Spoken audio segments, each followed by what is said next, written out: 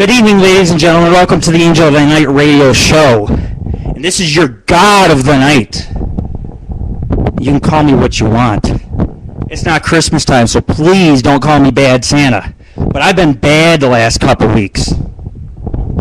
Are you all ready to die tonight? Because tonight's show, I call extinction. Death's door. The mystery of death.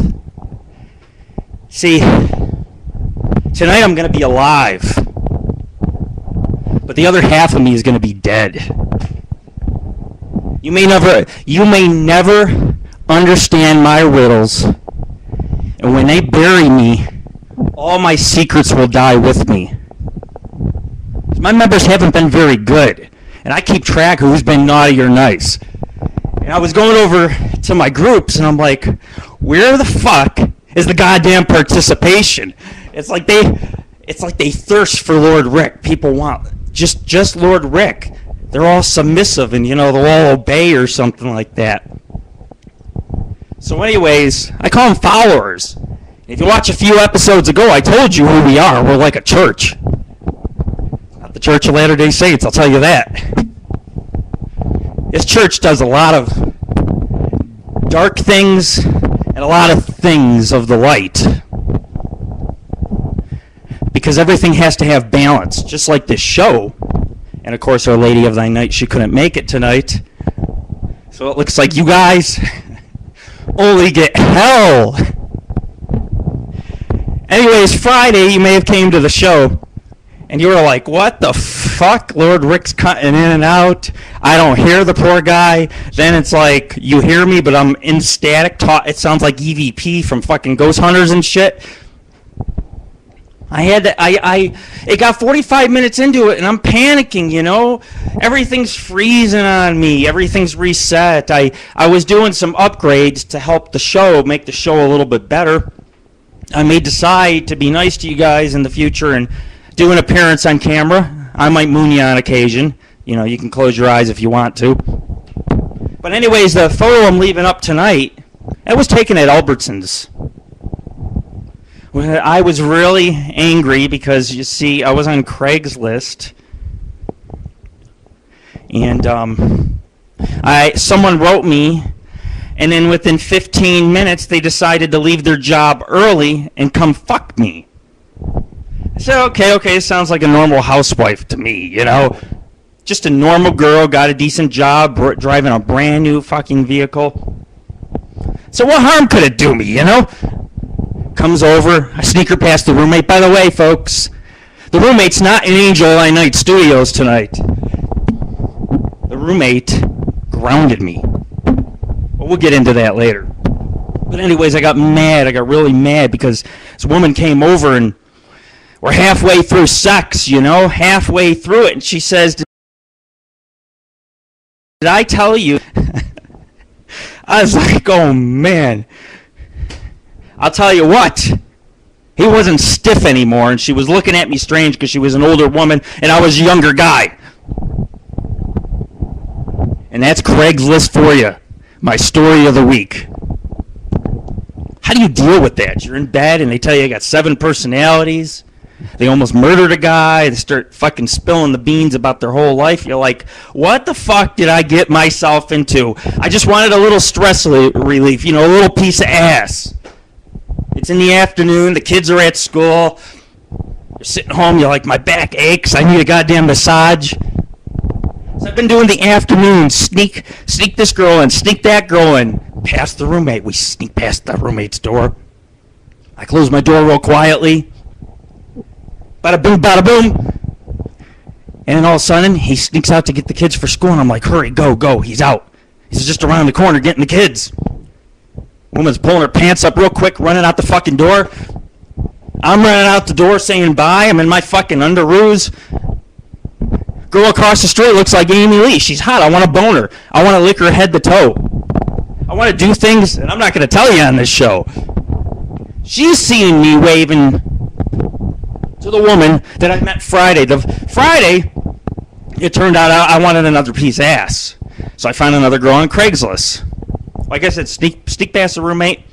She says, the girl tells me this. She says, you know, I have to shower and get ready if I'm going to meet you because I want to look nice for you. I said, no, honey. I said, you don't understand. I got like 20 minutes. The roommate's going to be out the door soon, and he's napping in his room. The girl got here, stripped down, swear to God, and got in my shower. And see, I was all pumped up Friday, because Friday, not only did I get a piece of ass,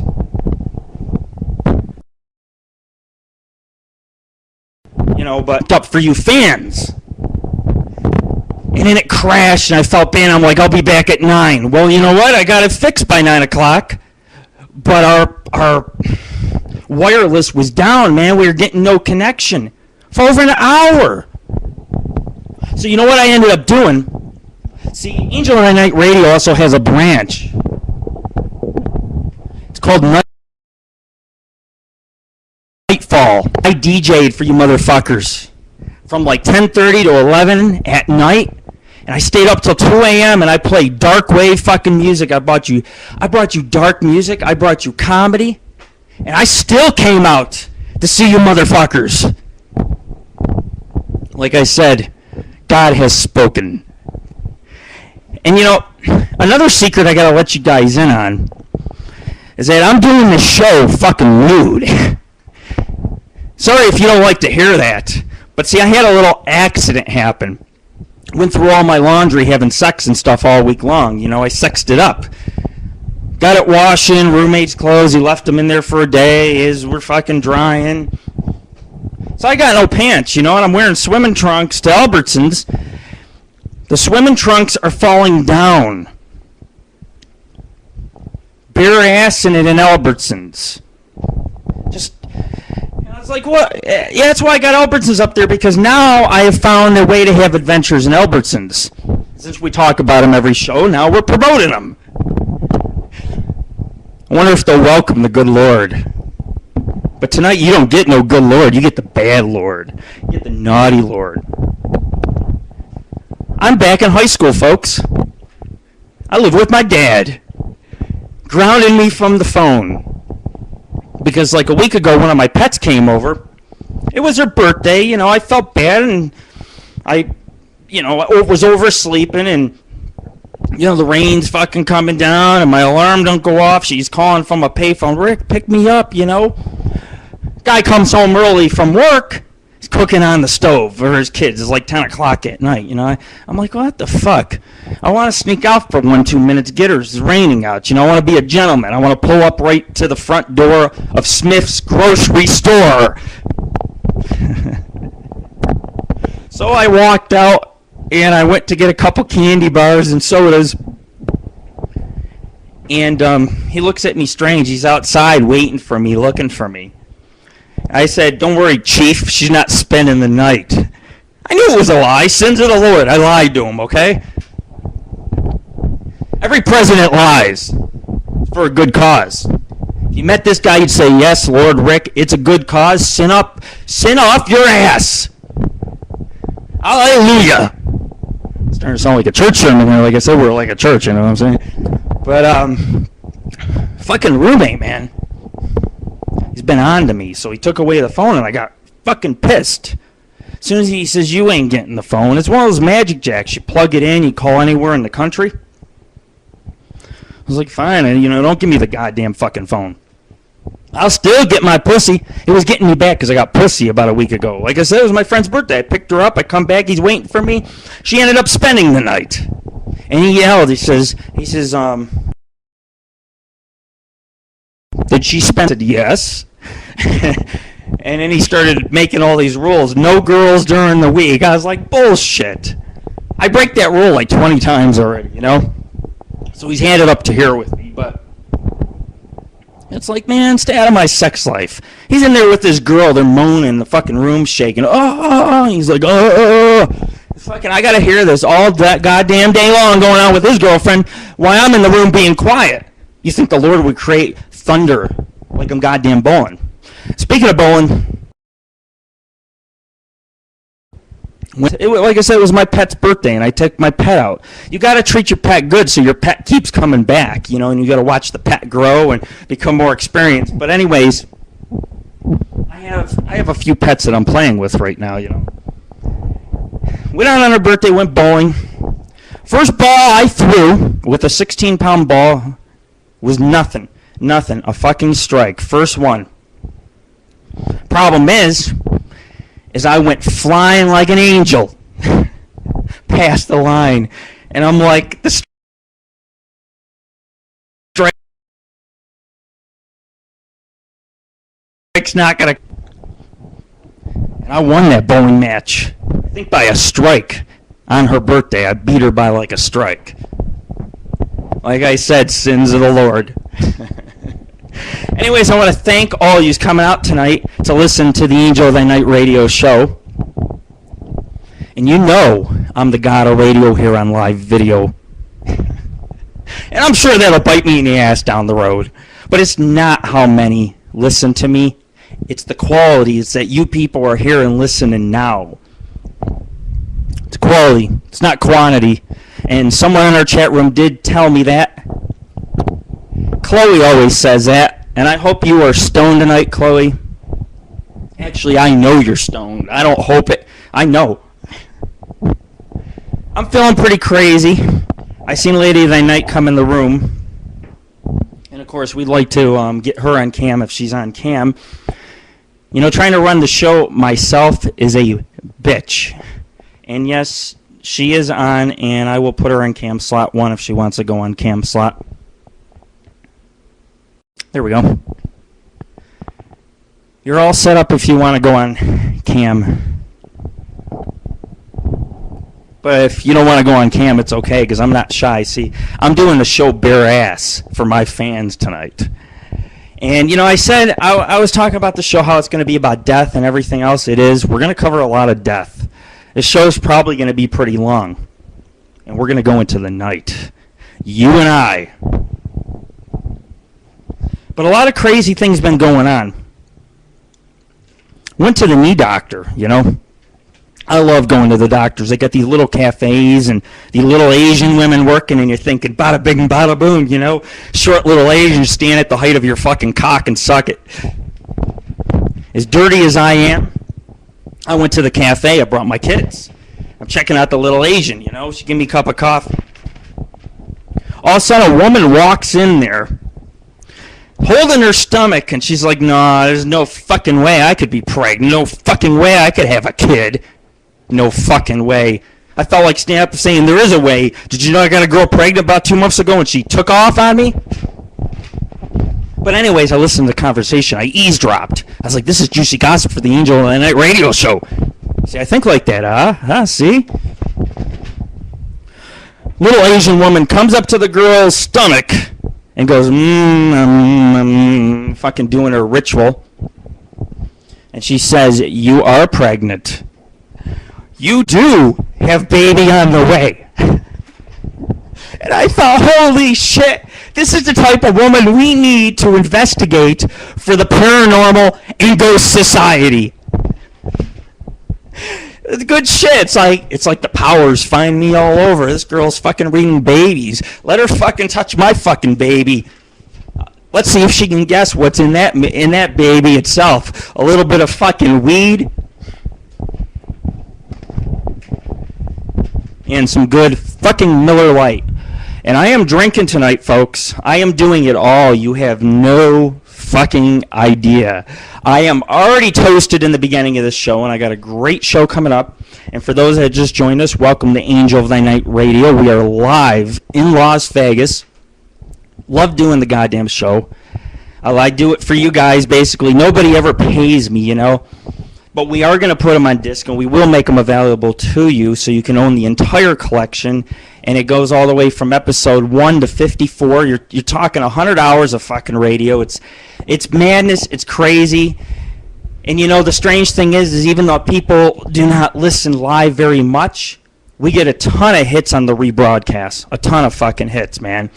People are out there listening to our show. No matter where we are, whether it's now live or live video, because I know we're broadcasting over there, I don't give a fuck.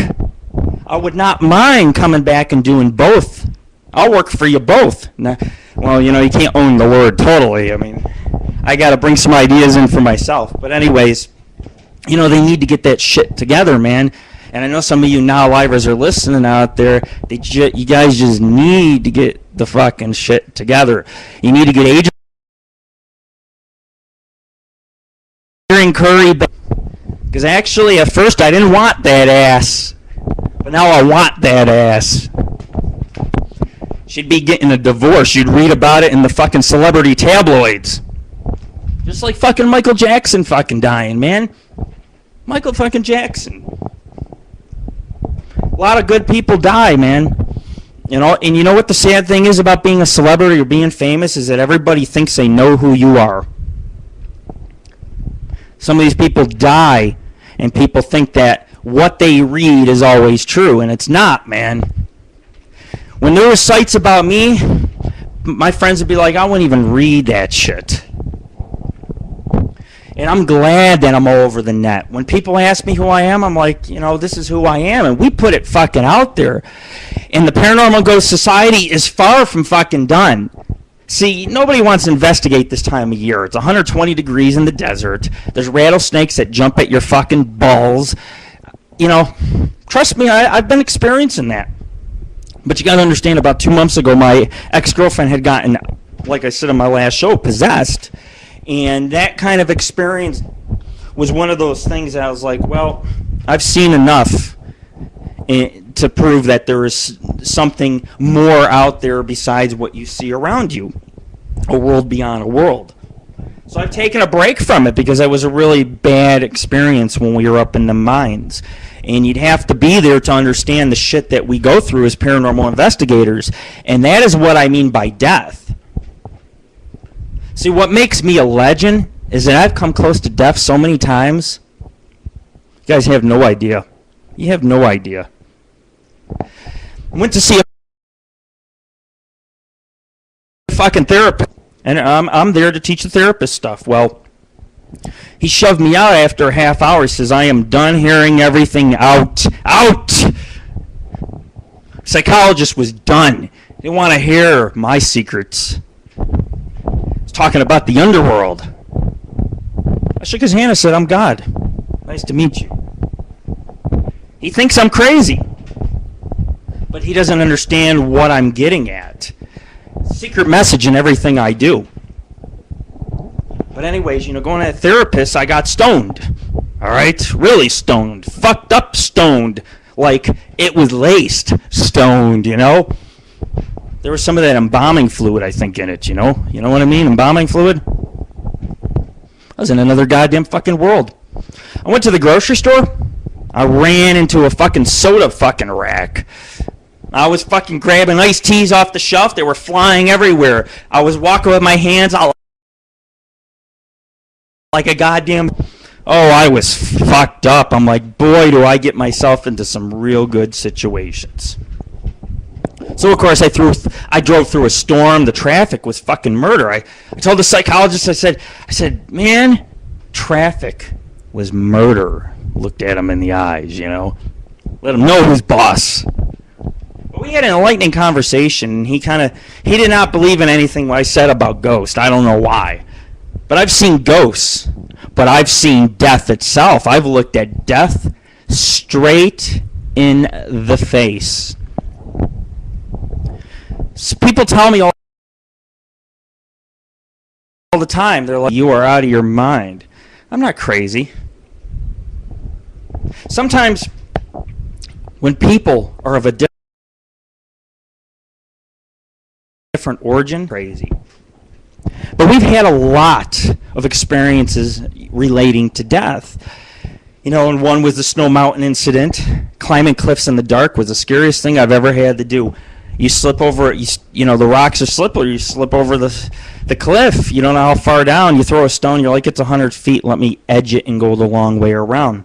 But you got to make sure you don't fall off the steep end. Went over a cliff almost, and I grabbed the goddamn small little plant that saved my life. I was hanging by a plant. And I smiled. I said, it's got to be one of these fucking days, you know? I smiled. I told the therapist that. I said, I smiled, man. I said, you know, climbed the smokestack one time that was frozen. I have no gloves on, and the ice was wet.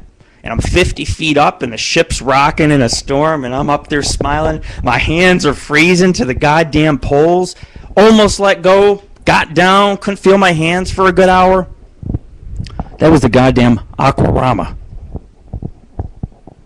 Once in a park, a car almost ran me over. I dove over a side, was hanging over a cliff.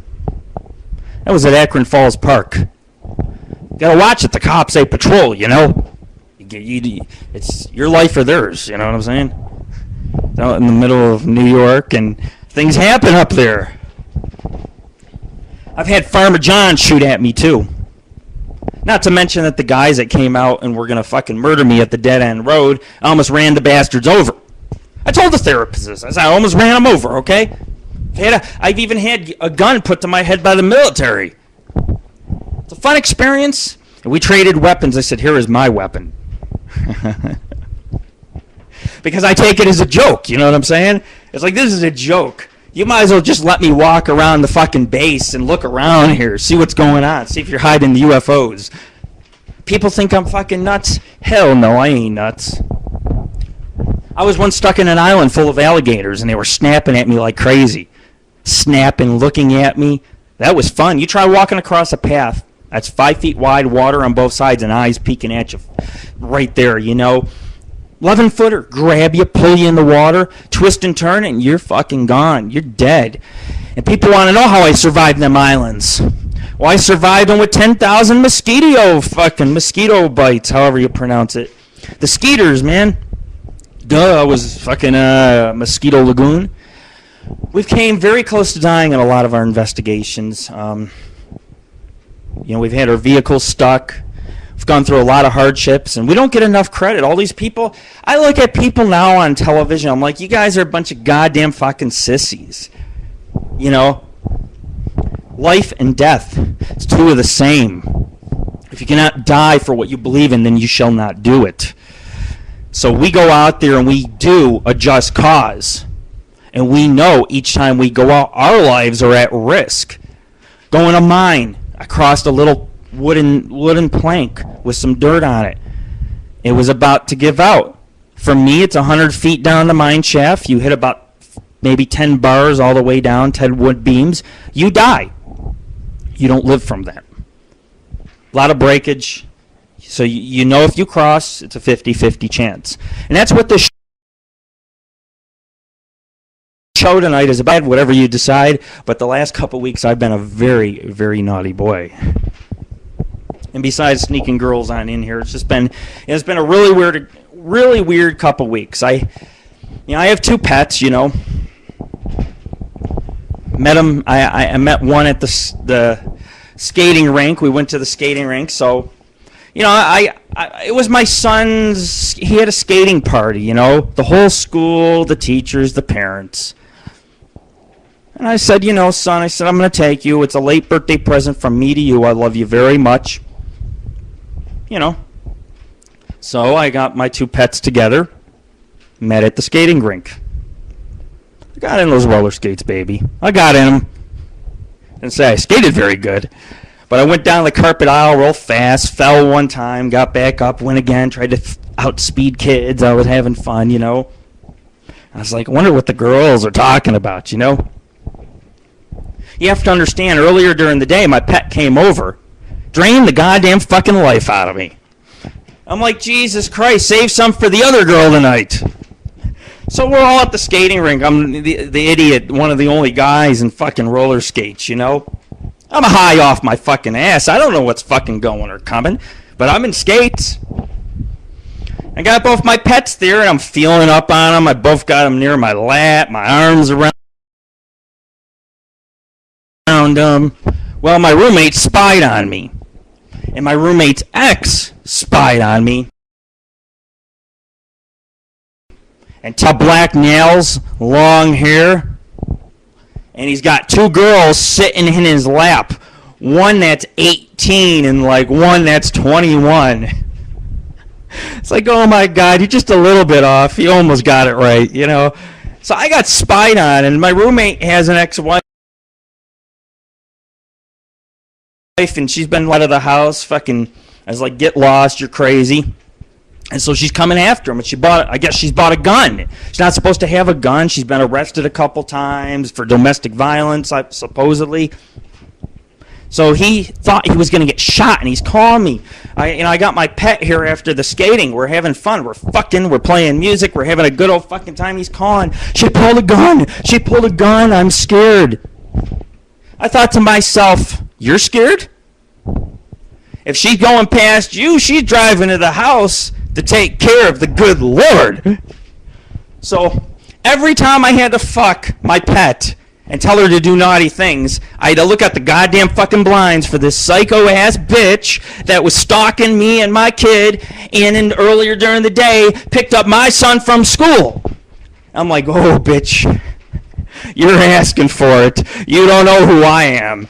I'm sitting there thinking to myself, this bitch is secretly watching me. So I upped the show a little, because then, the kid came to me, says, my mom's here, Rick, he's hinting at me, hide. I thought I did a good job hiding until you came up to me, kiddo.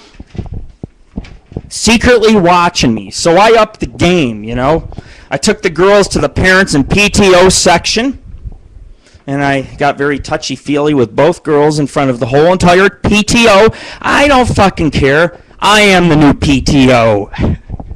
Do things my way or it's the fucking highway. This fucking school system sucks in Las Vegas. I can make it so fun that every kid will want to go to school. Fucking, man, when I was a kid, when I was in high school, I did a lot of crazy stuff. One time, a kid told me, he was on my car and jumped on. I said, you want to jump on my fucking car? I said, okay. I went 50 miles an hour, and he's holding on to my car for dear life. I gently hit the brakes. He flew off, skinned his elbow. It didn't heal for like 6 months. And it's like, you see the kid work in a couple years at the fast food fucking joint, it's like, sorry, man, sorry. No, we were actually very good friends. It's just we used to do crazy stunts. And that's kind of what the Paranormal Ghost Society is about. We do a lot of stunts, and we do get hurt. I mean, we live, but we still, get hurt or come close to death, knocking on death's door. A lot of you don't even understand death. It's the greatest mystery on earth. Some is when we die. And I've talked about doing some extreme things, and we're going to talk about a place that I'm going to be doing in the future. And you can kiss my keister goodbye. I'm dying. I will not tell you what it is, but I will tell you this. I am dying. If I decide to do that. Of course, I probably will, because up in my head, the discoveries that I can make, even if it's a one-way trip, will be priceless. And that is a risk you must take. But anyways, I was...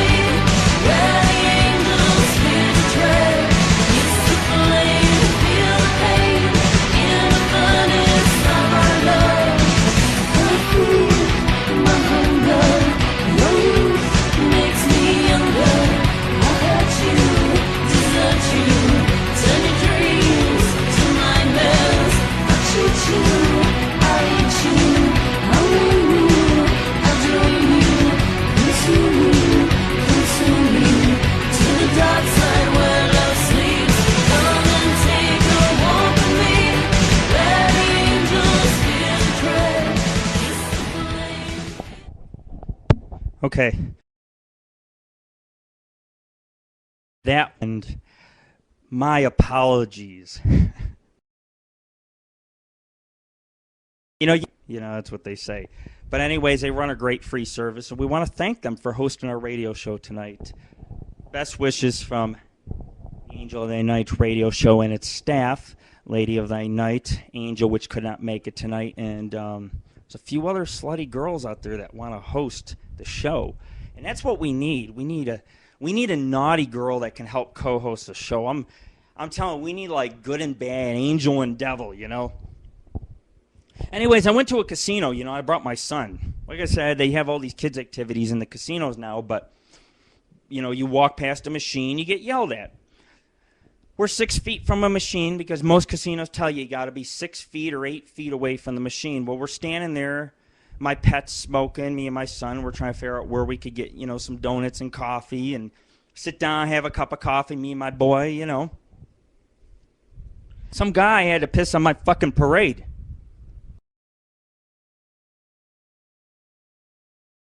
I have to.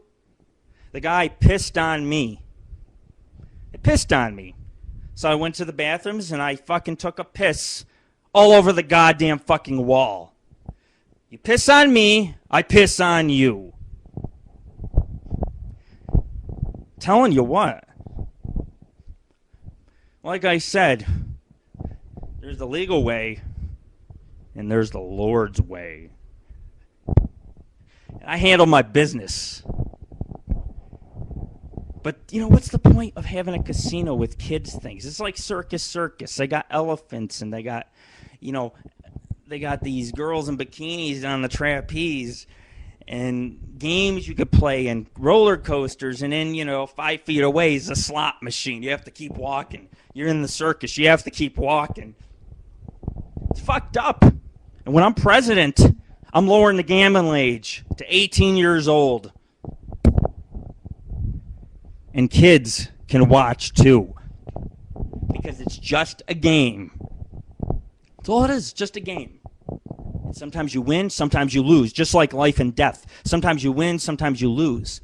Some of us walk in this world, some of us walk in the other world. And some of us walk in both worlds. And tonight, you'll see which world we all walk in. I want to thank those people coming out tonight who are listening to the Angel of the Night radio show. We're live in Las Vegas, and things are pretty crazy, and I hope you smoke some herb, because this is one of the first cannabis radio shows ever that was created across the net. Seriously. You know, I had so many nicknames they used to call us. Weed radio, pot radio, stoner radio.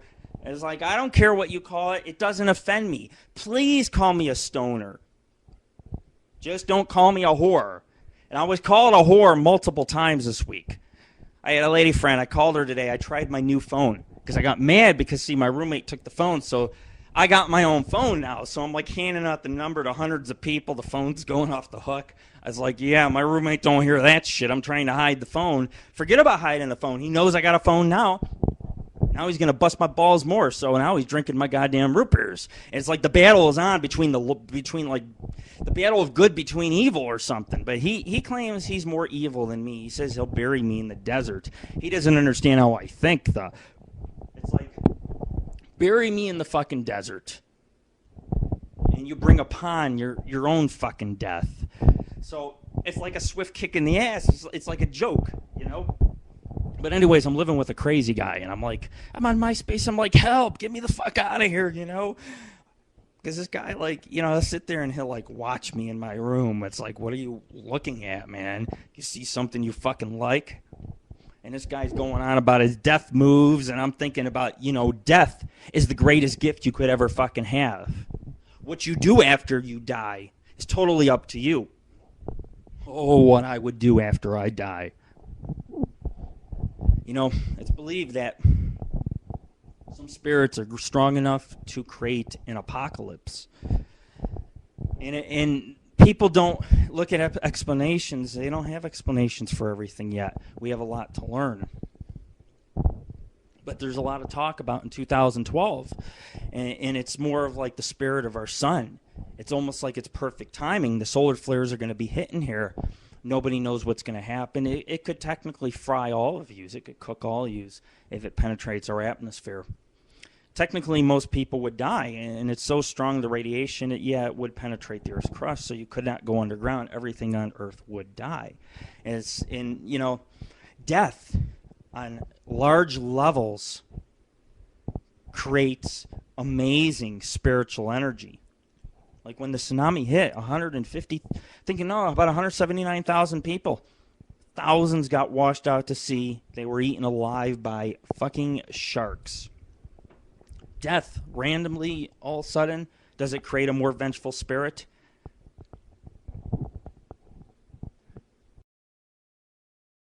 But anyways, we're going to go ahead and we're going to play another song by Winter's Thrall.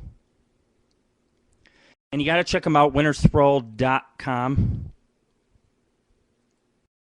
And we're going to play Dust. Much like dying. When you die, do you turn to dust?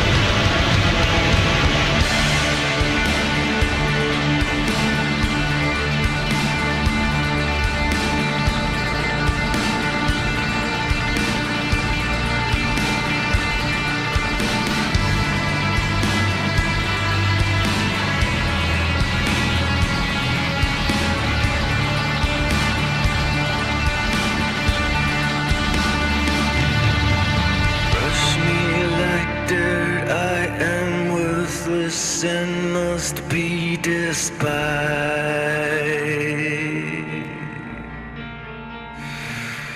I suffocate slowly and surely, sucked under by my own life. No forgiveness or peace, no respite, and the least just the rain and the cold and the rain. No repentance, no grace in this terrible place that I'm going to take it away. Destiny envelops me in arms as cold as stone. Kisses me, caresses me. I think it's time to go. The path that said the life I led, fall down in undertow. I'm drowning out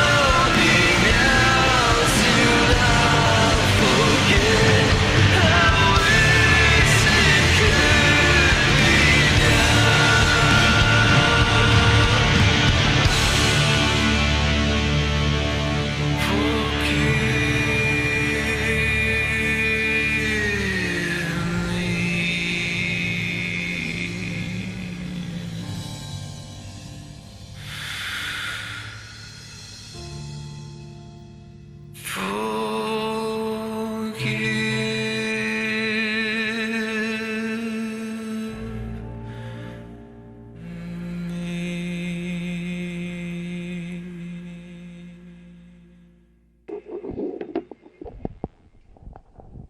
It's a great song.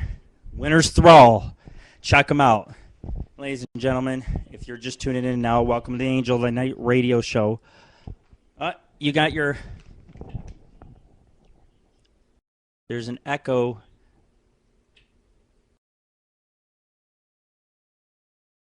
I'm sorry, I had to turn down your volume right now. But anyways, I want to say peace to Funboy.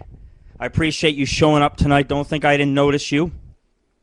And I heard you saying that you're looking for a girlfriend. Well, you know, you come visit me out in Las Vegas. I'll hook you up with a girl, man. I'll hook you up. I'm the good Lord. I know lots of women.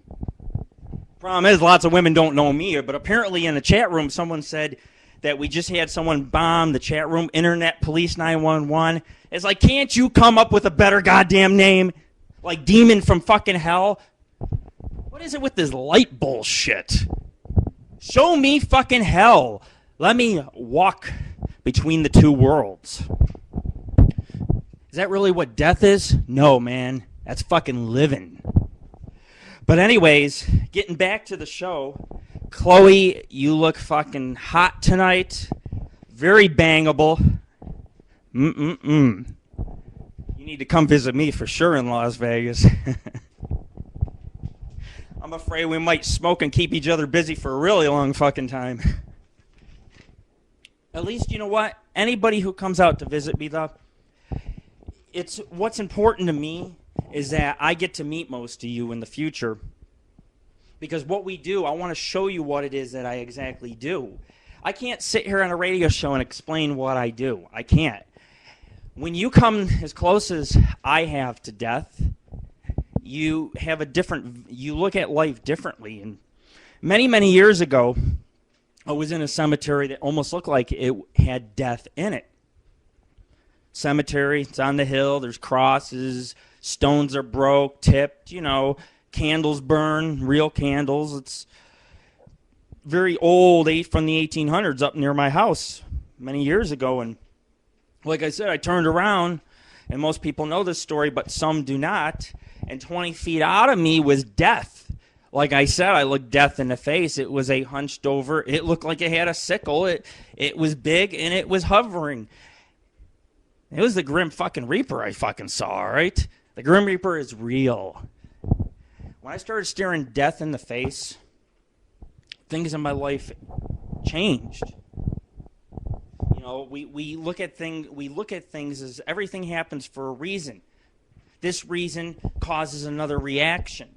You know, we go on an investigation. The securities, you know, they fucking chase us through the asylum. We run out the other end, give them the finger. It's about freedom. We should be allowed in those places. We're urban explorers. We're paranormal investigators. Some of us, we're just so fucking high and drunk right now, we don't know what the fuck we are. We're just out here listening. We're just like, yeah, smoke more weed, drink more brew, do more drugs, have more sex. My roommate's jealous because I got a healthy sex life. Trying to tell me that I'm not allowed, that's not good for me. It's like, this is therapy for my back. It's therapeutic to have the sex, get the muscles moving and everything else. So I like to have a lot of sex lately. And, you know, the Paranormal Ghost Society, everybody's like, you're not investigating. You're too busy having sex. It's like, no, man, you don't go out this time of year. Last year ago, I went out this time of year. And I drove my Subaru out in the middle of nowhere, you know. Subaru only like 3 inches off the ground, and I'm hitting stones, denting the oil pin. Stuck out there, fucking dying of thirst. Forgot to get the water, forgot to bring water. Hiking. 2 flashlights died. Had a battery light, had to crank that. But now the cranking sound in the night, things could draw closer. And of course I look up and there's white eyes staring at me, looking down, and it's like, wow, you know? This is not good. I get myself in situations where I almost die. But death is living. So when I went to the therapist, like I was saying, I was talking about death and things with him, and he says, what do you call these beings you talk to? I said, entities. They are entities. And he was, like, okay. And I made the therapist kick me out of his office. He kicked me out. I was like, come on, don't you want to hear more? I want to tell you more. I want to hear the adventures. He just doesn't understand how powerful the Paranormal Ghost Society is. But anyways, the internet police, probably my ex-girlfriend. You know, I'm very sorry for what you've done. God bless you. I don't believe in God because I am the God, and I'm at least God of this show. If I can't be God of nothing else, I am God of AngelOfThyNight Radio. And I appreciate all you good folks coming out tonight. You know, it's just really great. And anybody that wants to go on webcam, which Funboy has his cam on, is more than welcome to jump on cam 4. It's really good when I see people on cam, you know. If there's an echo, but if there isn't, you can talk, you know. It's just I was telling people who go on cam, just make sure you have headphones on. Otherwise, you get feedback back to your microphone. It comes back to me, and then I hear myself talking. Yeah. What's up, man?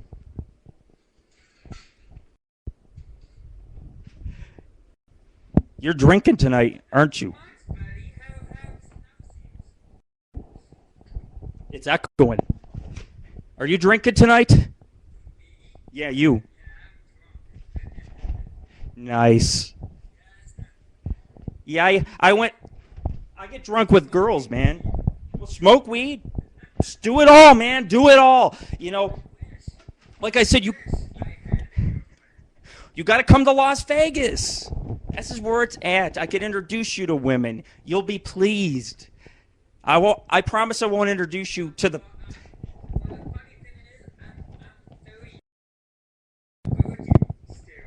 30-year-old virgin? Shit, you know what? I will just take $25 out of my pocket and I will take you to Fremont Street. $25. I'll pay for you. You lose that virginity.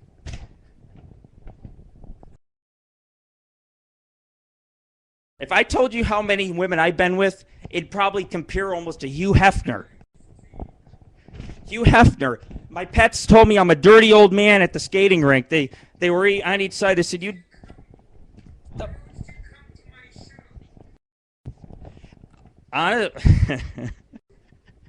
Things been very bad for me lately. I haven't watched any show for a month. When's your show?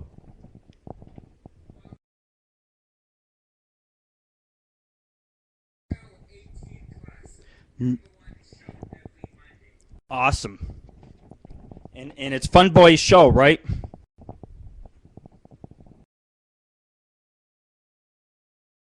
I want to come to your show. You got to remind me like the day it happens. You got to say, Lord Rick, get your ass in here. Because, see, I have this thing. I have this short-term memory thing going on. And I can't remember things, you know? So, because I got so much going on. I got, like, emails. I got this to worry about. So just email me. Email me.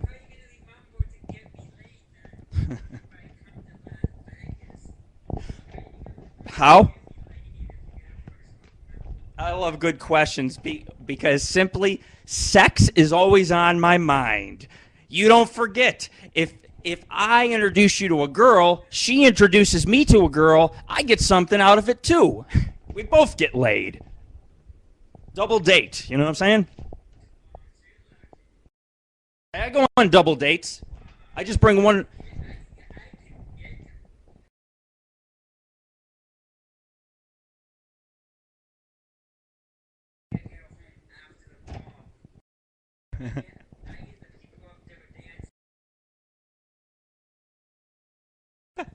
I was dancing at the roller skating rink in front of the PTO, and I scared the PTO. Now my whole son's school thinks I'm some weirdo and shit, man.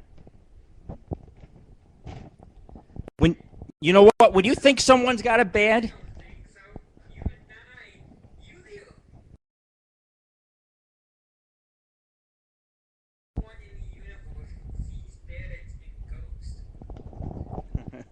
in the universe. Well, I'm glad you think about the universe because I don't think about this Earth. My son asked me the other day, says, "When are you going with the aliens, Daddy?" That's what he asked me. He says, "When I'm going with the aliens." It's like, soon, son, soon. I'm gonna go up out of this fucking planet. If a time like that were to happen, you know, I would choose to go with them, and I'd take you along, man. We could fuck alien space chicks. Hi. You might be mad at me after what they do to you, but you'll get laid. I promise you that. You will get laid. You're lucky to still be.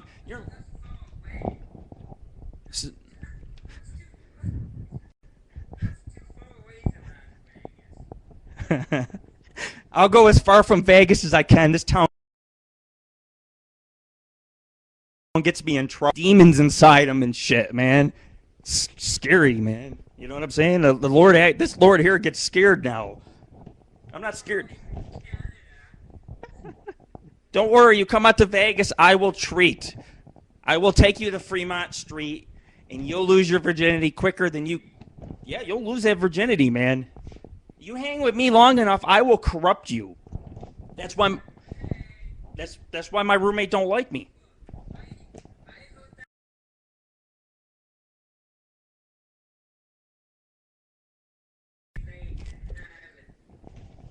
You haven't been in Las Vegas. I'll take you to the Voodoo Lounge. Yeah, the Voodoo Lounge. It's at the top of the Rio, 51 story. The hookers? There's Fremont Street. That's where all the hookers are. Yeah. Well, they're also on Craigslist. So we can get one on Craigslist.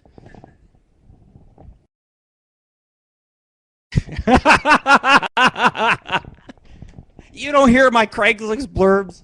Oh, man. Yeah, we can look for a girl on Craigslist. There's $25 handy dandies.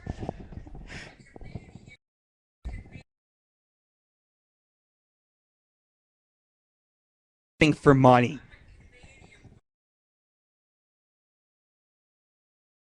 Canadian fucking virgin. And I'm a United States of America virgin.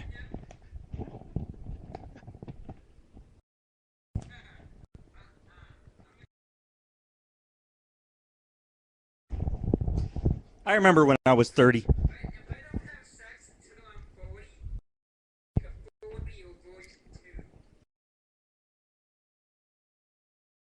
You go ahead and you do that, man. You put me in that movie. You make sure I'm in that movie. I gotta have a part, man. See what I'm saying? Because then I could upgrade the radio show a little bit more. You're going to be in the movie. I'm going to be the...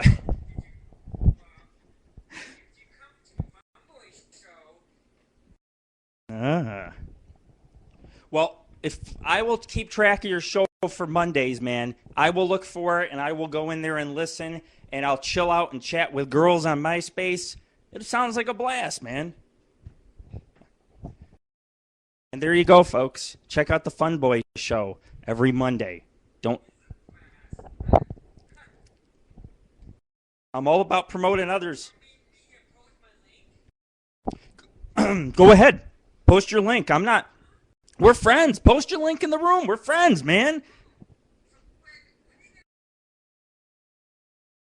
You want me to do you a... Is that what you want? You want me to... Okay. I'll do it this week.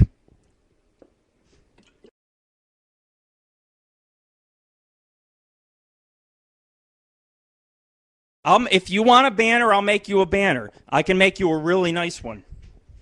I made Bobby T some banners in the past, but I don't know where the hell he's gone. I haven't heard from him in weeks. All right, man. It's done. I'll make one for you. The Lord is very giving, folks. I'm very giving. It's why I have done this show for over 2 years now, you know.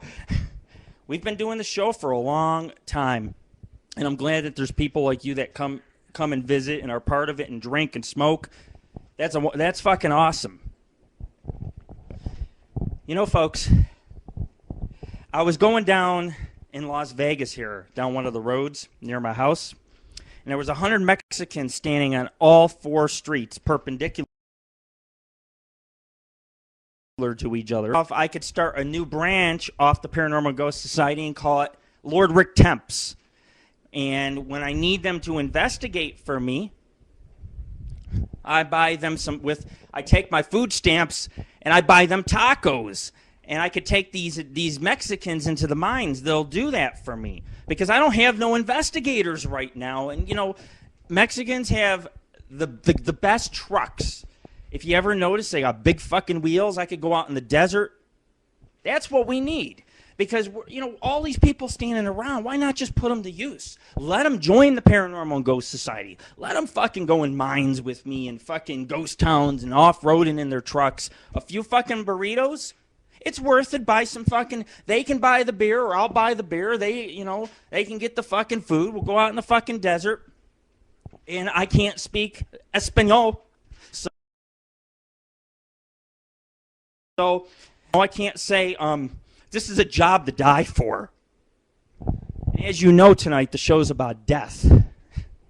And we get scenarios I was talking about that we go... Yeah, we got scenarios where... Yes, power of death, amen, man.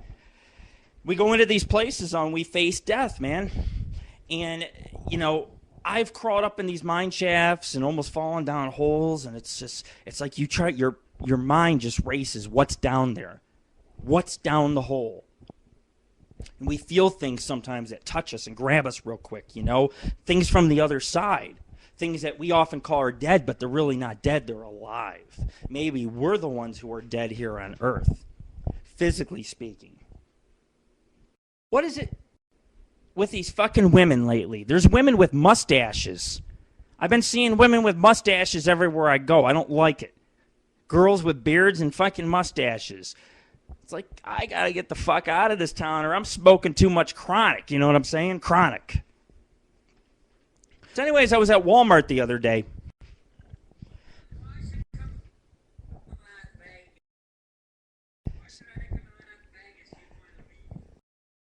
Because it's the best place to visit in the world. But it's a place I've already experienced. Once you experience it, you have to experience it from its darkest hour to its lightest. You can find the light in Vegas, but beyond the light is the darkness. And the desert's a very haunting place full of negativity. Well, you can enjoy Vegas. Well, you can go to the Voodoo Lounge clubbing 54 stories up, and girls will sit in your lap. They're on poles. is fucking awesome, overlooking all Las Vegas, where we host our meetups. And I'm telling you, you can fucking meet girls. You're a good dancer, man. I'm going to stand back and let you have your way. Because I'm going to be the guy smoking the cigar and sitting fucking back, and I'm gonna chill. See, because when we have our meetups, I'm all about chilling out. I smoke good weed. There you go. You got it there. You will be good to go. You will thank me. Those women love guys that can dance, and they're fucking hot, brother. But I could hook you up with many girls. Hook you up with these Vegas girls. They're wonderful. They're wonderful.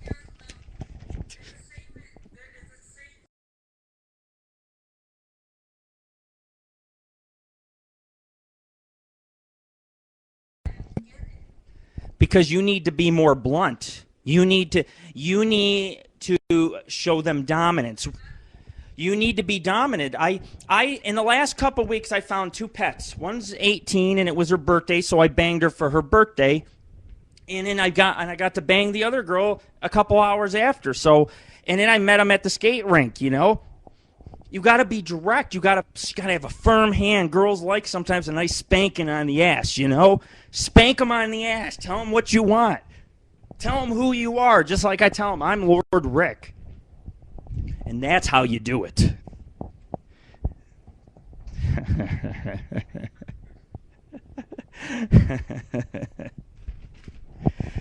You know, do what I do. Run around Walmart with a bra on your head. Then fucking take a sausage between your legs, stick the sausage between your legs at Walmart, run all over the fucking place.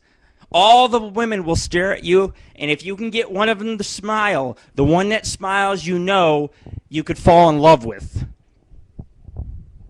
Of course, usually when I put the bra on my head, security's chasing me. That's the problem. So just avoid security, all right, bro? Because I don't want you to go to jail. You don't want to lose your virginity in jail. Trust me. Chloe, baby. Holy shit. That looked like a goddamn fucking vagina at first. I cannot look at these these cameras because they distract me when I look at cameras, so I'm trying not to look, you know. But anyways, I was at Albertsons and my pants fell down at Albertsons, you know. I mean, imagine all the single women that were looking at my pants down. But you could do that approach too. You know, take that direct, it's called the direct approach. Your pants falls down, woman likes what she sees, man. She's going to go home with you. That's a direct approach. You might get slapped in the face, be aware. But you know what they call me? They call me Dr. Love. That's what they call me on one of my lists. I'm Dr. Love. They come to me, I give them love advice. They listen, and I had some person thank me and say, who's in the house? What's up, Mike Digital? I can't read. No, he's not in. Is he? Oh, okay. Yeah, he came in the chat room just now. I'm glad you're able to make the show. Better late than never, right? But anyway, Saturday I had food poisoning, and I turned green. Okay, because I ended up doing nightfall and partying.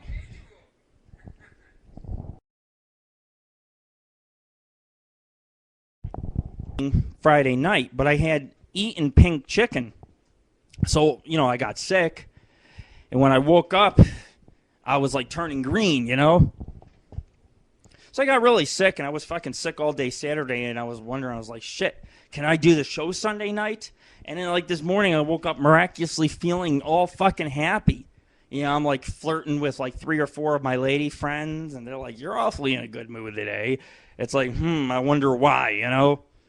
I partied so fucking hard on Nightfall when I was playing music for you guys.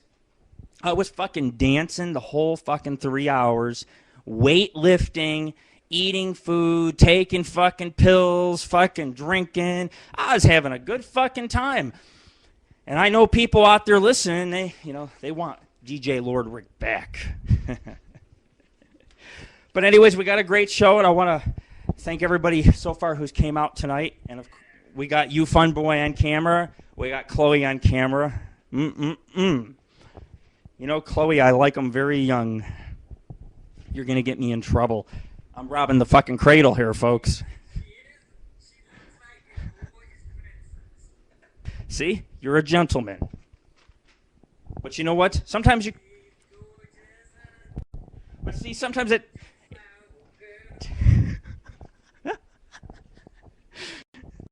Sometimes the sweet approach don't work. I'm going to give an example. Okay? You bring your girlfriend. Let's say you bring your girlfriend you're on cam. You bring your girlfriend a dozen of roses. And she brings you your ex-boyfriend's ring. And she can't get the ring off your finger. Does that tell you the relationship's over from the get-go? Or do you keep going with her? Let's see if you know the answer.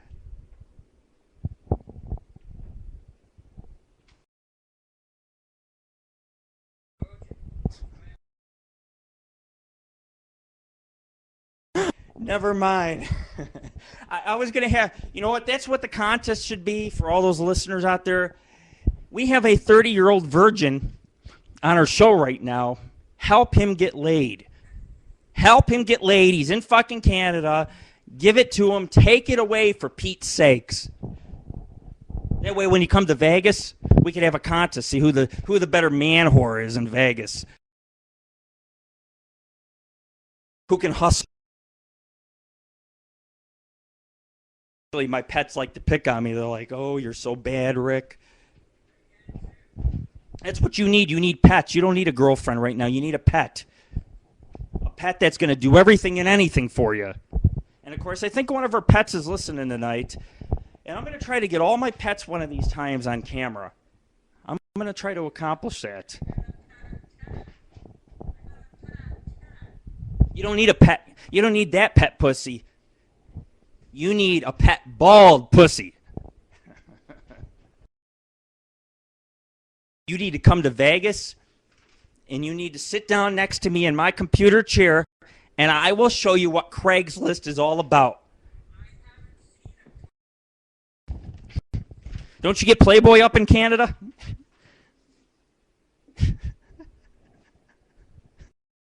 Come on. Penthouse, Hustler, Playboy.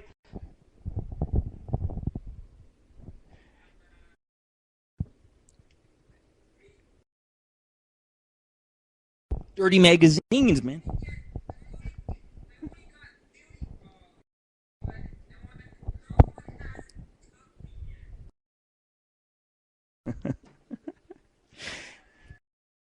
You need to come to my house. You need to come to my house. We'll smoke. I will smoke you out. You come to my house. We'll sit down. I'll put you on Craigslist. I'll have you a woman within a half hour. I promise, man. You know, and it doesn't matter if she's crazy. You're just visiting Vegas. You're just visiting. She can be crazy in the fucking head as long as you enjoy the time you're having. You'll pat me on the back when you leave Vegas. You'll call me the Lord when you get here. You will. I'll give you the red carpet treatment. We will go on Fremont Street. Yes, I am being sinful. Deal with it.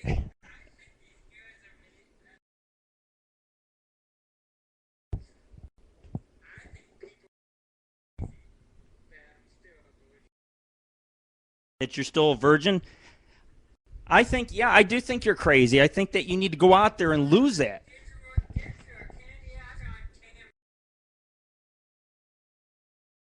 Almost all cameras are full right now.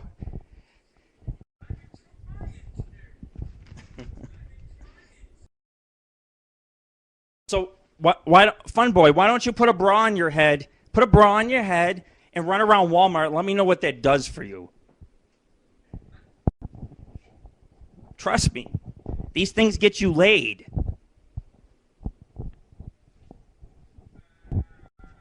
I'm getting laid.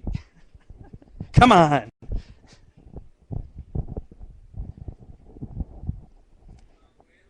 Yes. See, let me explain something to you. Okay. Laughter is the best medicine. Laughter is the best medicine, man. I used to have, my ex-girlfriend was one of the meanest girls, and you know what? If I could make her laugh, she'd cry her eyes out. She'd stop arguing with me because I could make her laugh. That's what you need. You need to get, when you dance with these girls, you got to throw a little laughter in. I'll even let them, you can even tell them, say, hey, man, I'm part of the Angel of Thy Night radio show. You sound powerful. You sound big. They're like Angel of Thy Night. Just leave it at, hey, it's, bad boy radio, you know what I'm saying? Trust me. You're going to lose that virginity before you're 31 years old. And may the Lord be with you. Amen. Hallelujah. Who's...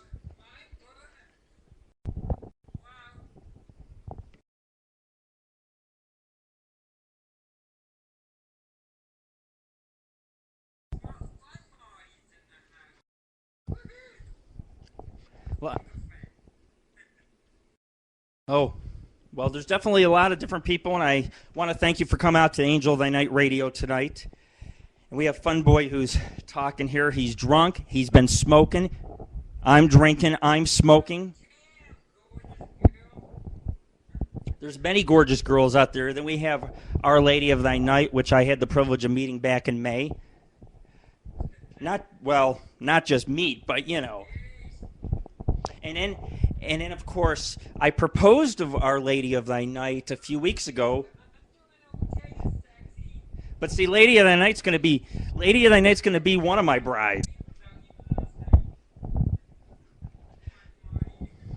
Yes, you are drinking, son. I can see this. I don't know who was the pervert, you or me tonight. You're bad. You're bad, man.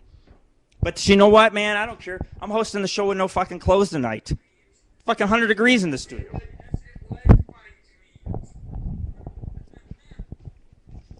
But we have one cam slot open if anybody wants it. I'd like to put Our Lady of Thy Night if she's on, but she actually...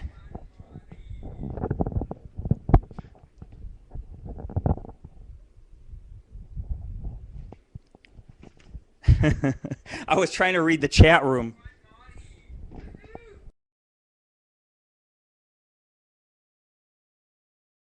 Who's your greatest crush?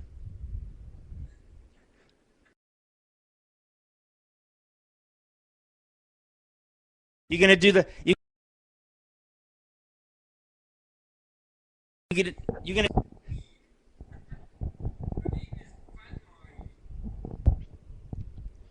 I'm gonna have to make banners for her too.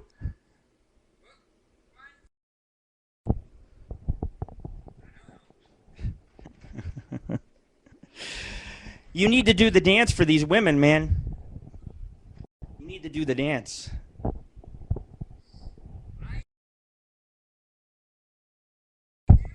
It's okay.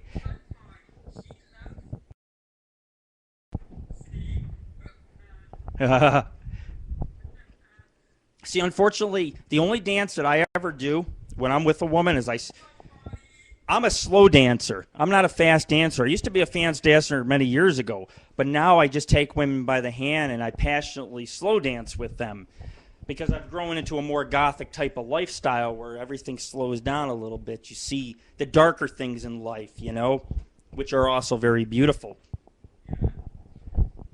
So, I try to uphold that lifestyle.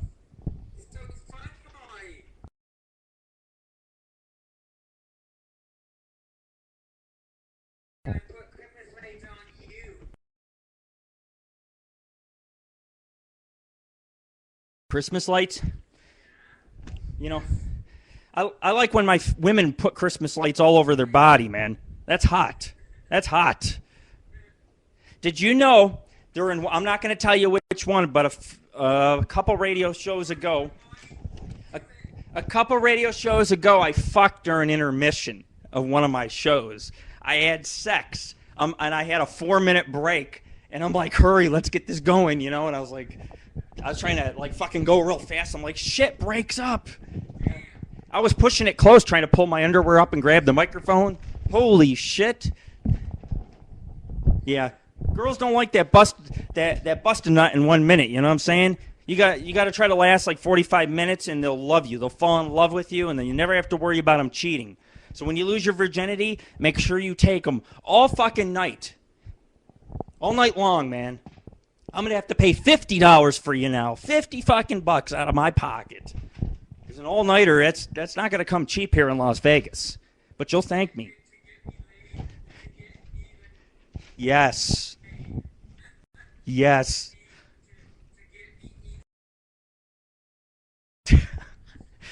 You ain't going to, take my advice. Don't go for the tuna. Don't go for the tuna, man. Play with the tuna. Just don't taste the tuna.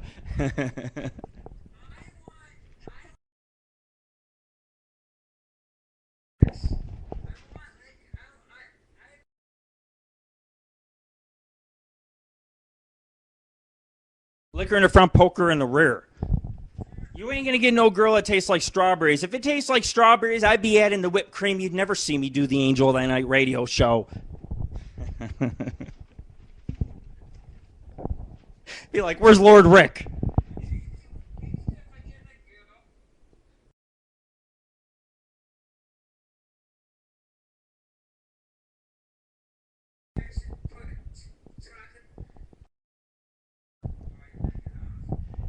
Word of advice, don't push the strawberry in too deep. Don't push it in, man. You'll lose the strawberry, and you will be stuck in the emergency room all night long with the look of embarrassment on your face. I won't want that on my shoulders.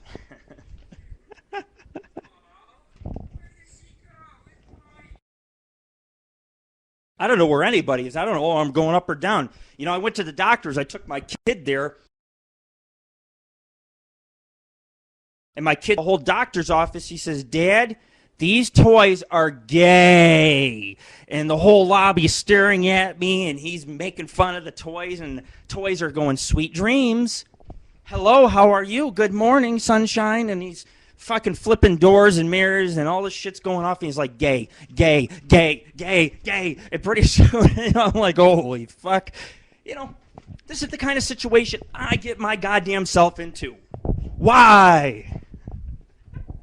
Why me?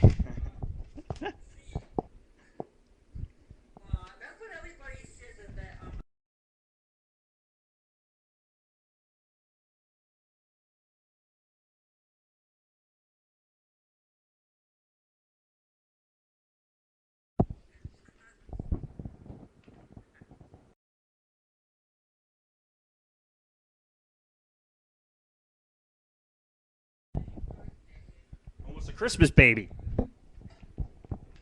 Almost a You need to force.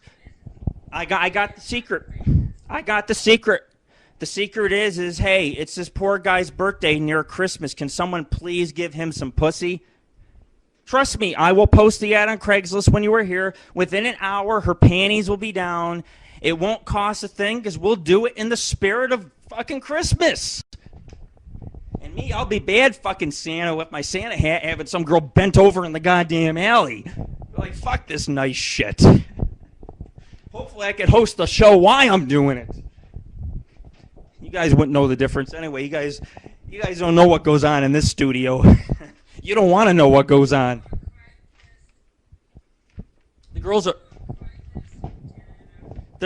I believe there's one in Alberta, Ontario. Yes, there is. You got them in Ontario. Do a personal ad. You will meet marvelous women. Perfect, marvelous women in their own way. Trust me. Pimp? Pimp? You're the gigolo, I'm the pimp? Nothing.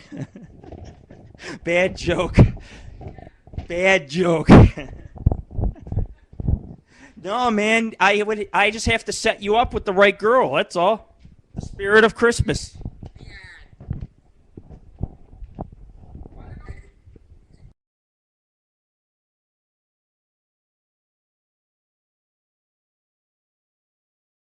Yeah, Go ahead, look it up, man.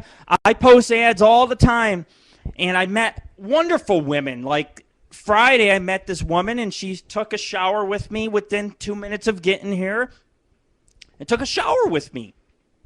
And I was like, wow. And she goes, well, we only got 15 more minutes, so it was like a 15-minute wham bam, you know. Courtesy of Craigslist. Hasn't had none in a long time. Got a divorce. Husband didn't give her sex for the last 3 years. Needed sex. I was the sex therapist. I was the therapist. And you need to become like me. Like me, you need to become like a therapist. Know what you're talking about. Confidence. And drink some more beer. Drink some.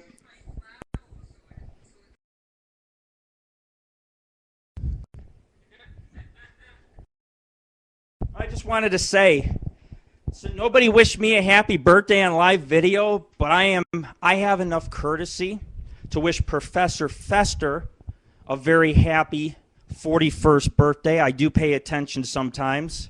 The God knows many things, the God of thy night. Only at night, though, when I'm partying. During the day, I don't know what the fuck's going on. But, you know, May 28th, I actually went to the Hard Rock Cafe, and then I went to Ellis Island Casino to eat a steak. And my ex-girlfriend almost fought these two guys. She's like, fuck you, and getting in their face. I'm like, it's my goddamn birthday, man. That was scary shit. You see? 2 months of hell. But anyways, that was what I did on my birthday. I didn't host a show. I hosted a show a few days before my birthday. And it was like, it was supposed to be a combination, Goodbye Las Vegas and shit. And I ended up, it was our birthday episode too, or my birthday episode. Oh man, I got so fucked up. So fucked up during that show. What should I do?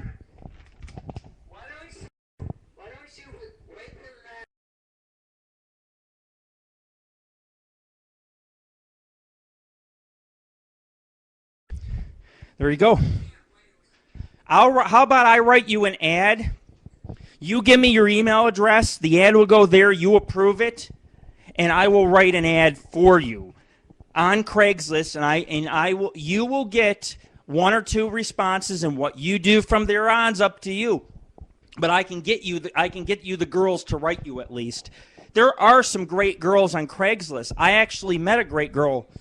I met a great girl. I hang out with her once a week from Craigslist, and I've been hanging out with her, and she's seen one of my ads, and we're really good friends. So you can benefit from this if you do what I say. Just follow me. Follow me. That's what I am. I'm a mentor. Well, mentor.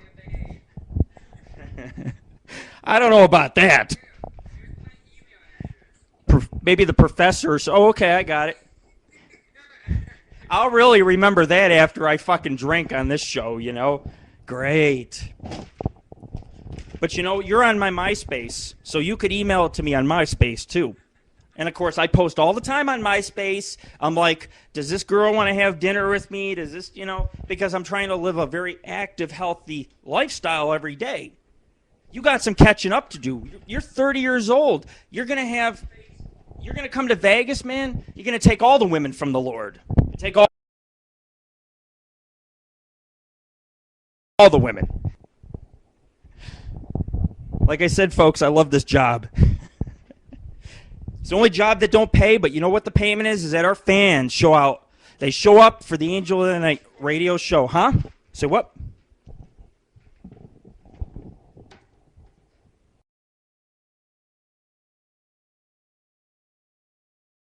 Yeah, I'm on Facebook. Angel of Thy Night at AOL.com. Yes, I do. I'm a man of many names.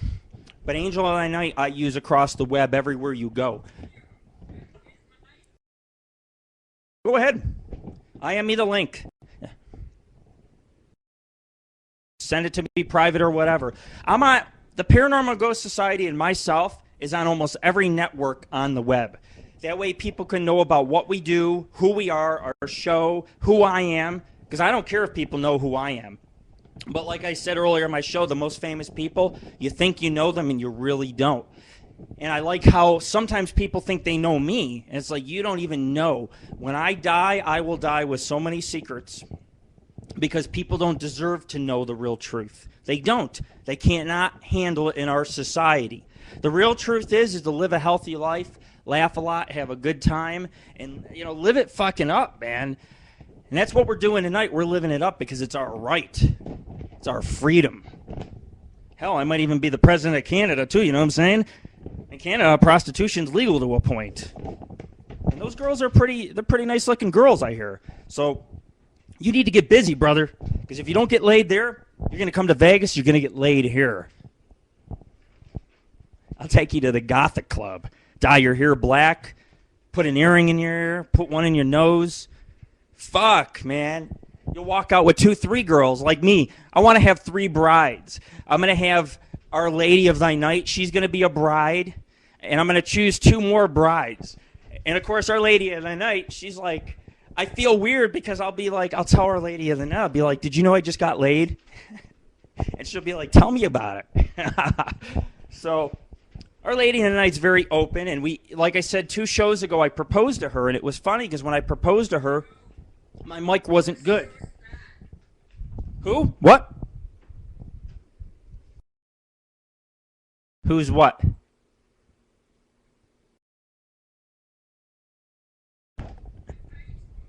Your Facebook?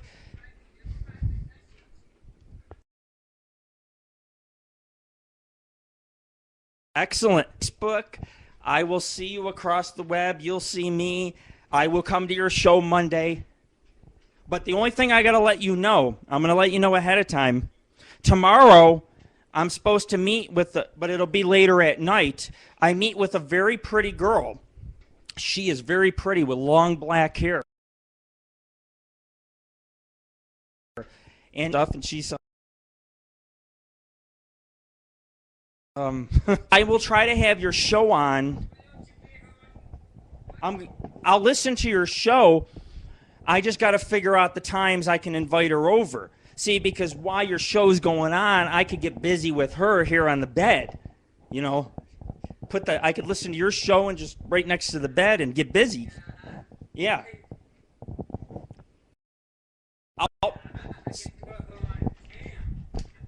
You'd probably like that, you perv. Fucking, I thought I was the dirty old man. You're dirtier than me, and I'm far from a fucking virgin. Jesus, I'm the farthest thing from a virgin there is. Oh my God. But see, I'm only a bad boy sometimes. I'm not a bad boy all the time. I just been a bad boy these last couple weeks, Yes. Yes.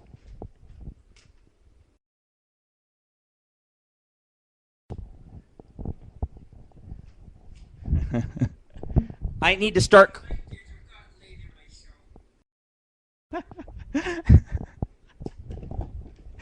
I got to start on. I didn't even hear that, but I'm going to start calling you Lord Funboy. Give you a lord name. Some of us guys need to be talking like we're lords to each other. None of this fucking regular name shit. Lord this, Lord that. Get all kind of lords going. There you go. Drink some more, brother.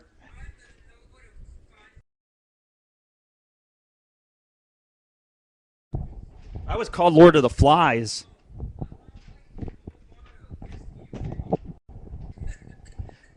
At least, when you drink, you can't say you drink alone. You're drinking with AngelOfThyNight radio. You need to become like me, man. Although it's kind of funny because I lecture people.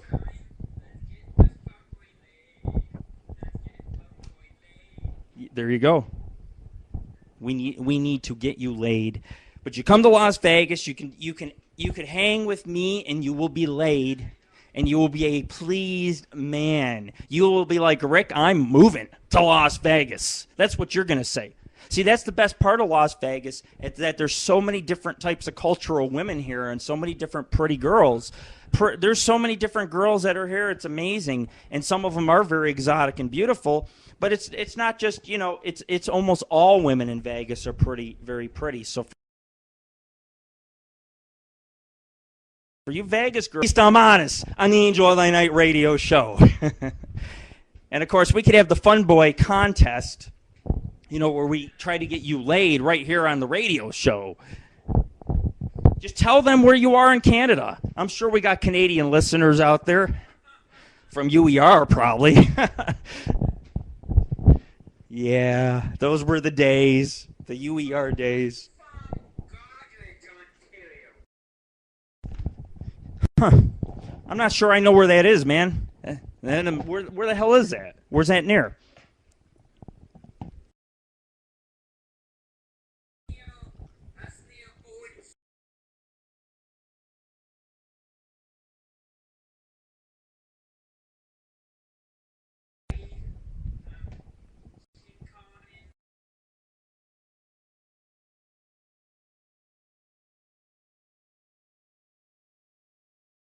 Not Toronto? Nowhere near Toronto? Not even close to Toronto? Mm-hmm.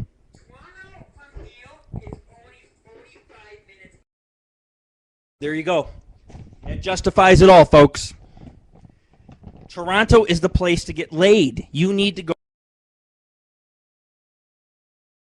to Toronto. I heard Toronto's kicking. I heard the party's kicking.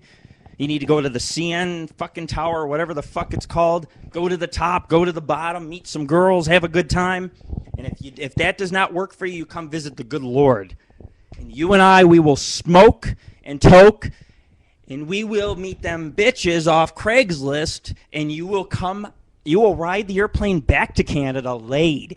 You will be slapping the air attendant's ass, man. Yeah. You might get arrested. Don't do everything that I do, you know what I'm saying? I don't want to get you in trouble.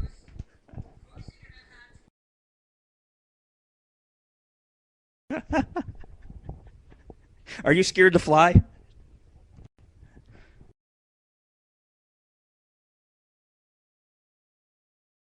I was on a plane that dropped out of the sky one time. It like dropped like 1,000 feet, man. You know? I'll try that in your fucking chest. What do you do when a plane crashes? A, do you sit in your seat?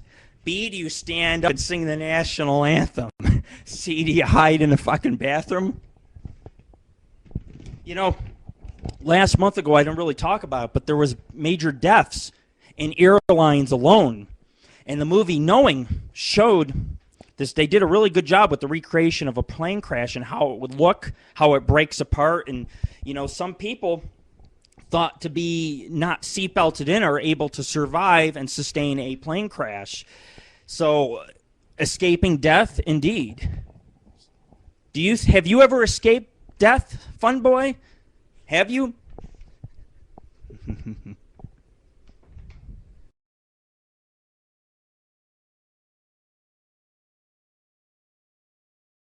Never played on the train tracks? I beat a train a few years ago on an investigation. That was the old days when Jason and I used to smoke weed and fucking drive in my black truck, and I beat a train one night. Whew, that was close. I was up in Florida, you know. We were smoking. We were lost. We were trying to get to this fucking place out in the middle of nowhere, and I seen the train. I'm like, come on, I can beat it. I can beat it. And I beat the fucking train by like inches. It just missed my fucking truck. And my roommate was like, I held my fist up and I said, yeah, brother. I said, yeah. And he looked at me and he was fucking smiling too. And he says, I love the paranormal and ghost society. So if you come to Vegas, you might be on one of these investigations where you could come close to death. But don't mind. I'm telling you ahead of time, and I'll teach you how to be safe. Of course, our lady in the night said, no, you ain't jumping in no volcano. I'm like, I am jumping in a volcano with a parachute on and going 6,000 feet down into a lava tube. Places where there's said to be alien beings, but it's dark down there and there's lack of oxygen, but nobody knows what's down there. That is a glorious death, whether you live or you die or you're going to die. And that's what being a true adventurer is about. And tonight you have adventured on the Angel of Thy Night radio show. And I want to thank you for coming out tonight, all of yous. And it's so far so good a show, and we got so much more content and material coming. But anyways, you know, the funny thing is that this woman that I met with 7 personalities, she's married, you know, and her husband has an open relationship, which is fine, you know, whatever, that's her business. And he text messaged her on her text, and she said he was cheering her on. He says, I hope it was good. And she texted back, she says, oh, it was some of the best I've ever had. Because he's like, he doesn't have sex with her anymore and stuff. Diabetes, can't get it up, the whole fucking story. So I did this woman a fucking favor. And Funboy, you can provide a service too for the women in Canada. I don't know what you call my service. Just make it another branch off the Paranormal Ghost Society. Angel of Thy Night Escorts. It's like Angel of Thy Night Enterprises. That's what it's called. That's my adult little photo fucking business on the side, you know? Photograph girls, and this is the place to do it in Las Vegas. I actually have a photo shoot of a girl who wants to pose nude coming up in about a week.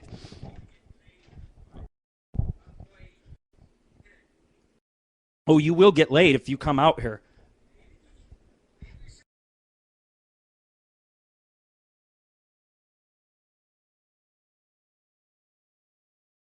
You and I just need to go to a club one night, chill at the club. I know a few clubs.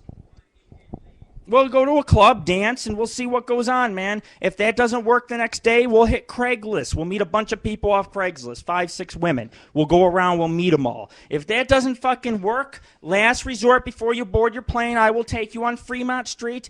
I'll find you a very sweetheart. I will find you a girl that's around your age, tight little blonde. Just don't look at the front of her. Just only the back side. Thank you.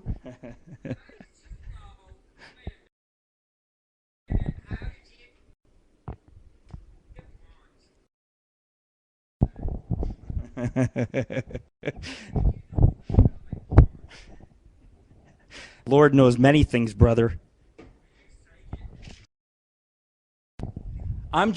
I tonight am just the good Lord. Who doesn't like blondes? Oh man, but I'm telling you right now, blondes are fucking awesome. But you will not get them that easy on Craigslist.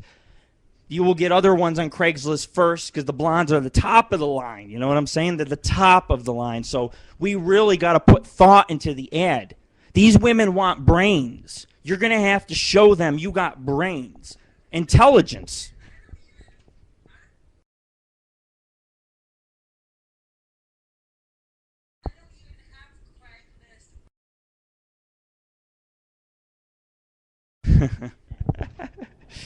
You have to look it up. Just type Craigslist Ontario, and there is an Ontario section. I will post the ad for you. You tell me if it gets you a date. Think of it as a gift from me to you. Me to you. I don't want nothing in return. I make your banner, man. I'll fucking I'll put an ad up for you. Show you out of good faith what this radio show does for its listeners and its fans out there, man. You're listening live in Las Vegas to the Angel of Thy Night radio show, folks. We want to welcome all our listeners. What kind of video?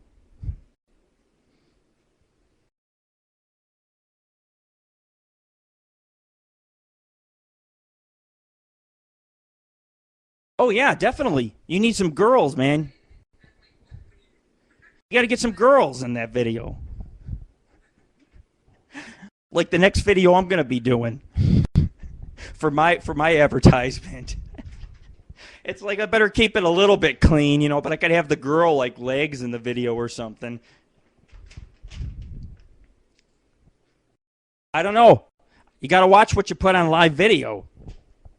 A couple weeks ago, I had took our show and I uploaded it to live video directly, and all the videos that it didn't convert, and it won't convert them, and it's like these are live video videos. So we can't archive on live video, so we're going to be stuck having to put them on disc anyways, because live video's having problems with the archiving the shows permanently. I can't do it. So all the shows we've done on live video the last couple months, you know, a lot of people are just learning about live video, and they've missed so many shows. And that was the one feature that I missed about Now Live, is that you were able to save your podcast. And of course, I talk about that often because they should try to figure a way to bring the service back. That's just my opinion.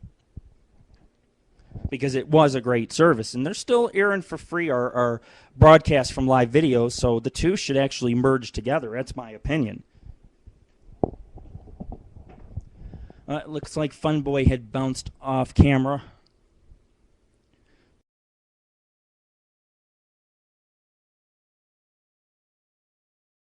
There we go. There you go.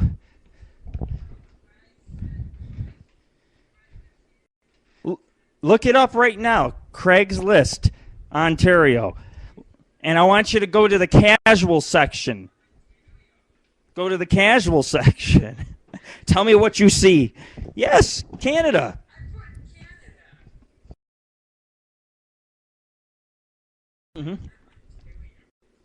Okay. You want to find a girl near you, right? You don't want a girl that lives like 1,000 miles from you in like the North Pole and shit, do you? That's part of Canada. That's a bitch. That's where you're going to want to look. Click that. Okay? You're going to, when you go in the Canadian section of it, you're going to want to find that. And if you can't find that, find your closest city. Because you might get a Toronto girl. I could get you a Toronto girl that can drive you, courtesy of Angel of the Night Radio. I love Craigslist, guys. You can even get weed on Craigslist. You can get weed. But don't be doing the bad things that I do, Funboy. I'm not the best example to listen to. I mean, honesty hurts, you know what I'm saying? If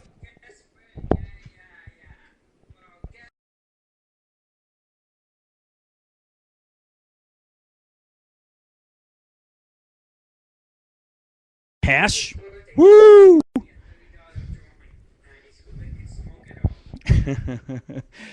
You know what? That's sometimes the best fucking thing to do. The best fucking thing. Go out there and smoke some hash and some weed. You're living it up. You're living it up. I got to give you credit. I wish I was in Canada right now, just like you, living it up. Instead of Vegas, but Vegas is cool to an extent. Too hot here, man. Too fucking hot. I'm roasting. Our studio's 100 degrees tonight. 100 degrees in here. And I'm still hosting the show.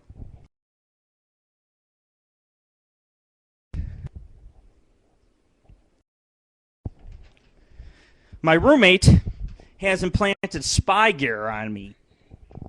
My roommate is watching me, and he's planted some spy gear lately on me. And he gave me a curfew. The night I went skating, I took his kids out, and he curfewed me. And he's like, "You weren't home by this time." And I'm like, "Yeah, and I got friends, man, I got to drop off at home. I ain't going to let some girl fucking stand out in the middle of nowhere." So I dropped her off at her house. I was a gentleman. Of course, then we went back to my place. I got drunk with my other pet. And the roommate sat me down and gave me a fatherly lecture. I couldn't believe it. I was like, what the fuck? So I'm telling you, Funboy, you never want to have roommates. We had a roommate once. For 3 years, he investigated for the Paranormal Ghost Society. He lived with me. He was like a virgin, too. He was a virgin, too, man.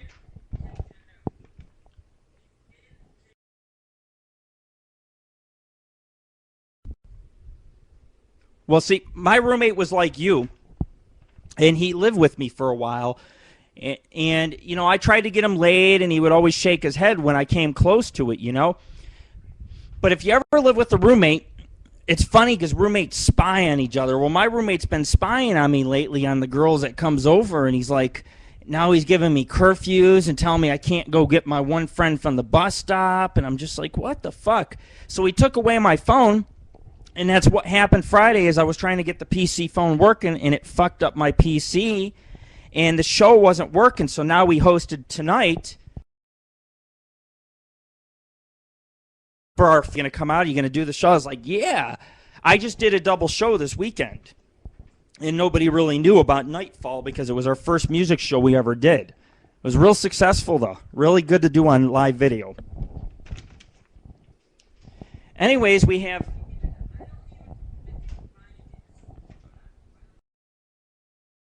Well, we have tonight Paul has entered the room.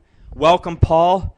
Paul from England. He is also he's our chat room host, but he's also our co-host too. When he can ever get on the air, we let him on. And of course, we were talking a couple weeks ago, Paul was chased by security out of an asylum. And I wanted to ask you, Paul, how is the pussy going up in England?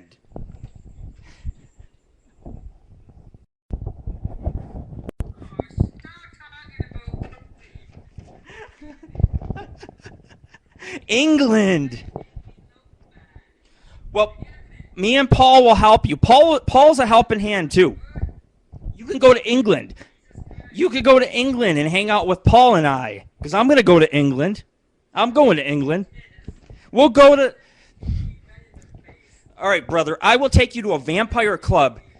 I'll take you to an underground vampire club, and you can get embraced by a lovely woman. She's not going to take your virginity. She's going to turn you into a goddamn fucking vampire. Take you to Transylvania. I'll take you up into Romania. We'll hit the underground clubs. When I walk out of that club, I'm walking out with 3 brides. I'll marry them all. And fucking in Bulgaria, I'll marry them all. That's the wonderful thing about going across seas. People are great across seas, so I want to thank Paul for coming out tonight. It's good to see you. I know you had to work late. Like I said, I'm keeping track of everything. And I also was keeping track of you to see if you were coming to the show. And Our Lady of Thy Night said, well, Paul's got to work, but he will be there. And I was like, yes. I was celebrating. I was smoking for you, Paul. I was rooting that you'd get here, brother. Welcome aboard. I'm in such a cherry mood tonight, you know. But anyways, we have Funboy here, we have Mike Digital, we have Chloe, we have Our Lady of Thy Night, so many other people. Did you know that if you go into a Las Vegas casino, if you would like to see a movie, it costs you $14. $14 to see a movie. You're better off going to an adult movie theater and running up to the glory holes that they have. I'm not going to get into the whole glory hole thing, but be careful of those Craigslist ads. Do not answer those ads. Yeah. You know, get laid in England with Paul. Go out there with Paul, hit the vampire clubs. I'm telling you, man. You'll get bitten. You will come out of the club with bite marks on you. But you know you got laid. What's a couple bite marks in the neck? You got to take one for the team. You take the bite marks. I'm just going to be in the corner drinking my whiskey, okay? I'm not going to be bothering anybody. Just drinking my whiskey with a blonde, a redhead, and, of course, a dark-haired woman. I already got one. I just need 2. 2 more. It's like a contest, you know. Use the radio show to meet brides and stuff. It might work for the both of us, bro. You know, I was at Walmart the other day, and my sons and I were with me, and I had a shopping cart, and I went down a hill, a gigantic hill in the shopping cart, and I started to go like 30, 40 miles an hour, and I couldn't stop the shopping cart, and I almost rammed the side of a fucking car and went flying. And my sons were laughing, chasing me. Dad, this is fun, Dad. And I'm fucking hanging onto the cart with my life. My long hair's all over. I forgot to put it up. Blowing all over in the fucking breeze. You know, I did a rain dance nude outside the other day. I got fucking nude, and I did a rain dance. And I had one of my pets here, and we were sitting around. I said, it is going to rain. And you know what? Vegas has had 7 days almost of darkness. The last 7 days, it has been cloudy. There has been thunderstorms. The street was fucking flooding the other day. I'm like, hallelujah. The power of the paranormal and ghost society, it does fucking work. So there has been some madness going on here in the Las Vegas area. You know what I'm saying? Not to mention the fact that the Subaru would not start. I was on a date. It did not start. My date tried... What'd you say? I lost you there for a sec.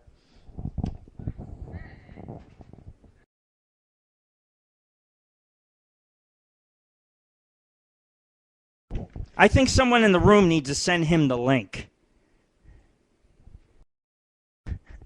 Rain dances to bring rain. Well, I brought some rain. It's been raining here in the desert, you know.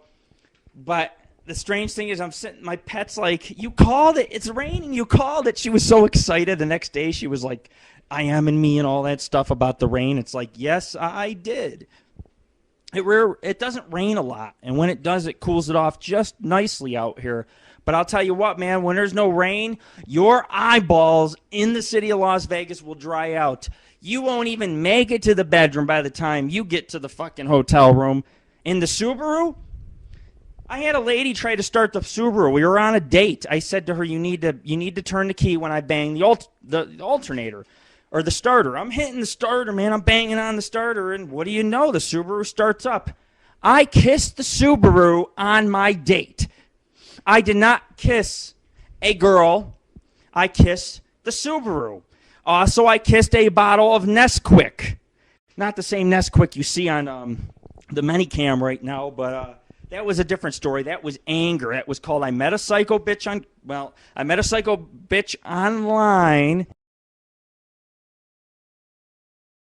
I was pouting, you know. So I went to Albertsons, bought that big thing of Nesquik, and I'm thinking, God, you know, I go to Albertsons like every fucking day, and I get this chai tea to work out with, and it has all kinds of nutrients and is really good. And, you know, my pets are like, you can't be drinking soda. They're watching my health. Both my pets, they keep track of my health. They paint my nails black. You know, I brush their hair. It's a really sentimental thing. And they're like, she tells me, she goes, you need to get tea tonight. You can't get root beer, you know, because... So I'm like, all right, because then it will be my death. Do you understand? That's like a forcible death. So you want to live healthy, eat healthy, smoke a lot, and fuck a lot. Lord, fuck a lot. But anyways, there's so many great people that come out tonight, and I want to thank all of you for showing. You know, I was eating Fruity Pebbles the other day, and the Fruity Pebbles were burnt and crisp. And I was chewing on them, and I was writing a blog. I was really mad because I'm like, why can't I meet a girl who is not psychotic? And the Fruity Pebbles were burnt, and I'm spitting them all over my keyboard, spitting them on the wall, spitting them onto the store. I'm like, I ain't getting Fruity Pebbles from Albertsons. That was a bad sell. At least I'm being honest. So I got Cocoa Pebbles today. I bought Cocoa Pebbles. And can you imagine me in the fucking ancient times as a caveman? I would be the guy that teaches, because I would teach them how to mate. Because, see, the cavemen, they used to bone the girls in the ass, you know? They had the wrong fucking hole. So how would that change the future if I had a time machine and I taught the caveman that you got to fuck the pussy? And that you have it, folks. Welcome to the AngelOfThyNight radio show. And we have Funboy that's on cam number 4. We have Chloe on cam number 2. And Mike Digital's cam is open, but I don't see Mike Digital. And anybody else who wants to go on cam, all you have to do is say so. Our Lady of Thy Night usually takes camera 1, but I don't see her on cam. But if you want to turn on your cam, Paul or Our Lady of Thy Night, go ahead. And anybody else, wants to go on cam. We have Dave, Donald. Let's get a chick on cam, a hot chick, man. That's what we need.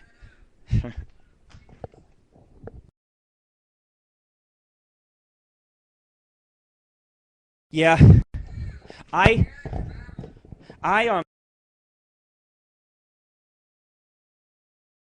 had heat stroke, and I went into a store, and I was like, I needed emergency munchies, emergency sodas, and everything. And I'm hitting, like I said, I'm hitting shelves and whacking people and everything else.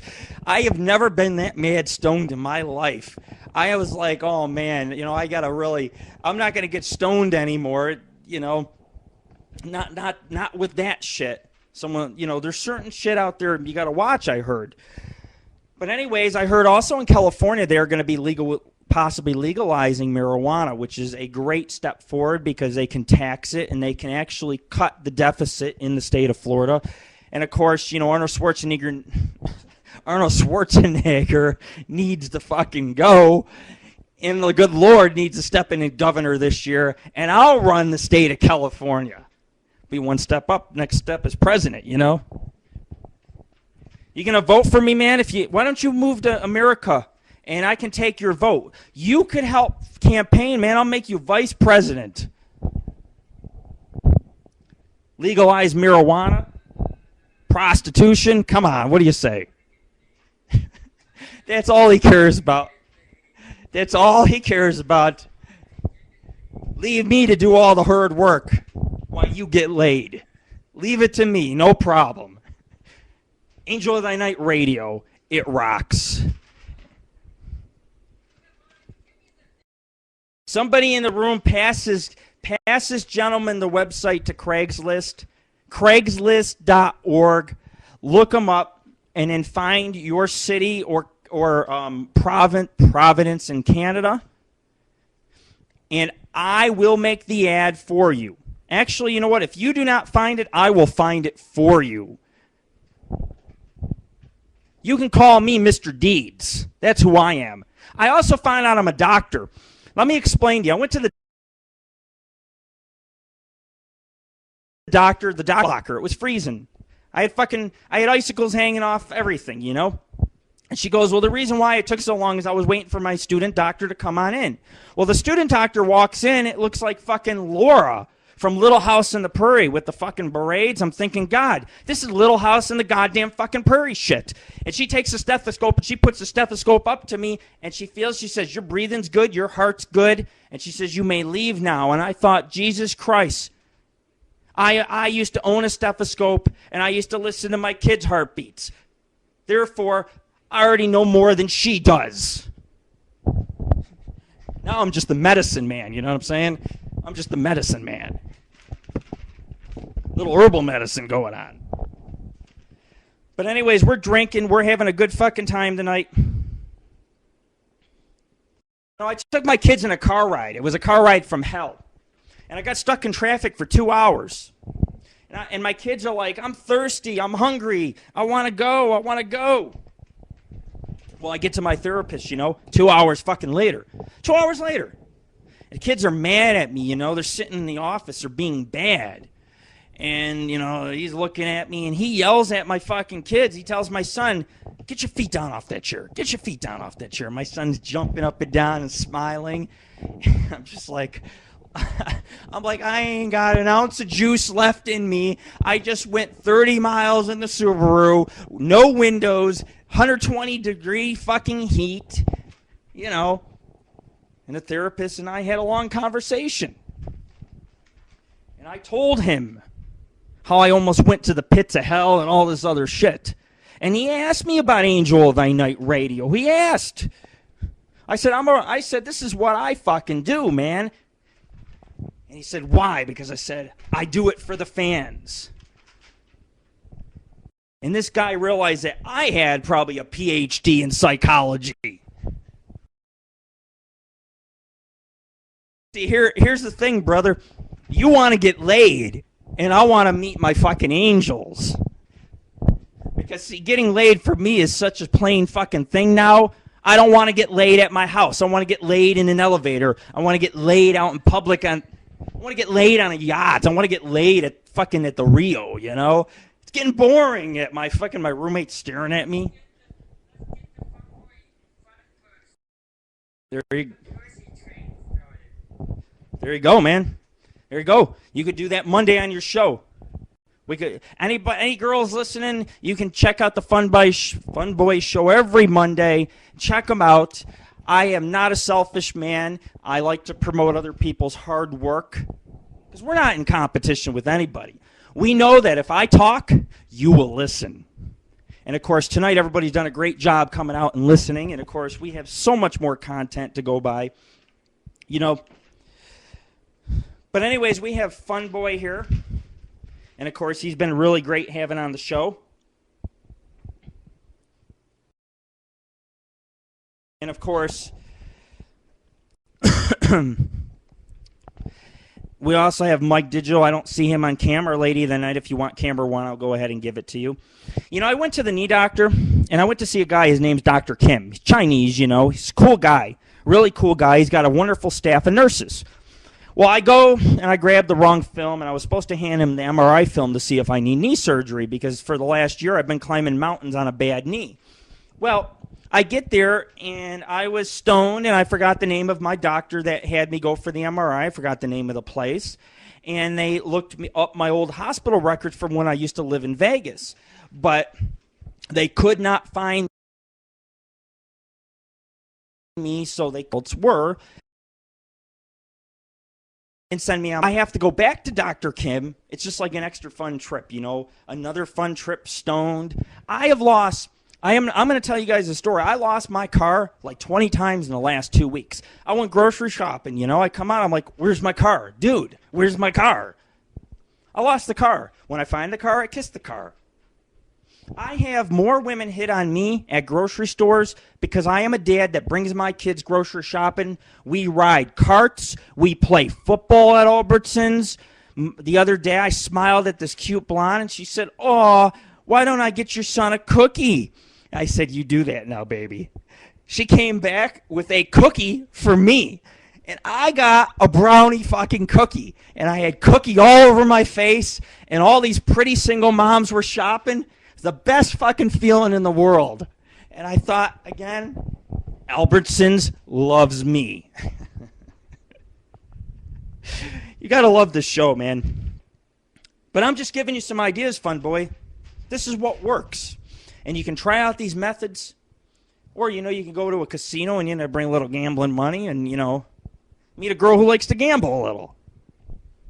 You win a jackpot. You win a night with her. You lose it all on a machine. You lose it all.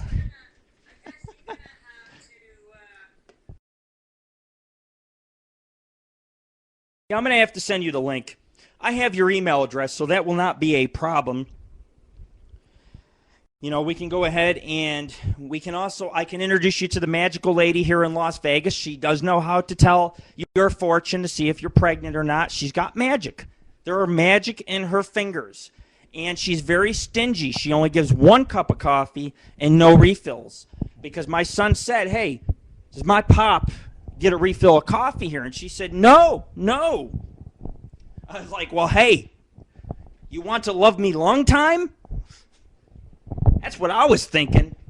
Fuck the extra cup of coffee. You ain't going to give me an extra cup of coffee. You need to invite me back in the storeroom. Teach you what Angel of the Night Radio is all about. Yeah, we're pretty bad here at Angel of the Night Radio. Some of our episodes, I'll tell you in the past, have just been straight out raw, raunchy, better than ever. And it just gets, every episode we do just gets better and better and better, and more people just learn about us and they come on out. And, you know, we're so grateful. But anyways, coming up in the future, I await my results if I need knee surgery. And I'm all excited because I have this white stuff, and it makes you feel like you're dead. It actually makes you feel like you are deceased. Your body fades out, and you wake up, and they're like, surgery took place. How you doing? They're like, how you doing, Rick? And I'm thinking, God, I'm still stoned. Because they did their surgery. They put a rush job on it. 20 minutes, they're done in the surgery room. It's like, what the fuck did you guys do? But when you go into the hospital and you guys have surgery, if you want them to put you out, you look at the nurse, you say, give me the white stuff. I want the white stuff, all right? And they will inject you. And if you are high, smoke a good one before they inject you, and trust me, you will wake up with worlds beyond your fucking eyes. Get up, try to go use the restroom. You tell me what happens. Lord knows best.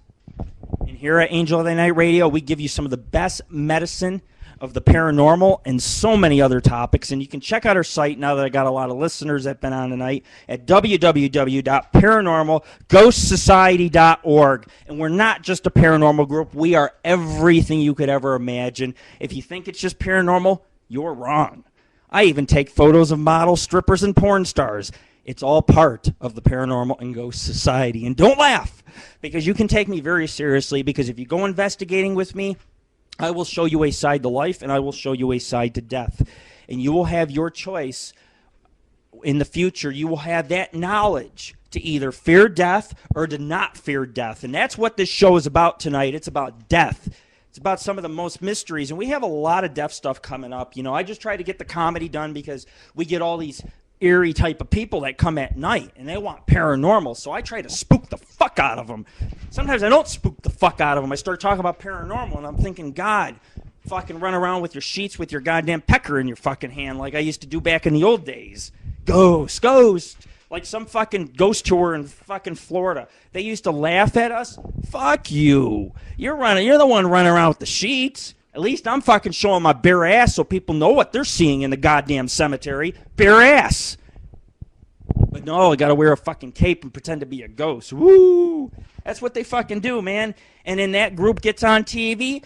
Why the hell would some TV network put a group on like that? Put me on. Send me to my fucking grave. Send me to my death.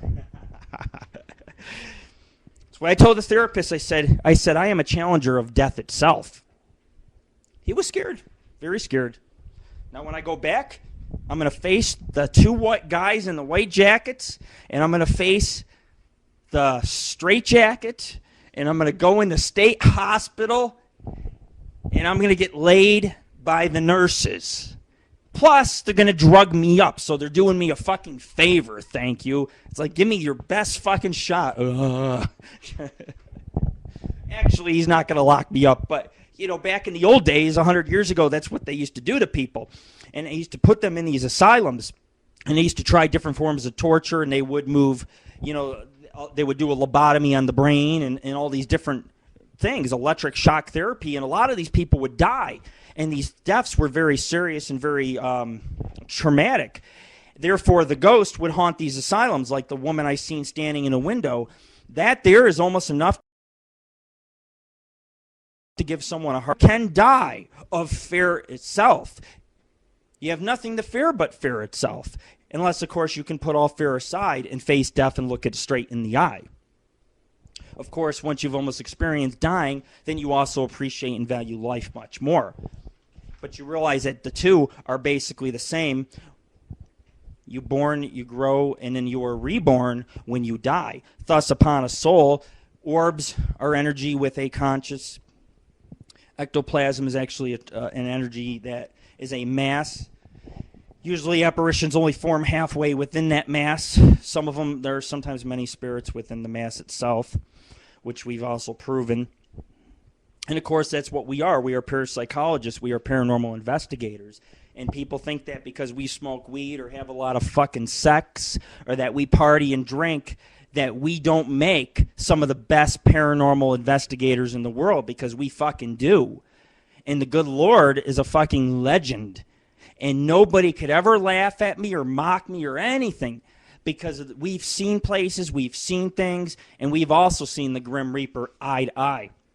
And back when I was a kid, I used to see these black figures go in closets, and now I realize that this was a message at an early age to tell me where my destiny would go, which is, of course, is dedicated to the paranormal field. But we use our show to promote what we do, but we also have a good time fucking doing it. And that is why I'm here, because tonight I'm here to have a good fucking night and party. And all you can hold your fucking brews up and you can fucking drink. because there are no rules here. As long as there's good people with good people, that is all that matters. I almost got killed by a biker group once. You know, see, I walked into a place I wasn't supposed to be staying. There was a bunch of bikers around, and they were like holding up their fists like, yeah. You know, I'm thinking, Jesus, man. And about 2 days later or a week later, I ended up hanging with these guys, and I was hanging with the biker group, you know. And I realized that's one reason why I want to go back to California, because it was that experience that I had that makes me want to live there and not Vegas. You see, in Vegas, the desert is a beautiful, dangerous place, and there are advantages and disadvantages of being a paranormal investigator. Being here a paranormal investigator would mean the death, eventually, of probably one of my investigators. It's very dangerous. We climb cliffs, we climb mountains, we go in mines, we crawl down shafts, and it gets more dangerous every time we go out, and we are seeing things that are not of this earth. And that is why I've cut down the investigations, because you know what? I have seen things the last couple months. I don't need to see more. I've seen enough. I know what's out in the desert. For those of you who have not been with us out in the desert, you're just never going to understand it. And so we face death. We look death straight in the eyes. And a lot of people fear death itself, because the thing is that a lot of people hold their beliefs in many faiths and religions because they want a good place to go after they die. And my ex-girlfriend did a lot, you know, I'm going to be saved when I die. And it doesn't work like that. You have to create your own destinies, and you have to create your own, you know, knowledge as you go along. And some souls are more advanced than other souls. But we're all of us as human beings are out there soul searching. And death is a reality, and I've seen it. I've seen many people pass in my time. I have a friend who might pass soon.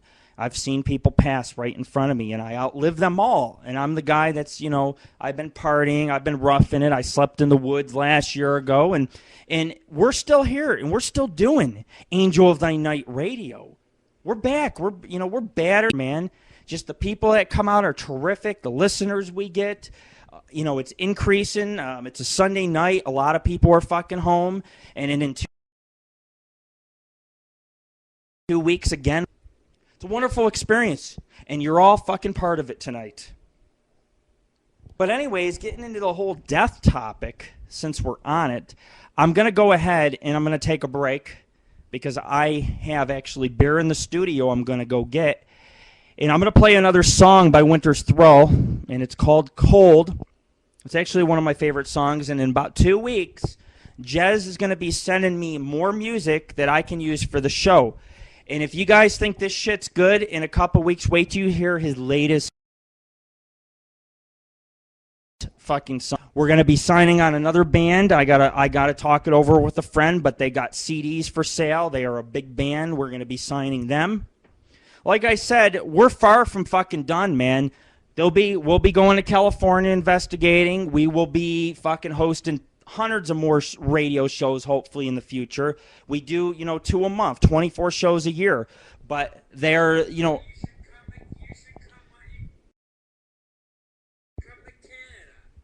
You know what? I was kicked out of Canada years ago. Now I'm allowed back in, but I could not go into Canada up to 2007 or 2008.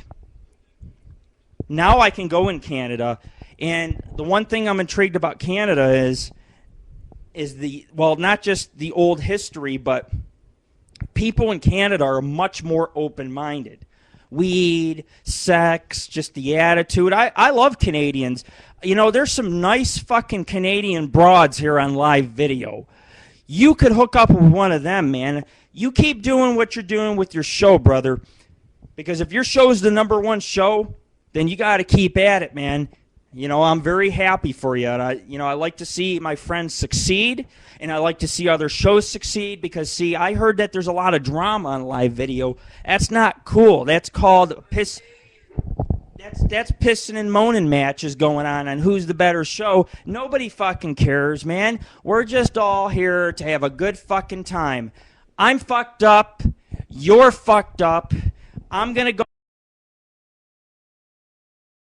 go ahead. Cold for you. Winter's Thrall. We got Cold. And you're listening to Angel of Thy Night Radio. with Lord Rick.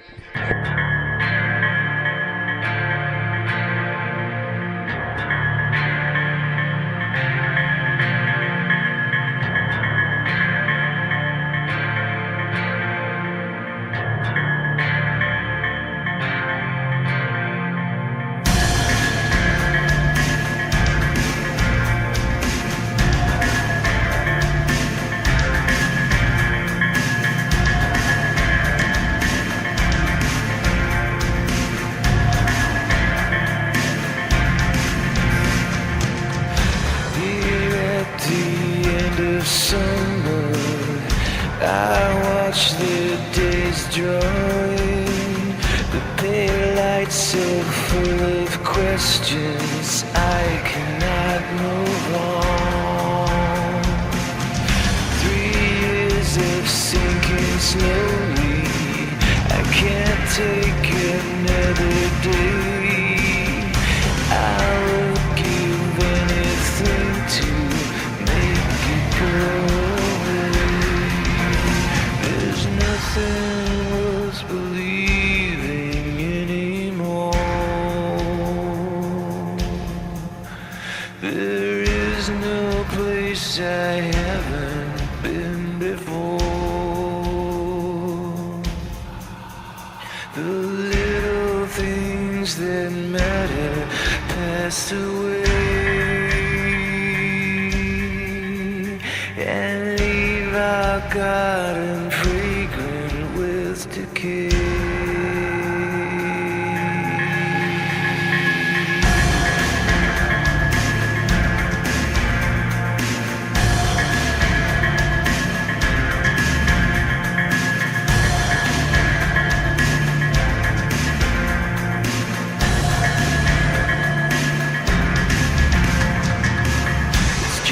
Empty space inside now, under the barren trees. Your absence fills the silence, and your voice still haunts my dreams. I can't find a sense of purpose. I can't seem to get a hold. I can't find my peace of mind. It leaves me feeling cold.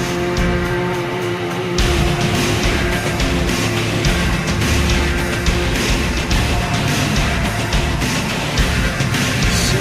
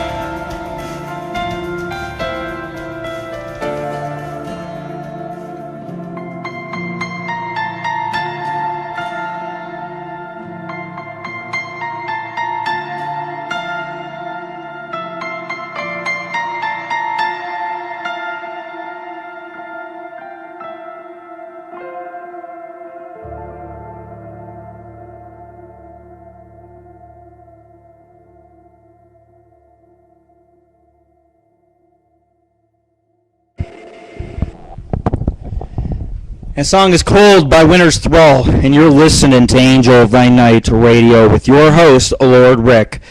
And I want to say good evening. Actually, it'll be more like good night and good morning because our show usually runs so long. For those that come out tonight, I want to thank you. It's been a very special night. It's been actually, well, I'll never forget this night. And of course, Winter's Thrall is a great band. Check them out, wintersthrall.com. And going back to the show, we were talking about death, and I didn't want to get into too much just yet. I like to save the juicy stuff for later on, but we got a whole bunch of different stuff that I'm going to be sharing with you guys tonight. And of course, the way our show, let's put it this way, the way our show is, we try to throw in a little humor of everything. We want to appall you. We're an extreme radio show. And I was talking about Craigslist earlier, which I'm not going to get into yet, but I'm going to tell you guys a few jokes, okay? Before we get into the whole sappy, deaf type of thing. Let's tell you a few jokes. Here you go. A young man and his date were parked on a back road some distance from town. They were about to have sex when the girl stopped. I really should have mentioned this earlier, but I'm actually a hooker and I charge $20 for sex. The man reluctantly paid her and they did their thing. After a cigarette, the man just sat in the driver's seat looking out the window. What? She's like, why aren't we going anywhere? Asked the girl. Well, I should have mentioned this before, but I'm a taxi cab driver in the Fairbanks. That sounds like a Florida fucking joke, Like you hit these trailer parks and there's hookers all around and you're just like, But anyways, here's another one. A police officer pulls a man over for speeding. As the officer approaches the car, he can see the man is very anxious about something. Good afternoon, sir. Do you know why I stopped you? Yes, officer, I know I was speeding, but it was a matter of life or death. And the officer's like, oh, really? How's that? He's like, well, there's a naked woman waiting for me at home. Well, the cop's like, I don't see how that's a matter of life or death. And the guy's like, if I don't get home before my wife does, I'm a dead man. Oh, my God, that is so dirty. Here's another one. A young girl gets married. A few days later, her mother goes to visit. When she knocks at the door, she's shocked to see her daughter open it naked. The mom's like, what are you doing, she asks. Mom, it's my love dress. Don't you like it? I'll come back in a few weeks when the honeymoon's over, replies the mother. When once again the daughter's naked at the door. She goes, now what are you doing? Mom, it's my love dress. It keeps the marriage spicy. Later that night, the mom decides to try it for herself. When her husband comes home, he gives the same reaction. Honey, what are you doing? She gives him the answer her daughter gave her. It's my love dress. What do you think of it? Her husband's like thinking long and hard. He says, hey, he goes, I think you should have ironed it. Oh, boy, do we hate to get old. Because when we get old, what happens? We die. Here's another one. When her husband passed away, the wife puts the usual death notice in the newspaper, but added that he had died of gonorrhea. Once the daily newspapers had been delivered, a good friend of the family, you know very well that he died of diarrhea, not gonorrhea, replied the widow. Yes, I know he died of diarrhea, but I thought it'd be better for posterity to remember him as a great lover rather than a big shit that he really was. Oh. I'll tell you what. We're going to do a little prayer tonight. Try to get a little crazier. Because we don't need to have all the good name people think that we're fucking lunatics, But anyways, I got the prayer for the dead. Angel of thy night, our Father, guides our lives, and by your command we return to lust. Lord Rick, those who die still live in your presence. Their lives change but do not end. I pray and hope for my whores, sluts, and wives, and for all the dead known to you alone, in company with Lord Rick, who died and now lives. May they rejoice in your bedroom, where all the lubricants are wiped away. Unite us together again in one family to fuck. Your praise forever and ever, amen. You're listening to Angel of Thy Night Radio. That is the prayer of death. Oh, man. I suppose you guys want to hear a little bit about the Grim Reaper and its origin. And, we might as well get to the Reaper, because that's one of the most baddest topics you could ever talk about on this show. Reaper is more of motive. A sense of fear and dread making your blood run cold. Images vary from constant themes remain, always in a black hooded cloak with a scythe, a harbinger of death, reaping souls from the living. Black Death was the world's deadliest pandemics. It swept through Europe during the 1340s and 1350s, killing 75 million people, returning in the 1600s and 1700s to wipe out thousands more. The communities, villages, towns, and cities were decimated, and a few surviving European had a story to tell, and their stories were all the same. What they reported is after the plague had hit the community, they seen hooded strangers with fearful faces, seen in fields. The strangers were swinging what appeared to villagers to be hissing scythes over the fields. The strangers, but foul-smelling mist came permitted in the fields. Some reported seeing lights and craft in the sky preceding the arrival of the hooded figures. I have read a lot about this. Taken from The Gods of Eden by William Branley. And the theory was mass delusion, covert germ warfare, alien depopulation, whatever conclusion you draw. The fact is that these sightings spawn which spawned the image of the Grim Reaper. I seen the Grim Reaper myself. It does exist. There's probably many hooded figures and Reapers, but they are out there. And I also wanted to thank UFO Man 40 in our chat room for saying that I'm welcome in Canada anytime. I did see that message. I do pay attention to my fans. I took a break because I wanted to get an ice cold beer while I was doing the show. We have chicken wings in our studio, and I'm sitting here and I'm just cruising along, man. I'm just having a good time. I would love to visit Canada. If our members start to become a little more donating with the funds, then there'll be more trips. But if things go my way in a couple months, you know, I'm going to try to see if I can... 2 chicks? What 2 chicks?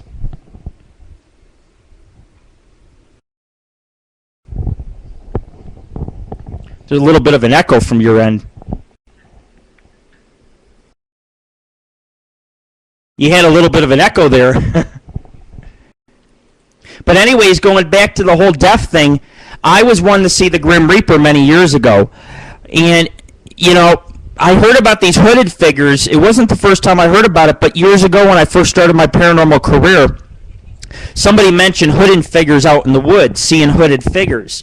And I thought maybe there's more than one Reaper. Maybe there are many Reapers that take our soul. But the plague was so bad that people in England were being nailed in their homes, and people were being buried alive to try to stop the plague from spreading, it was pretty much called Black Death. Because when you got the plague, you died, and 75 million people died, and there was a lot of spiritual activity. There was ghosts all over the goddamn place. Some of those ghosts, maybe they weren't Reapers, maybe they were monks, you know, priests from all these little temples they had up in Europe. And we're going to talk about one of those temples tonight, a temple of actual death. And, you know, I love doing this show because I can easily switch from comedy to even love advice. And that's why AngelOfThyNight Radio is one of the best of its kind. But let's actually get into that. Death places. Ossuary Chapel in Sedlec, which is the Czech area. The graveyard chapel of All Saints, known as the Bone Church or Ossuary Chapel of Sedlec, from the end of the 14th century, was rebuilt Baroque style by Santini. It was decorated entirely with human bones, which were arranged into pyramids by a half-blind monk in 1511. The fact is that the Bone Church contains 40,000 people to form the Chamel House. It's made of bone, it's made of bones, it's made of skulls. It is a house of death. And just another form to say, hey, death looks beautiful. The Bone Church is beautiful. The death is beautiful. I would love to drink a goblet of wine while having sex on the altar. Thank you very much. Because we're bad here at AngelOfThyNight Radio. Another place, the Paris Catacombs, which is another trip I would like to make, is a trip to Paris someday. If we become big enough, we will get enough funds for me to be able to do that. Otherwise, if I ever get paid down the road for something that I'm supposed to do, then I'm going to make the trip out to Paris.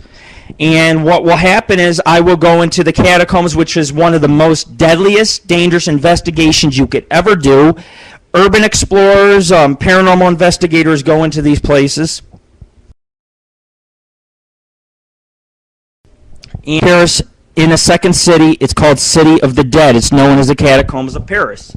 It's a twisting network of passages and chambers stacked with thousands upon thousands of human bones. It's estimated that the tunnels go for about 186 miles. They date back to the Roman times. They stood empty for hundreds of years. By the end of the 18th century, the city cemeteries were overflowing with rotting human remains.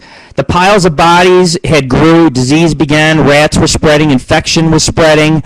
The Inspector General of the quarries, Inspection Generale des Carreres, I'm speaking in another language, decided along with the police lieutenant General Alexandre Lenoir and use them for an underground graveyard. So in some places the bones are laid in careful skulls staring blankly. In other chambers, however, fragments of legs, arms, ribs, heads litter the floor. There are rooms where you must walk across a sea of skeletons to pass through. There's no way to tell how deep the piles go or how many layers of bone lie beneath your feet. It is a scary place. It says the catacombs have always fascinated the Parisians. King Charles X threw wild parties in them. The French resistance used them to hide from the Nazis. Some have noted that the Benjamin Franklin was intrigued by the catacombs, and they visited him in his final days in Paris. And that part was false. There's no scholarships or otherwise. But here's a fact. Since the early 19th century, small portions of the catacombs had been open to tourists. Because of the danger, many have lost their way and died in the pitch-black underground maze. A special division of Paris Police Department was created, and they patrol them. Still today, many foolish urban explorers sneak down into the unmapped sections to see what they can discover. And it says that's not safe. No goddamn fucking shit. Nosy busybodies could be seriously hurt or lost forever. Yeah, 186 miles of tunnels laid with bone. There are said to be 3 million people down tunnels and tunnels, bones dating back hundreds of years ago. And it's always been my dream to go down into the tunnels. And you know, the thing is that I know that that's my death if I do not find my way out of there, because you can mark the tunnels, but you cannot mark them almost for 186 miles. Plus, some of them are dead ends for 50, 60 miles. So when you go down a dead end, you have to go 60 miles back. The reality is that this is a deadly investigation if my group were to do it and take on the task. And that might be my $1 million challenge, is send me in that place. Because from what I hear, I have a guy who's home, and he said he's seen bodies walking around and heard moans and screams and seen ghosts. And he said it's horrifying when you're deep in those catacombs. There are things walking around those tunnels in the dark, and when the lights go out for you too. You die. It's death. It's over. Payments of Paris, the stone quarries, you know, that's what they to build Great Rome, which fell because, you know, they got a little cocky trying to conquer the whole world. But it says something about how they created 3 grand new suburban graveyards. So what they did is they took all the bodies out of the graveyards and they put new bodies in there, and they just threw the bones down there to make the catacombs. Now I'm reading that my number's off. It's 60 million people are buried in these tunnels, and the tourist attractions only have less champignons de Paris were growing illegally in the dark tunnels until fairly recently, I guess in the 40s and 50s. There was about 40 to 50 kilograms of them that were being produced. Potatoes and beer have also been stored in these tunnels, with the skeletons all around them, of course. You get the skeletons. Robespierre's body was moved here by mistake from the cemetery of Errancis. The bones of Madame de Pompadour and Rabelais, and I can't even say these words, are thought to be here. We need a French fucking co-host. This is French shit, all right? I'm not French. I'm Italian. Kiss me, everybody. Kiss me. After I drink a few more beers, of course. Here we go. Graffiti can be found on the walls of the catacombs dating far back as the 18th century with stonecutter marks from the 1600s. There are illegal entrances all over Paris, from the metro tunnels, sewers, church crypts, even under the Montparnasse Tower. And over the years, there's been many visitors. So there, guys, we can go in through one of the church crypts if any of you guys are up for it. I just want to know that someone carries some beer down in the catacombs. We got to have beer. We got to have weed. We got to have battery flashlights. We got to have a lot of battery flashlights because they are good for fucking ever. Good forever. Some light's better than no light. That's the way to go. And anyways, it says, besides the parties by King Charles in there and everything else, in the 19th century, there was a secret concert that was said to be held here, was the Frederick Chopin's Funeral March and Camille Saint-Saëns' Dance Macabre. So Chopin may have been down here actually conducting in the catacombs. Just a really dark morbid. I know there's many ways in there. We can enter the subway. But anyways, to finish off the catacombs, good old Edgar Poe, who likes crypts, vaults, and, talks about burying people alive, mentions the catacombs in 1846 in the Casa of Amontillado. Its walls had been lined with human remains piled at the vault overhead in the fashion of the great catacombs of Paris. Some Parisian vampires lived there in Anne Rice's Interview with the Vampire. You remember Antonio Banderas in the vast underground cavern in the film. That's the catacombs. Victor Hugo, Las Miserables, describes the catacombs as that dark cradle of primitive Christianity, and the first Mass was said. There's even been a starring called Pink, called Catacombs, supposedly set in the Paris tunnels. It's not supposed to be good. I've never heard of it. I don't know. But I don't know about you listeners tonight. But I say, let's make our own goddamn fucking movie. And anyway, so far I want to thank all the people that have come out tonight. I want to say good night to Funboy. I seen he said good night in the room, I believe. And, when it gets later, some people die down, and then some people come on in.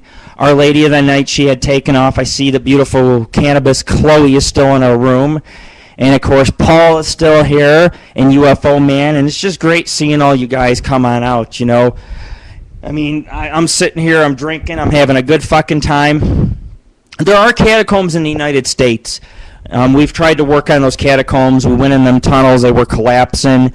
Very dangerous. I heard that I call them catacombs because many bodies were laid to rest in those tunnels. They tried to seal most of it off, so there are different connector points in it. But they're old Indian caves you can go through, up in western New York. And they go on for miles, and there's rooms. And, it's amazing. But catacombs just haven't existed in the medieval times. They've actually existed in the Native American times also.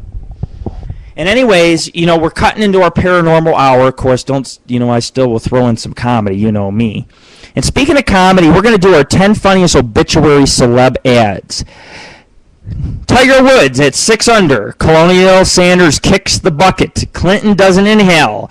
Gore gets less stiff. George W. Bush decessifies. Meatloaf goes cold. Roger Ebert 10 toes up. Yogi Berra wakes up dead. Leela Kaka recalled by Maker. Ed McMahon's relatives may have already inherited $10 million. Autopsy confirms death of Keith Richards. Mike Myers' Wayne's World. Star Lives not. Oh, that's such good fucking shit. Speaking of obituaries, Pillsbury Doughboy obituary. Veteran Pillsbury spokesman Pop and Fresh died yesterday of severe yeast infection. He was 71. Known to friends as Brown and Sir, Fresh was an avid gardener and tennis player. Fresh was buried in one of the largest funeral ceremonies of recent years. Dozens of celebrities turned out, including Mrs. Butterworth. The California Raisins, Hungry Jack, Aunt Jemima, Betty Crocker, the Hostess Twinkies, and Skippy. The graveside was piled high with flowers. A longtime friend, Aunt Jemima, delivered a eulogy describing Fresh as a man who never knew so much he was needed. Needed. Fresh rose quickly in showbiz, but his later life was filled with many turnovers. He was not considered a very smart cookie, wasted much of his dough on a half-baked schemes, conned by those who buttered him up. Still, even a crusty old man, he was a role model for millions.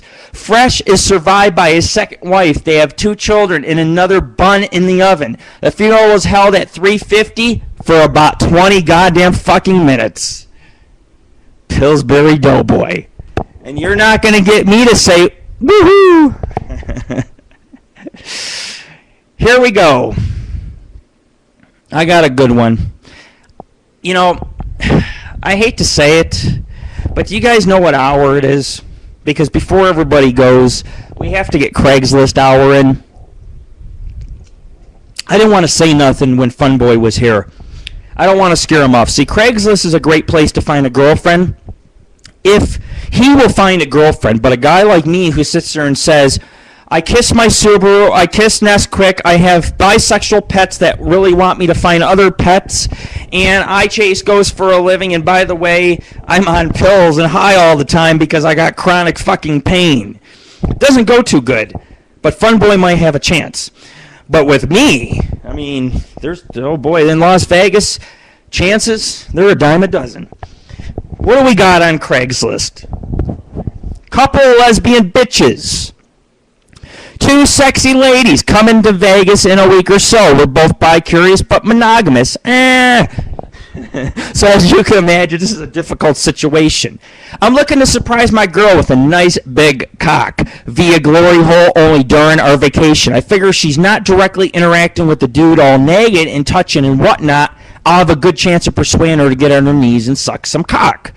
Okay, guys, this has got to be a fake ad. But anyways, at the very least, maybe a jerk up a nice big load. Seriously, you must have the knowledge of an adult bookstore where this situation takes place. No private residences, and a fucking awesome cock. She digs black, I dig white, so either might be nice. I'm not trying to hate on the less proportionate versions of cock, but if this is going to be one in only time, I'm going to get to see this, or maybe participate, and I will not forget. Hit me up if you can help a girl out. Thanks. Oh my Lord.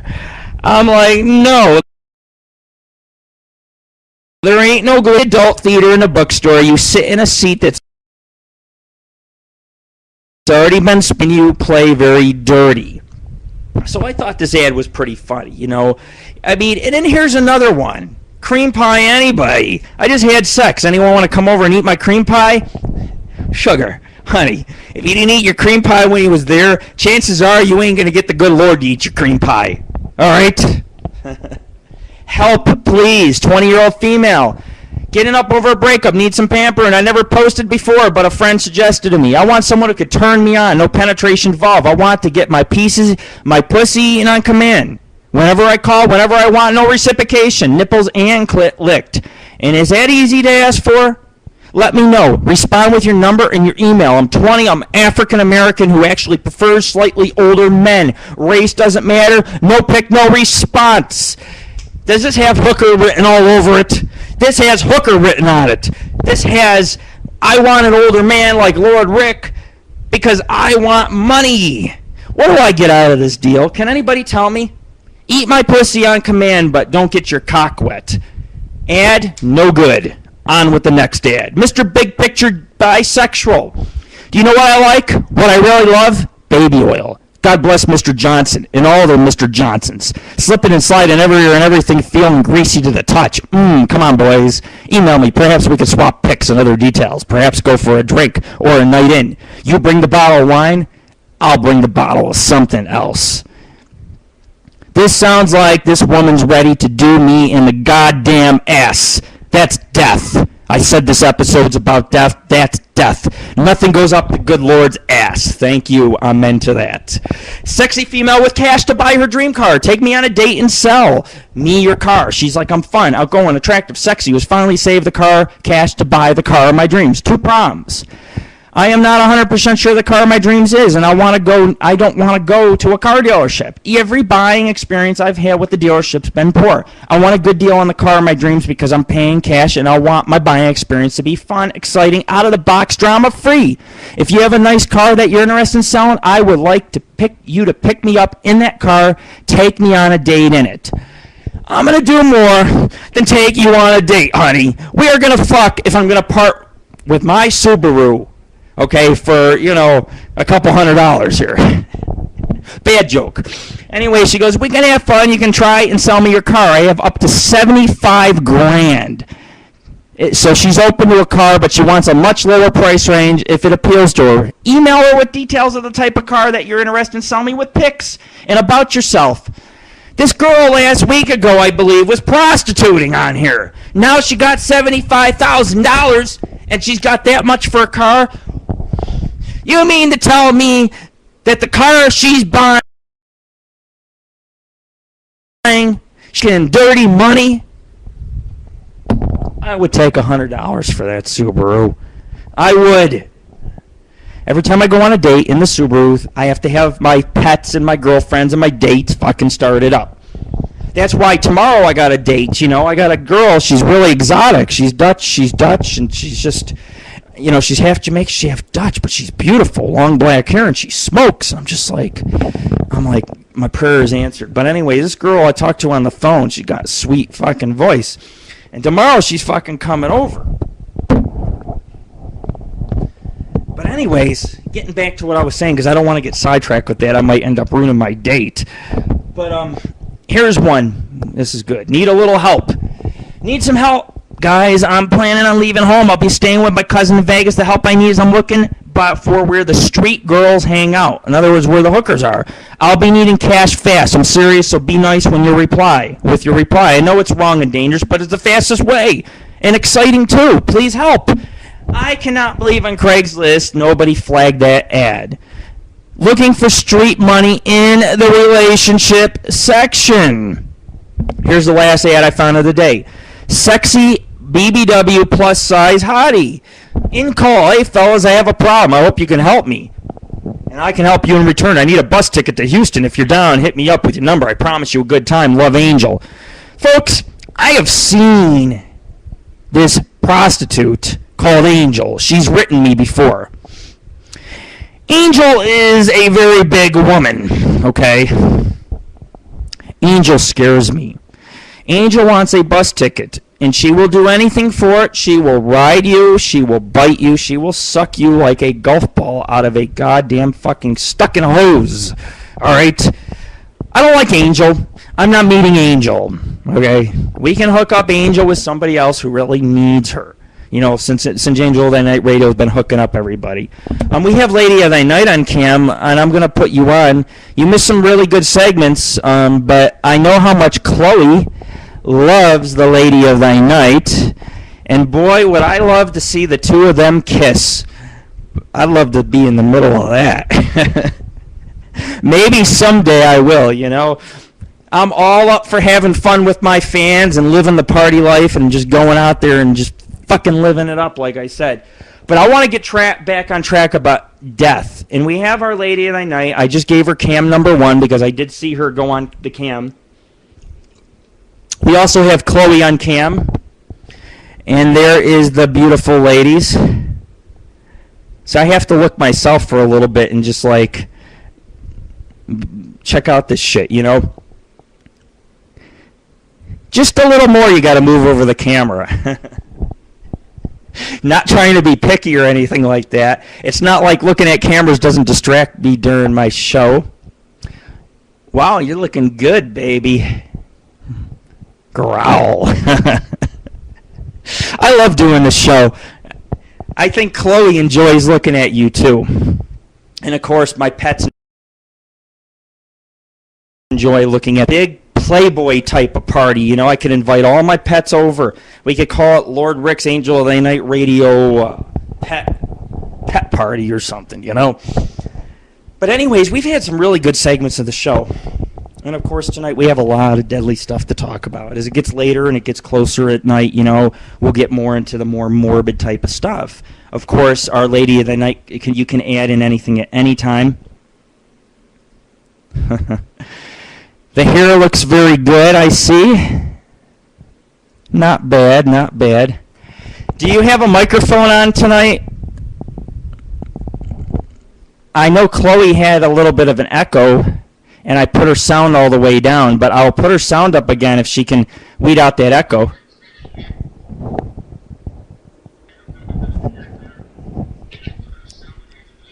Yeah. It's definitely on Chloe's end, so I have to turn her all the way down. But anyways, is there anything you want tonight?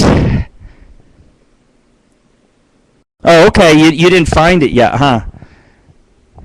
Well, please find the microphone. I would love to have your voice on the air tonight. We've had such a good fucking show, you know. So many people have came out tonight. I am really just forever fucking grateful. You have no idea. Just to get one of those shows where all these people had come out, just phenomenal. But yeah, find your microphone, man. I have your sound turned up. Just make sure you got your headphones on if you're hearing this, because there's a really bad back feed here on the radio. And I'm going to go ahead and get into some other topics because I like to move along with the show. Very hard for me to host a long radio show. It's like, you know, I do a long radio show, but then like tomorrow, you know, I'll be up 6 in the morning, and my son will be off to school, and then during the day, I sometimes have these quickies, or, you know, like I have pets, and they spend all day in bed with me, and we cuddle, and we massage each other, and it's a lot of fun, you know, but, it's really, my life is really bizarre, you know, and then at night, my roommate's here till a certain time, and he tries to ground me and give me curfew, and he questions everything I do, and it's like, oh man, I feel like I'm a kid in high school again, you know, where you got to sneak around and smoke your pot and fucking sneak girls into your fucking room and stuff. But I've been having it really good. And everybody's like, you're crazy if you want to leave Vegas. And they don't understand. Vegas is the type of town you visit, you party, you live it, you do it, it's done, it's over with. I have lived Vegas. I am fucking Vegas. I've been Vegas for a year. I experienced the desert as much as I experienced the city life. I went to Fremont Street. I did the 2-girl thing here, you know, a couple times. I've, you know, been with girls who are more into the adult stuff, and I've been around, you know. I had sex at a fucking park with the palm tree right next to me, and fucking, you know, came close to dying. I've lived it. And all you who visit Vegas, I recommend you come here once, you know. My ex-roommate, his name was Jason. He was a member of the Paranormal Ghost Society for 3 years. He also came close to dying a few times. When my friend Robert Carr was killed by a drunk driver, he was walking next to me eating peach rings. We were talking about the paranormal, and all of a sudden the car took his life. And it missed me. It missed me by a foot, and his body missed me by inches when it flew up. And of course, I'm not ashamed to talk about it anymore, because this experience can teach other people, please don't drink and drive. At least, you know, drinking and driving and mixing pills at the same time is not a good combination. Party at home, party responsibly, party safe. The only thing I could ever tolerate, I guess you could say, is, you know, it's great to smoke weed in public places. You don't lose your motor skills, but there's a lot of people who drink and do lose their motor skills. They aren't able to keep track of a car. In my case, I was in Smith's grocery store, and I had heat stroke and passed out, and I was running. I was a zombie. I was the living dead. And I told you folks in this show, you would see who's dead and who's alive. I was dead in Smith's. I was walking out with my hands in front of me. I was the goddamn fucking zombie. Lord Rick Zombie. Living fucking dead. That is how you live and die at the same time. Well, that's, you know, one of the answers to my fucking riddles. But not really. The question actually is beyond that. But metaphorically speaking, yes, a zombie is alive and a zombie is dead. So is that really death, or is that walking between the two worlds? I am the king of paranormal radio. Don't you motherfuckers out. You can listen to George Norrie, or Art Bell, or you can listen to the good Lord, and you'll get your dose of medicine. You'll get your perversion. We will appall you. I cannot wait till I do my next commercial for live video. What are we going to throw in it this time? Yeah, actually, I know what we might throw in it, but we'll leave it out. We'll leave out the fun. We like to surprise people now and then. There's this girl going around. She uses Kate in pantyhose at AOL.com. I like to post foot ads. I like women's feet. I am a foot fetish guy. I like legs and feet. I think tattoos on women's feet and ankles and things are beautiful. I think women with feminine feet are very gorgeous, because usually women with feminine feet have actually very nice curvy bodies, or they usually have very slender bodies, beautiful bodies. So, in the last couple of weeks I've been living up my foot fetish, and I was posting some foot fetish ads. I'm like, I want a girl in stockings, I want a girl in fishnets, I want a girl to fucking put her feet in my lap, I want to take photos of your feet. The list goes on and on. And this girl, Kate in pantyhose or whatever, keeps fucking sending me the link to her site.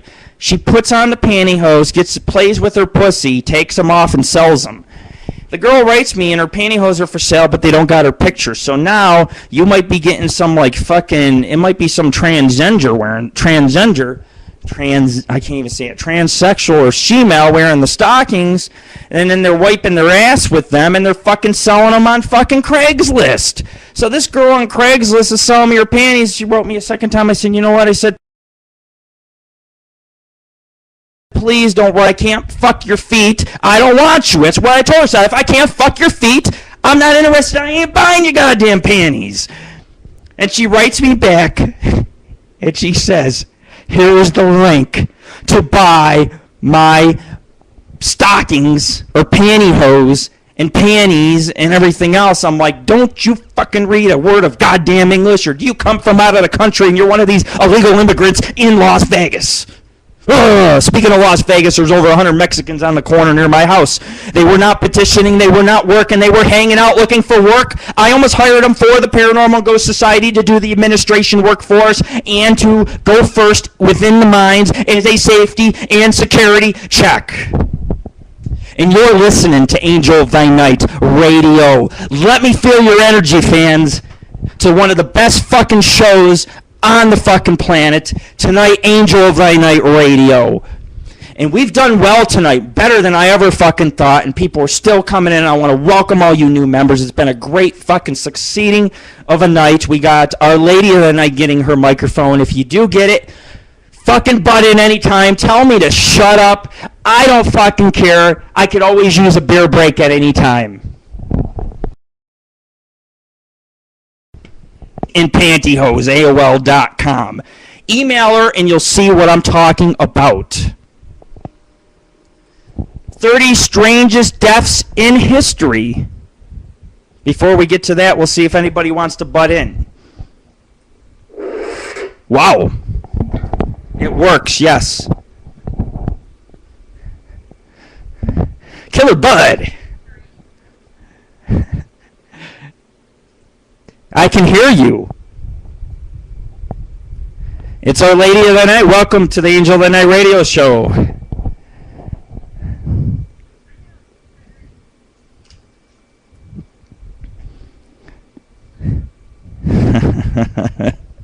You're sounding very low tone, but I can barely hear you. Yes.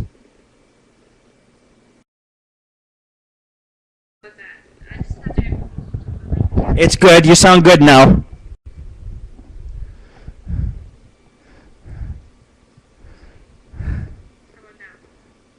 Oh, Chloe. Do you like that? I like it. She's got a beautiful breast. Don't you agree?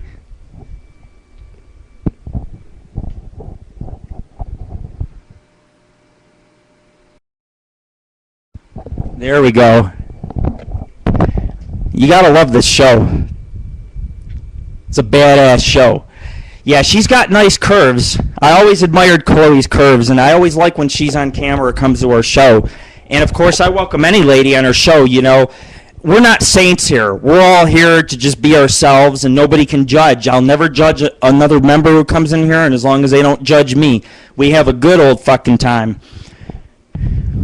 But yeah, we got beautiful ladies on camera, and we got killer bud on camera for them. We always welcome people that bring bud to our room and smoke bud live on our show. This is Stoner Radio. I am the inventor of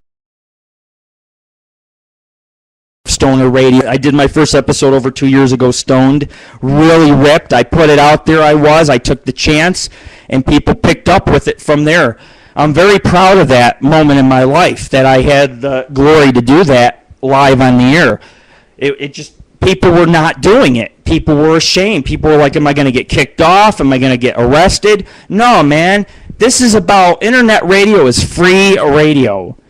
And we have LadyOfThyNight, and she wants to talk about death. So tell me something about death tonight that I don't know. Give me some knowledge.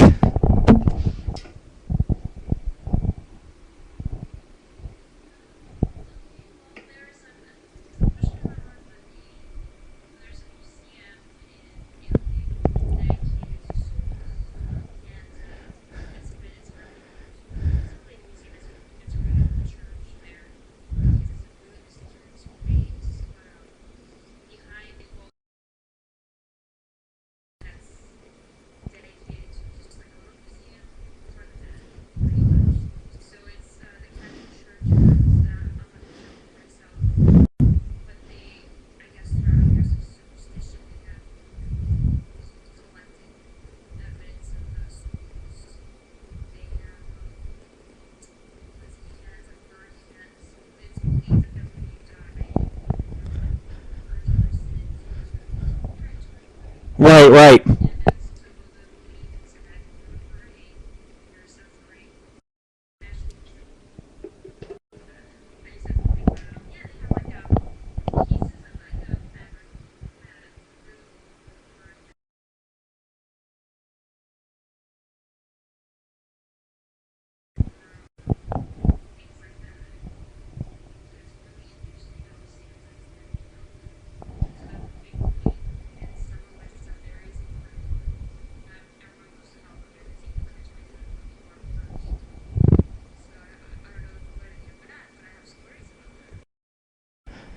Well, you can share anything you'd like to share with us, because, you know, as it gets like around this time, I like to share paranormal articles and things.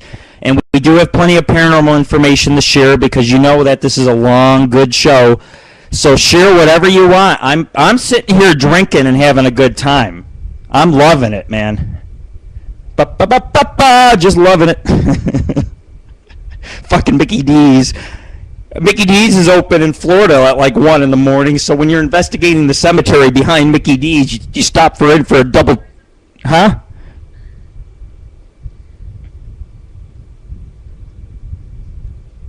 Go on. I'm just being bad. All I'm saying is that when I go investigating in Florida, and we got to go to a cemetery, if we're hungry, we go and we get a double cheeseburger. Go. You could interrupt us all, baby. You're looking pretty good on cam tonight. In-N-Out? I bet you do like In-N-Out. In-N-Out Lord Rick. In-N-Out Lord Rick. She loves In-N-Out.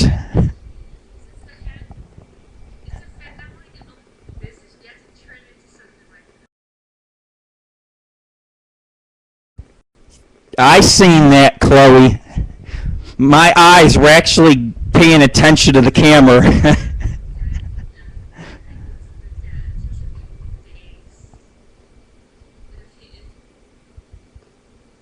No, we don't listen to Barbella George Norway.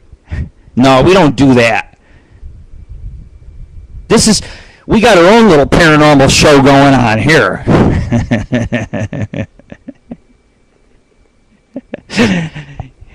Yeah, this is far from Art Bell. They're a little bit more extreme.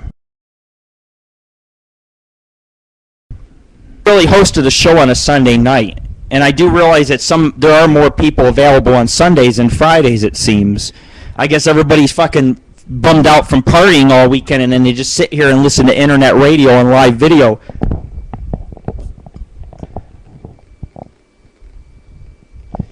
So what do you think about me going into the Catacombs? Do you think I should go in? It's 186 miles of tunnels. Do you think I will live?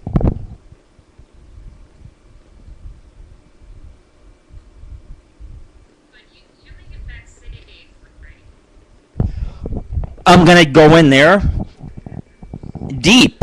I don't have a plan. I don't have a plan. I'm just gonna go in the Catacombs, and I'm gonna walk. I'm gonna walk. I'm gonna walk. I'm just gonna keep going, man.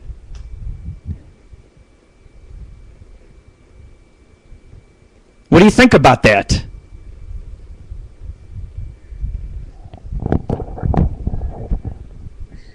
Well, I figure it like this. There's many ways out of it. There's a lot of ways out of it. A lot of entrances through cemeteries, churches.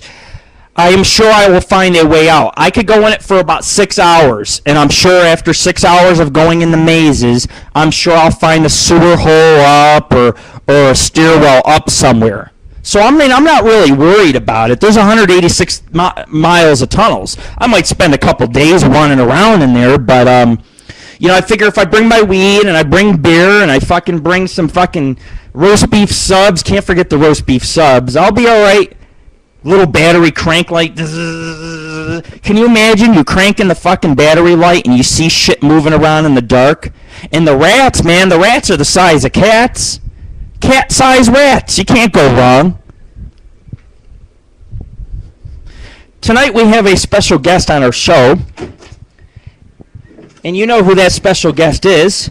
It's Sneezer, who has just totally ruined my entire studio and has knocked over everything on the shelves like a good sneezer he should. Sneezer has almost faced death too. Me and Sneezer, we have gone on hiking trips together. And one time Sneezer was out in the middle of the rapids swimming. There was rapids, whitewater rapids, and Sneezer was way out there. And his nose was peeking up out of the water, and he was swimming the shore. Sneezer's a survivor. He knows all about what death's like. And just think, Our LadyOfThyNight, she's going to be living with Sneezer soon. Hopefully her and I will be able to host a show live together in person. And that's going to be one of the greatest days ever of this radio show, is when her and I can get in the studio together and actually host a show together. It'll be really amazing. Get a couple computers hooked up, and oh man. Yeah, that'll be some good fun, especially in intermission.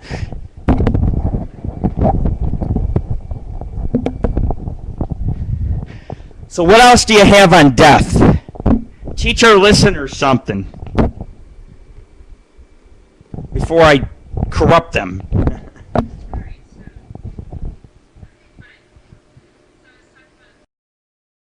Yes.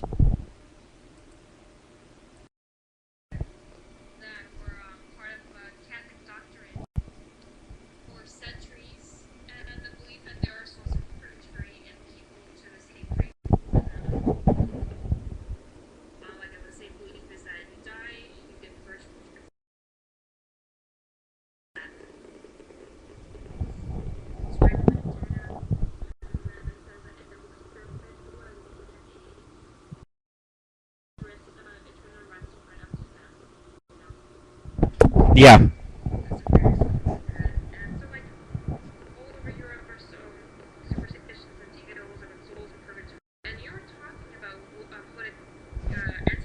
Yeah, Grim Reapers.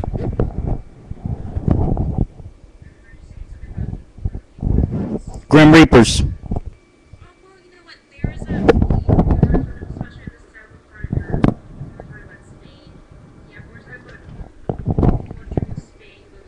Uh-huh.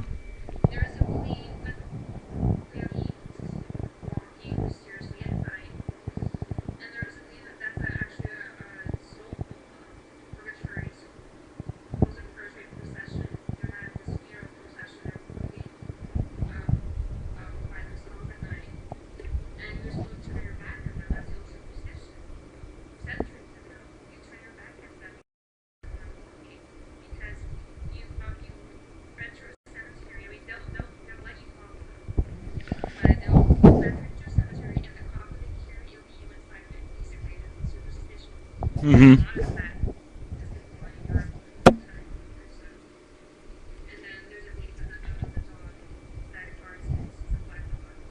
Right, the hellhound.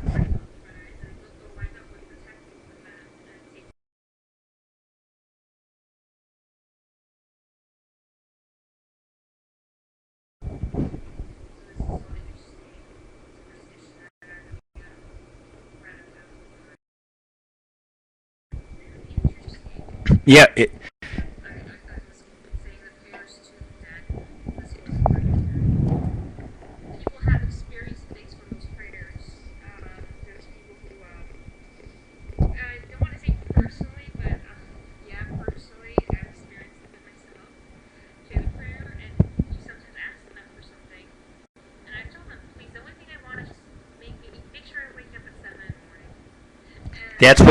that's what you're asking for.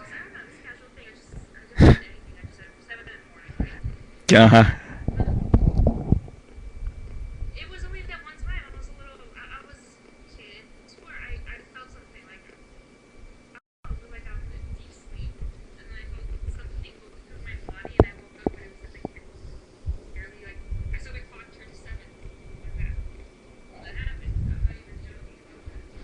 Okay.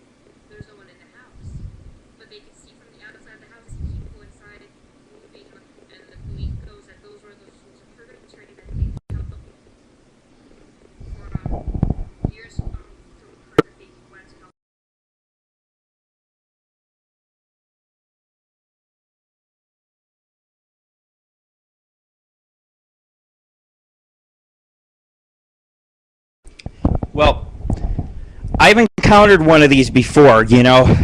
See, I've noticed that I've came close to death a lot, and I guess maybe I'm a little bit more resilient because it affects on me as it does other people. Now, some people see that kind of stuff and they're devastated for the rest of their life. But then sometimes when people see death, they die very shortly after. So, death's door is upon us. Even driving on the thruway, I mean, there was a car that almost hit me. And I'm going to tell you guys a little story, which is good. I can add this into my show. Because of my heat stroke in Smith's grocery store and running into all the bottles and blurring out, it delayed me by a minute, and I just missed a terrible car accident. I think someone died in it. And they had all kinds of ambulance. The cars were smashed to pieces. And my son says to me, my oldest, he says, Dad, because of what you did, you saved us from the car accident. I altered fate a few days ago. I missed that car accident shortly, all because of my own fucking child behavior, running around a store fucking around, just half-baked and shit. But I'll tell you what, it saved my life. But I've seen the Grim Reaper. It's not my time to go.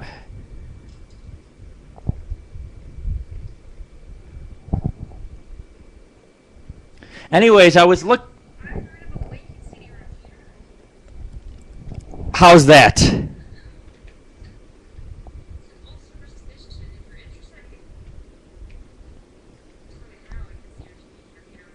Go ahead.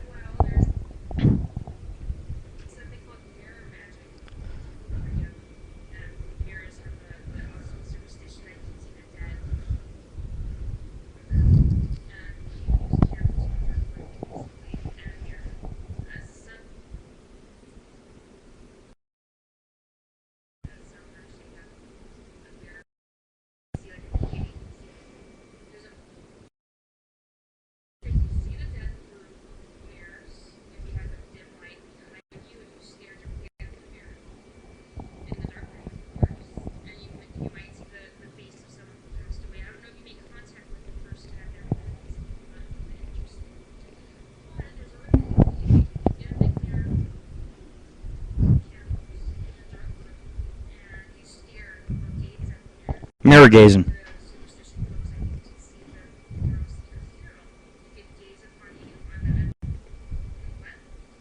It's called mirror gazing.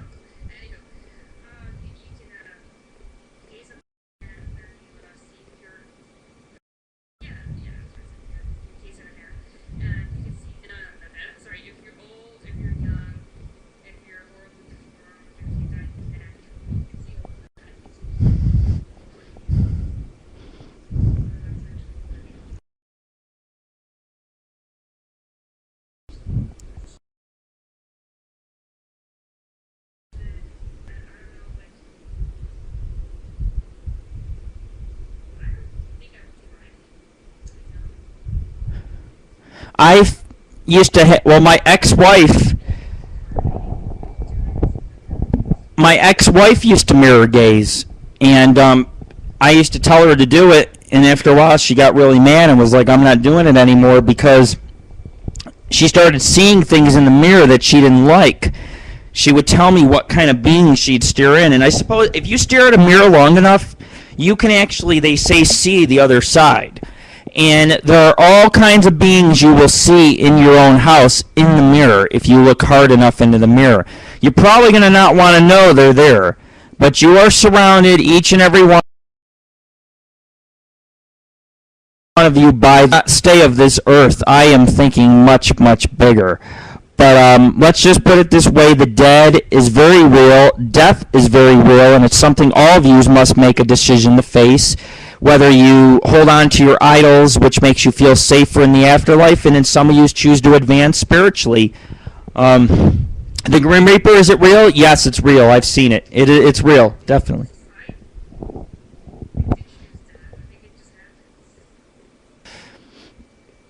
Well, I do think that you can alter fate and destiny, too. I really do. Uh-huh.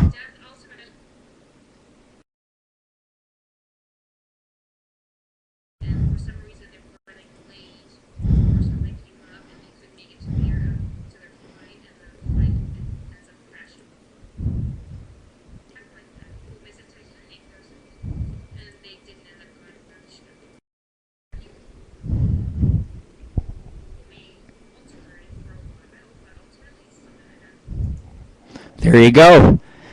That was the answer I was looking for tonight. That's what I was waiting to hear tonight. Excellent, excellent, excellent. Very impressive. I know one thing. Chloe and that Cam's making at you and Cam, Chloe.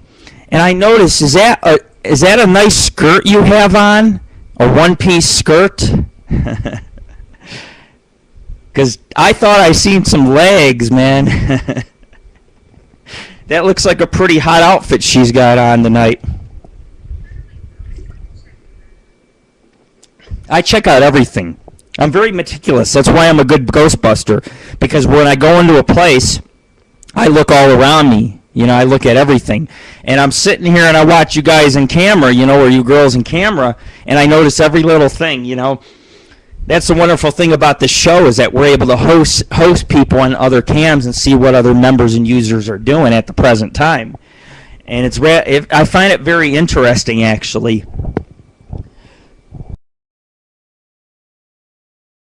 But I'm definitely, and I'm really glad that you could, you know, you're right, you cannot prolong death. But see, to me, death is the greatest gift of all. If the end of the world were to happen, that death would be my glory.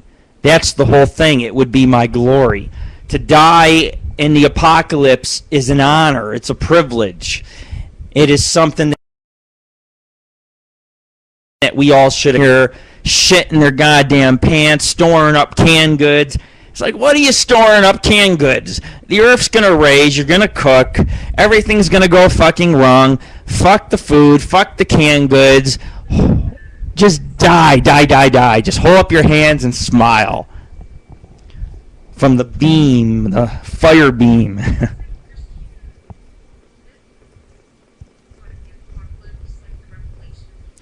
That's not actually biblical, because you see, before biblical times, the end of the world was already predicted. It was already predicted. Planets, it's a fact. Planets end all the time. Planets end. New planets are made. Billions of stars, billions of galaxies. This planet will die and sustain its capacity for life in the future. There's no Christianity. That's science.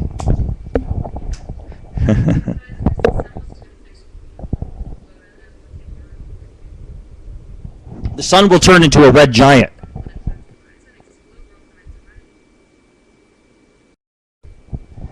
You think it's hot where you're at, Chloe? It's like 120 degrees here hot. Yeah, well, we're only a few planets away from the sun. If the sun flares up, the Earth gets fried in it. The water will dry up, the radiation will get through, and people will cook and die. We can't avoid it. It's not really an apocalypse. It's a natural thing, and it happens to all planets, and all suns explode eventually and take out the planets that are in that solar system, which includes Earth-like planets, planets like Earth. Very real.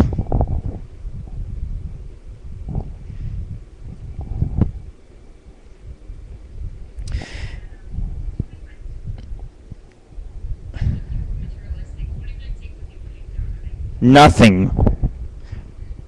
I'm gonna take your soul with me when I die. I'm gonna take your soul with me.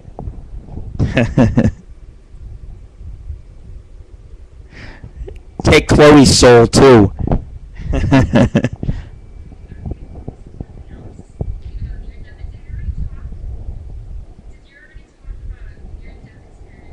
No, I haven't. Tell us about near-death experiences.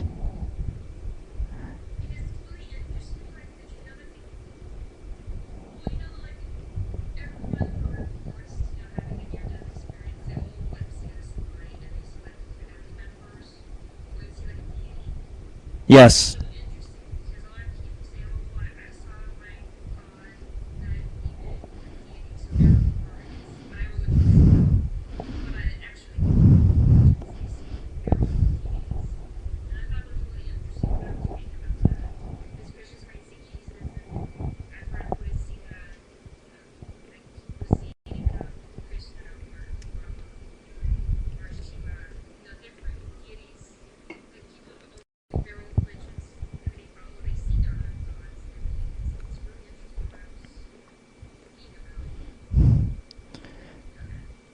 It's very interesting.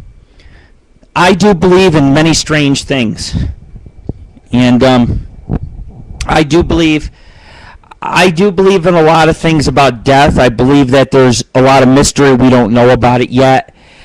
I am a person that will live on forever. Soul, heart, physical, non-physical, I will live on forever. Even after my death, I will live on in the minds and hearts of other human beings. Because I have many. And like I said, some of them secrets will die with me. I'll never reveal to the world everything, ever. No matter what. I reveal a lot of what I find on my investigations, but that doesn't mean I will reveal everything. You have to find that out for yourself. It's not my job to find out what life and death is all about. It's definitely a learning experience. And, these things are very real out there. In near-death experiences, there are people who cross over temporarily. So they say they cross over, or basically their soul leaves their body and they are wandering. I have a tendency to make my soul wander, and I have been in other parts of the world. So I am very well traveled in the sense that my soul has traveled to many parts of the earth. And it's a very, I used to tell people, I'm like, fuck with me. And I will sit in your goddamn fucking living room, and when you're taking a shower, I will be standing there on the opposite side of the glass staring at you. Don't fuck with me, man. Don't mess with the good Lord, Just freaky stuff, Death is a fun thing to mess around with. Like I said, I had a roommate, and he came close with me to dying a few times. He's felt the experience. He knows what it's all about. But that guy used to get me kicked out of everywhere we lived. They would catch him throwing water balloons out the window, washing the grill out at the car wash. They would take pictures of the poor guy, and then they would say, did you know your roommate did this? We're going to have to kick you out because your roommate broke all the rules in the book. I guess he's seen too many ghosts in his time, too. One too many scary experiences for him. I don't play with no Ouija board. You know, I joke around about the Ouija board. I used to have a Ouija board sitting in my house for like 3 years on the coffee table. 3 years it sat there and it never moved. Maybe it moved once in a while. And I used to make jokes about them, like I call upon these spirits, and I would raise my fucking hands. Such power. But I don't mess around. I don't. What? What's wrong? It sat on my coffee table for 3 years. No, I said, you said it was just laying in your coffee table. Did you actually, like, touch it? A few times I went by and touched it. But did you, like, try to stay, like, it's really strong and something? Of course. I put my hand over the Ouija board. I put my hand on it, and I opened up a fucking gateway from fucking hell. That's what I did. And I smiled with a grin on my face when I did it. I don't need the fucking eye. I'll put my hand on the fucking board. I'll open a fucking gateway. The Ouija board is very powerful, but it's not something you mess around with unless you know what you're doing. I never said I was a saint. Yeah, I know. I'm the son of all evil. I'm the devil.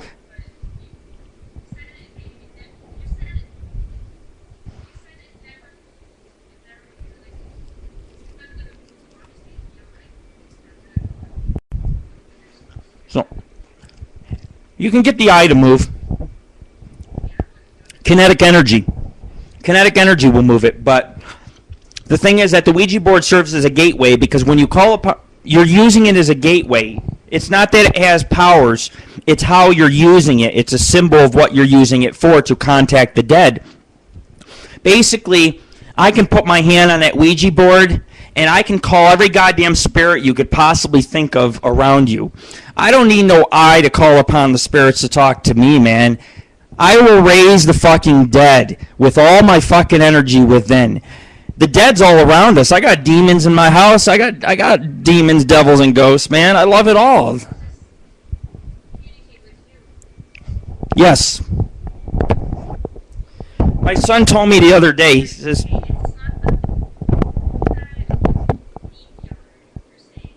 mm-mm.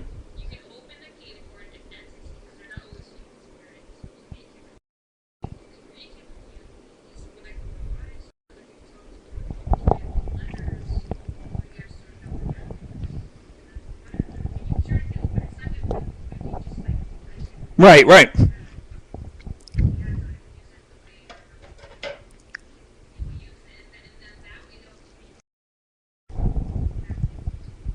Mm-hmm.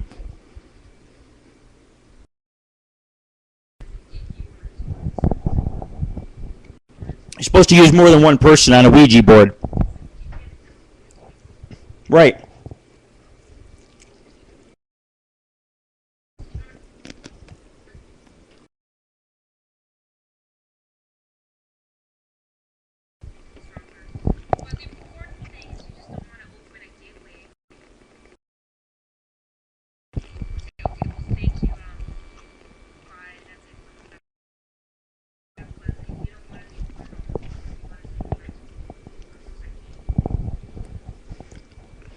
I don't work like that. I don't say goodbye. I got spirits that come and go constantly 24 hours a day. My son says to me about a couple weeks ago, he says, Dad, he says, I figured out the problem of why I'm seeing all these entities. I said, why, son? He says, because you are the gateway itself. He says that, he goes, for some reason you're here and lots of spirits like you and they visit. But see, my son sees not just ghosts, my son sees demonic entities too. And he sees them pretty often. And they're all around us. So, but what we deal with is all entities. There's no goodbye. There's no goodbye at all. Goodbye is a Christian belief. Goodbye, you're going to heaven. I see the light. Demons are actually very interesting creatures. Because if you sit down with a demon, well, pagans talk to many entities, but if you sit down with a demon will tell you when the world's going to end and how the world begun.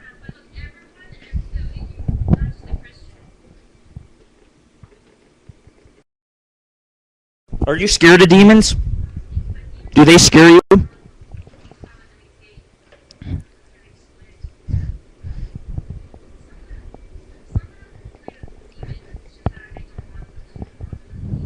Okay.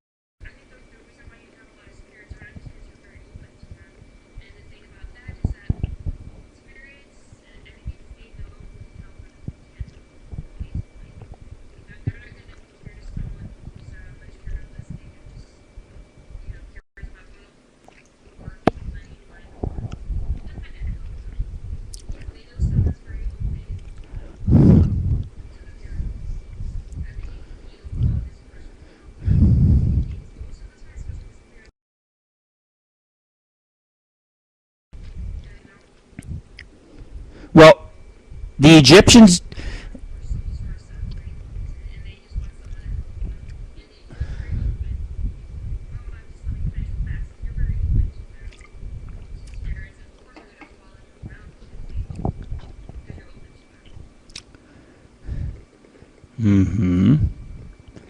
You're not kidding.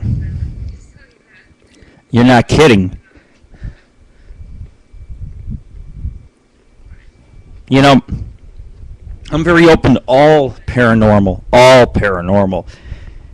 I'm not like a lot of these groups. A lot of these groups go in a place, they're scared shitless. I'm relentless when I go in a place.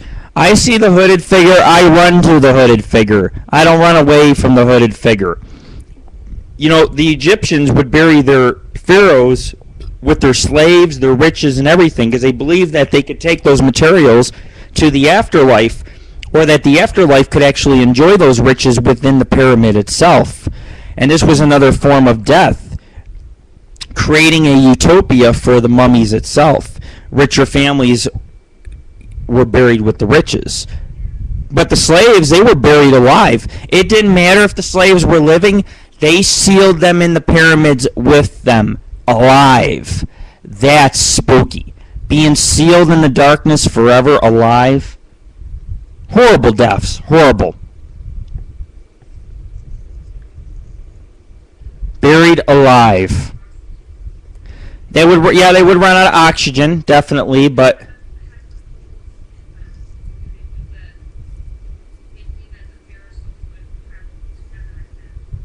exactly.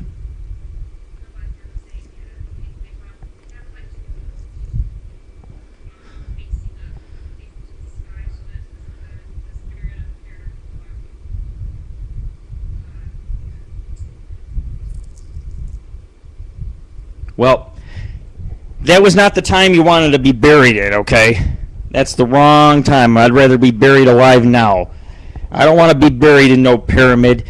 They would die of water in food starvation, dehydration most of the time before they would die of the lack of oxygen, you know, but in the dark, can you imagine how it was in the dark? Just scratching and clawing at each other. Horrible death, and horrible deaths create horrible hauntings. It's a known fact. Are you afraid to die?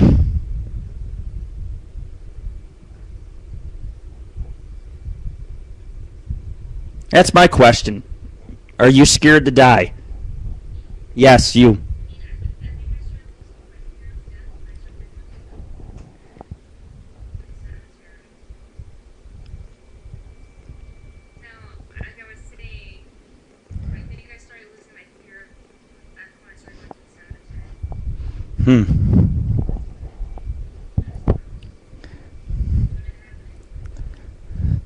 Well, you got to think about it. How would you like if some of you went to sleep? How would you like if you went to sleep and you did not wake up tomorrow ever again? You never woke up again. How would some of you feel?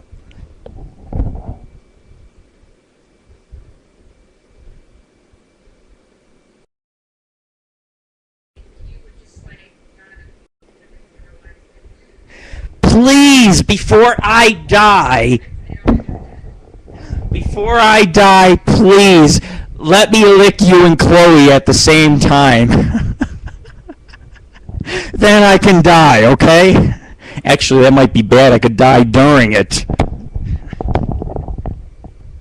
I don't know where that came from. For those listening, welcome new members. Welcome to the Angel of Thy Night radio show. And this is your host, Lord Rick, and our co-host, our Lady of Thy Night, which she came a little late into the show, where we got the first couple hours of comedy done, and we're getting into some paranormal conversation here. And of course, you know, where this is taking off, we just never know. Yeah. I'm Italian. I worry about everything. It's in my blood, all right? I'm having a good time tonight. I'm drinking some good brew. I've smoked some good green. Are you drinking tonight?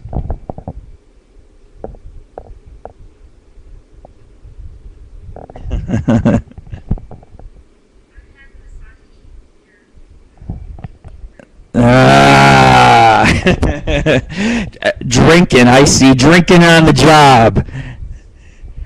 I know Chloe's not drinking, but Chloe is stoned right now off her ass. And you two ladies are looking great tonight. And, you know, we're really glad to have you on the Angel of the Night radio show. So far, it's been a great night.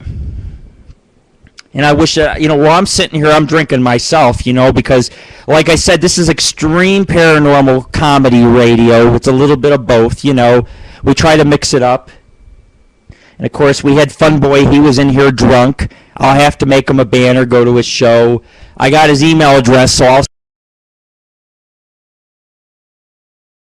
send him the link of Angel of the Night Studios, you know, because we do nice things for our fans and our members.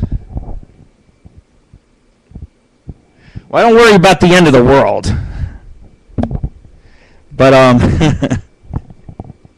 everybody's got a story, you know. And I always enjoy other people's stories. So if you want to share your story, I will put you on cam. Just make sure you have headphones, because if you don't, there's an echo.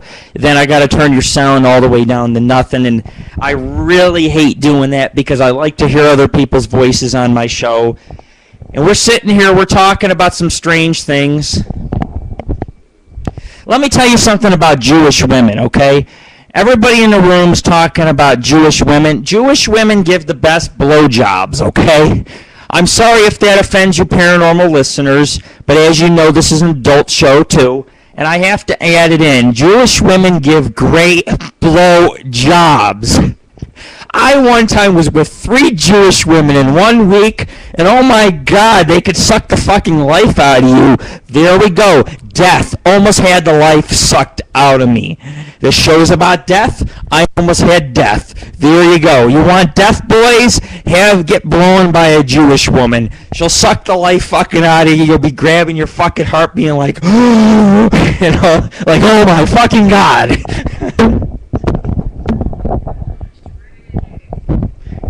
Yes, mother.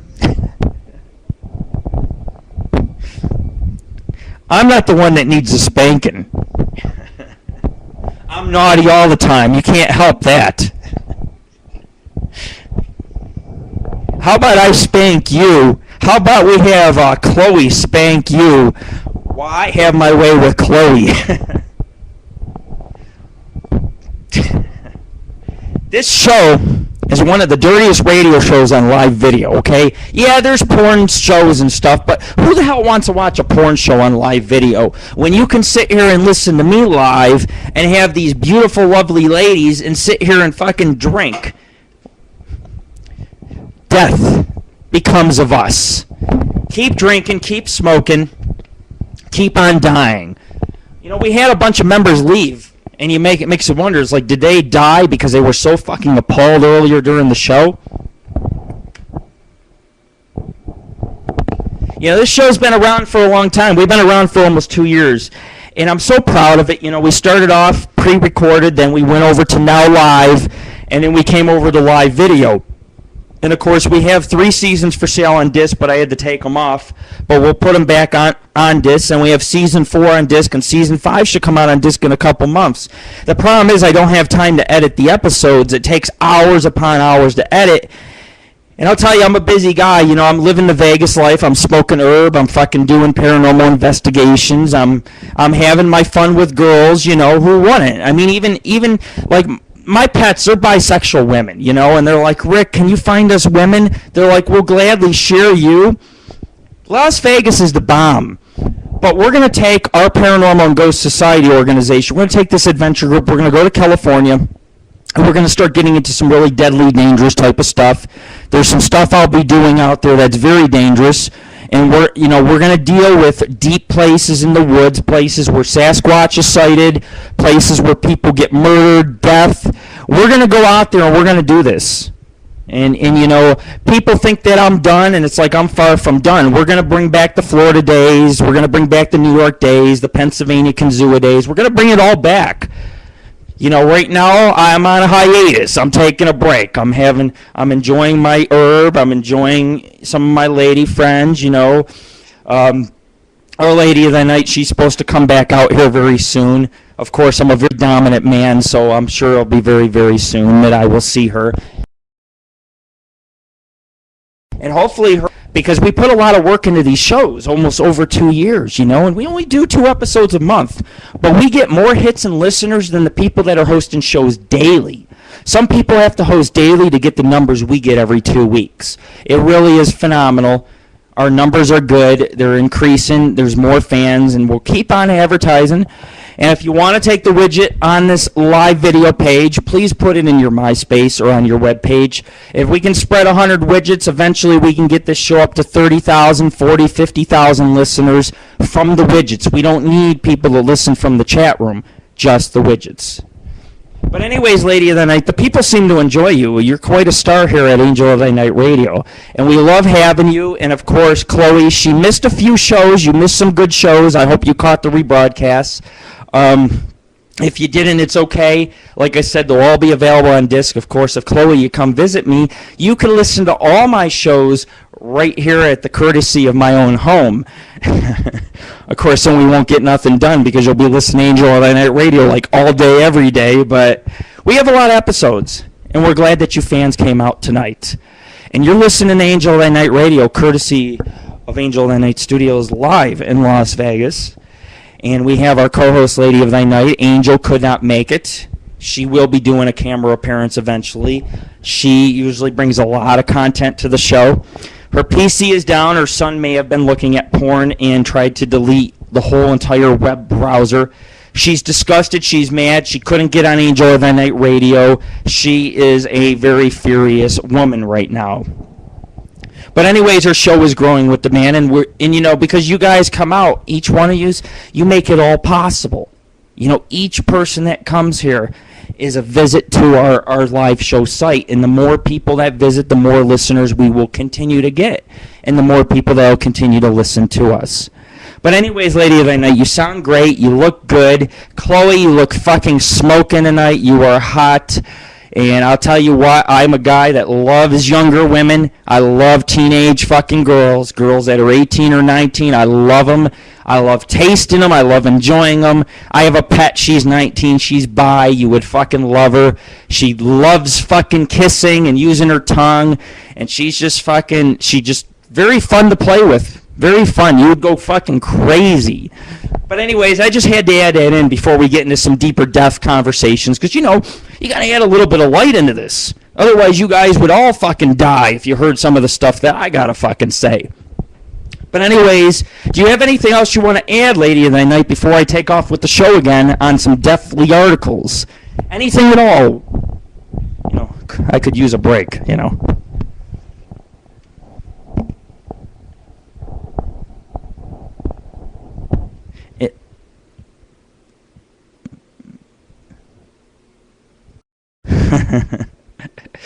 Her camera seems frozen, but Chloe's camera's still going. And you are most welcome. You know, I'm all yous are very welcome for coming out tonight anyways. And, you know, earlier tonight we had a different set of guests. We had Funboy. He was on the show. You guys missed it. And he's always very entertaining, and you can check his show out Mondays because we're not here to hold anything back. The ladies look good. We've had Mike Digital here earlier visiting. He was on cam. And a lot of people tried to stop by tonight. And, you know, I really hope that I can stop by some of your shows. It's very hard. See, right now I'm raising 3 children, you know. And you try raising a boy that's almost a teenager. And then you got a 7-year-old who's beating up all the kids, including your roommate's kids. And he's like, Dad, I took a shit in the next door neighbor's pool, you know? Little Dennis the Menace. He's like, ah. I'm like, don't, son, don't. You're going to get me kicked out of here, you know? Kicked out of here. Crazy things are happening. And, of course, it looks like we have gotten Our Lady of the Night sound back. Your camera had froze there for a little bit. Can you talk into the microphone?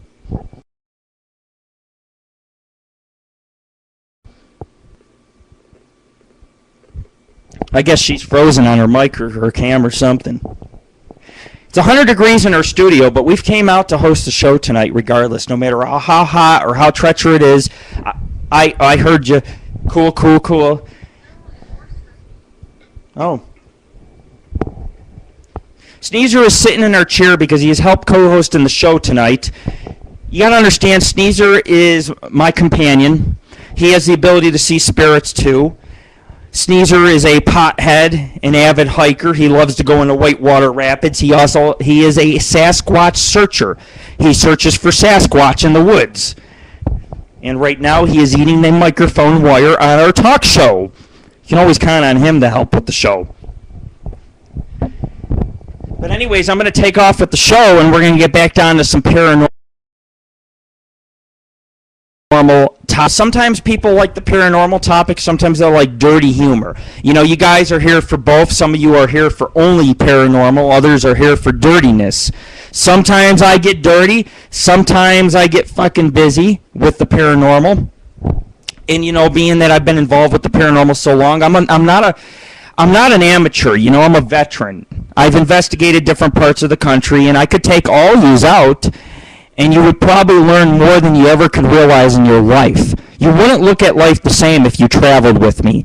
And I've tried to get some people to split a house with me. If we could get 5 people to split a house in California, we could base our operations of the Paranormal and Ghost Society out in California, and our whole household could be composed of paranormal investigators. And I could take these investigators and we could travel and do extreme stuff over time, and gradually we could probably narrow down Sasquatch up in the state of California. But of course, we're here to talk about death tonight, and I walk on both sides of the line. And, you know, there's been 30 of the strangest deaths in history, and this is rather long, and you can interrupt me at any time, and, you know, if you want me to take a break, but death by embracing the reflection of the moon. Chinese poet Li Po is regarded as one of the 2 greatest poets in China literary history. He's known for his love of liquor and often spouted his greatest poems when drunk. I do my greatest poems when high. Anyways, one night Li Po fell off his boat and drowned in the Yangtze River while trying to embrace the reflection of the moon. Death by beard. Austrian Hans Steiner was famous for having the world's longest beard. It was 4.5 feet. And for dying because of it. One day in 1567, there was a fire in town, and his haste hands forgot to roll up his beard. He actually stepped on his beard, lost balance, stumbled, broke his neck, and died. Death from holding piss in. Sorry, pee. Danish nobleman and astronomer Tycho Brahe was one of an interested fellow. He kept a dwarf as a court jester who sat under the table during dinner, which was sucking his dick. Oops, it doesn't say that. He even had a tame pet moose. Tycho lost the tip of his nose in a dummy nose made of silver and gold, but that's another story. It was said that Tycho had to hold his pee during one particularly long banquet, and 6 was considered rude. That his bladder strained to its limits, he developed an infection which later killed him. Later analysis suggests that Tycho died because of the mercury poison, but that's not nearly as interesting as death of a conductor's cane. While conducting Heimel to doom for French King Louis the 11th in 1867, John Baptiste Lully was focused on keeping the rhythm by banging a staff against the floor. This was a method before a conductor's baton came into use. Then he stuck in his toe hard but refused to stop. Well, the toe developed an abscess which later turned gangrene, but Lully refused to have it amputated. The gangrene spread it and killed the stubborn musician. Ironically, the hymn he was conducting was a celebration of recovery of Louis XI from an illness. Death by dessert. King Adolf Frederick of Sweden loved to eat and died from it too. The king who ate himself to death died in 1771 at 61 from a digestive problem after eating a giant meal considered a lobster, caviar, sauerkraut, cabbage soup, smoked herring, champagne, and 14 servings of his dessert, semla, a bun filled with marzipan and milk. Death by jury demonstration. After the Civil War, Ohio politician Clement excuse me? You want to comment, hon? Any comments or what? They're all interesting, really.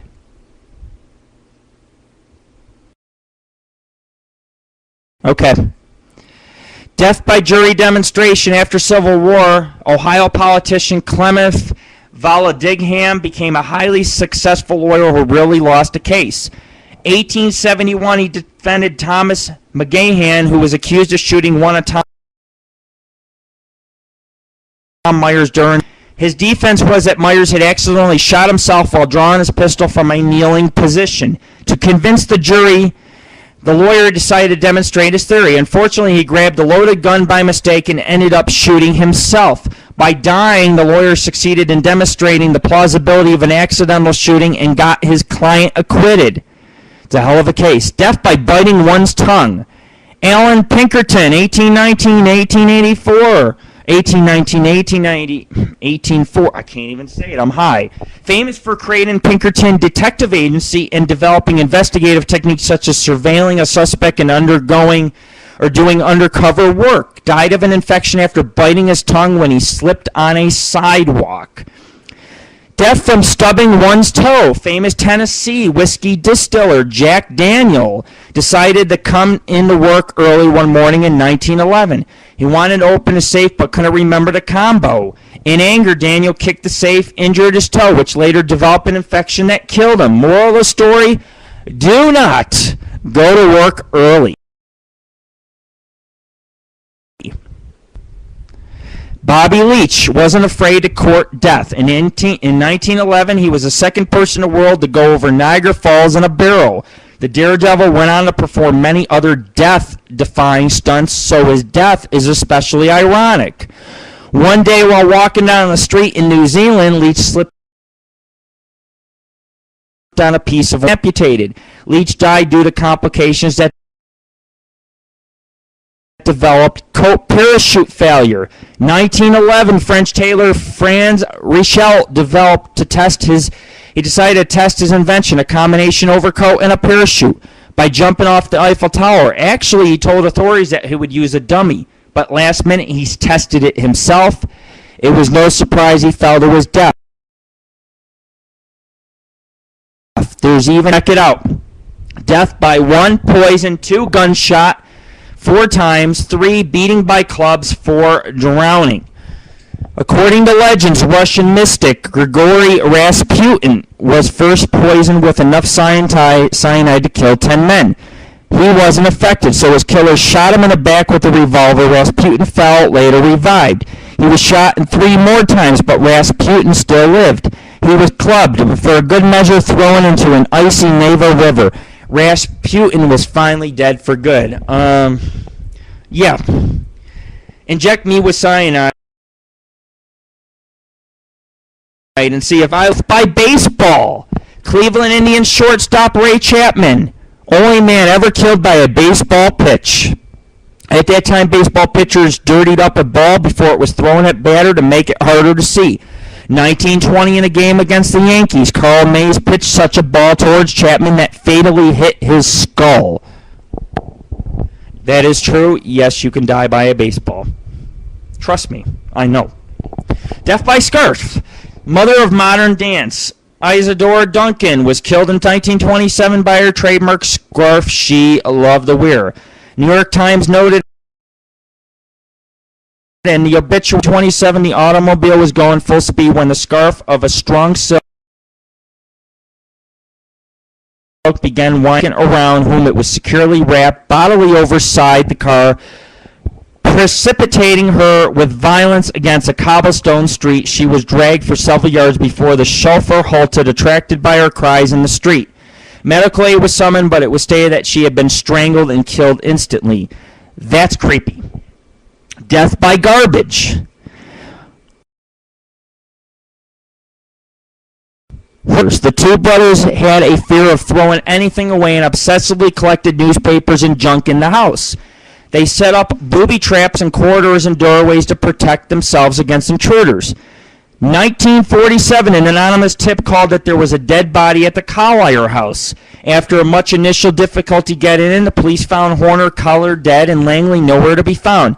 2 weeks later, after removing nearly 100 tons of garbage from the house, they found Collier's body partially decomposed and rat-chewed body 10 feet away where they found his brother.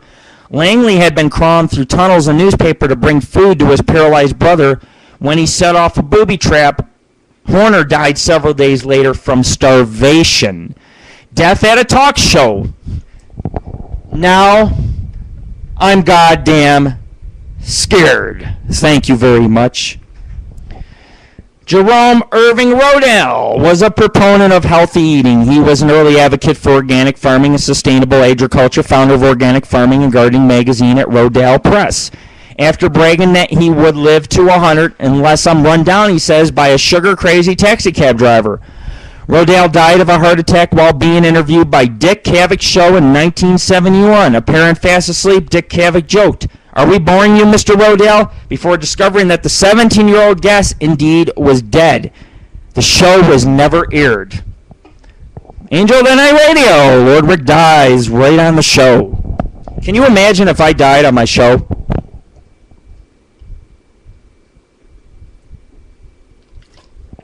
I'm not on camera. None of you would know.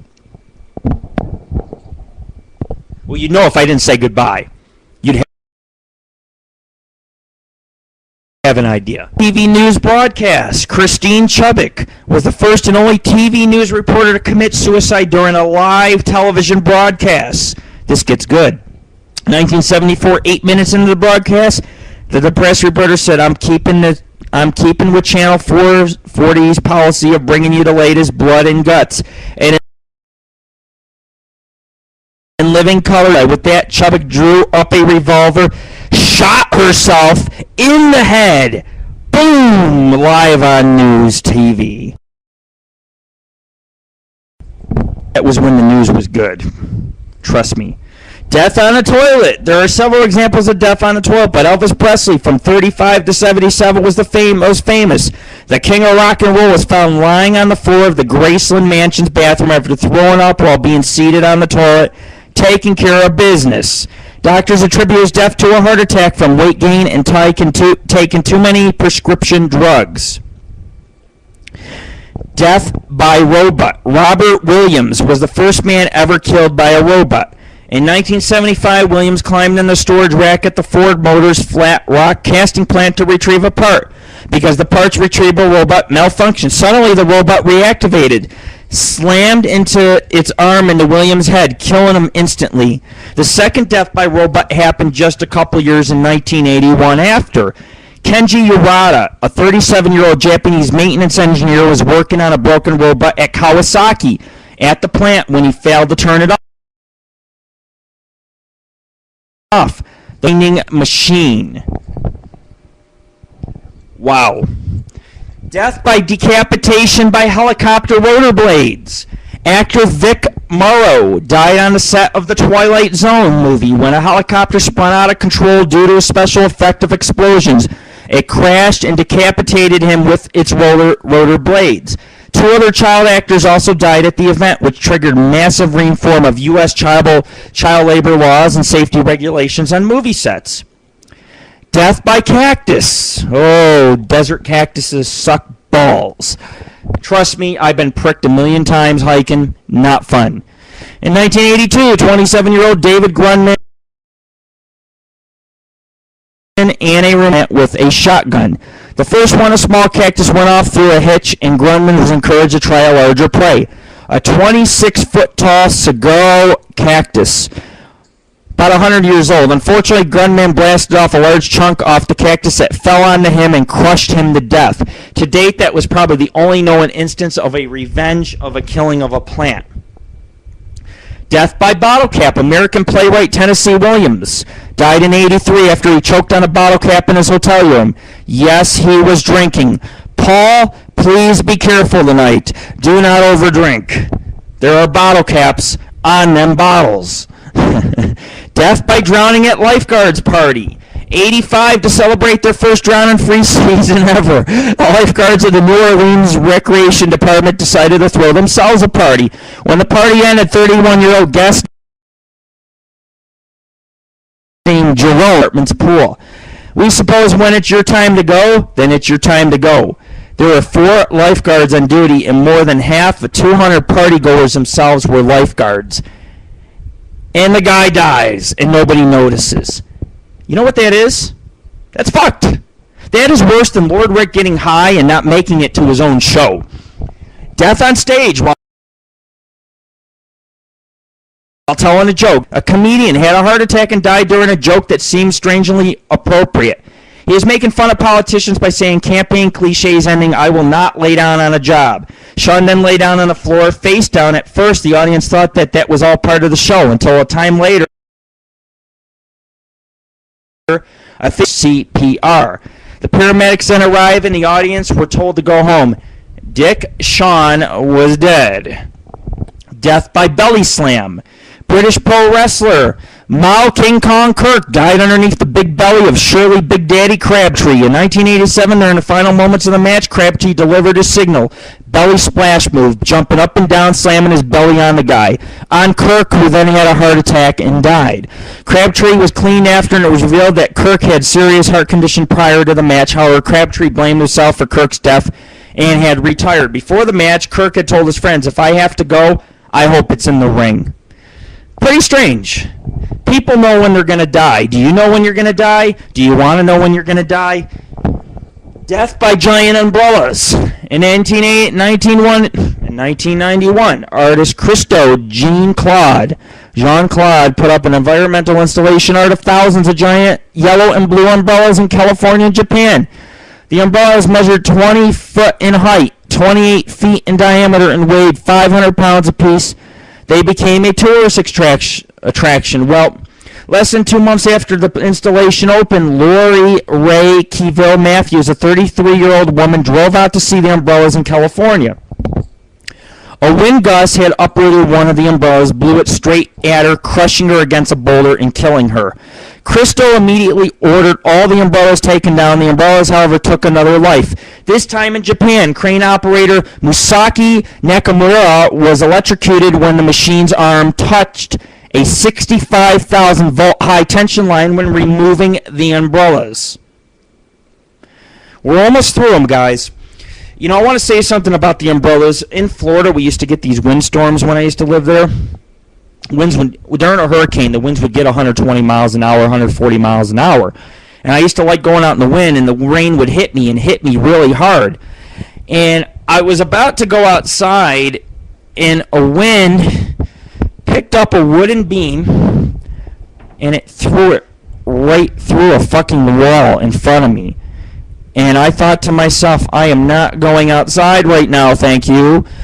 That could have been me, man. I was fucking around during the storm, and I thought, my God, I just came close to death again. This thing shot like a rocket. I don't know if you've ever seen a tree shoot or a post, but you go in a 140-mile-an-hour hurricane, and you tell me what flies past you. You will see wires fly past you. You will see power poles go down. You will see trees fall right in front of you. I was a god in Florida. I stayed in my haunted house during a hurricane, and I got on my bicycle as the hurricane was leaving the area, and I was riding through power lines, down trees. I was riding the bicycle through water, and the thing is, I could not lift my feet. If I put my feet down, I would be officially electrocuted, and that is another time I have came close to dying. Die free, live as a god. Death by recreation in 1991. A 57-year-old Thai woman, Yukat Payen, was walking in her farm when she accidentally slipped on cow shit, grabbed a naked live wire, and got electrocuted. Soon after Payen's funeral, her 52-year-old sister, Yukat Payen, was showing her neighbors how the accident happened when herself slipped, and she grabbed the same live wire and got electrocuted. She cooked. Death by sheep. 1999, Betty Stubbs, 67, to Durham, England, took a bale of hay to feed her flock of sheep on the back of her motorcycle.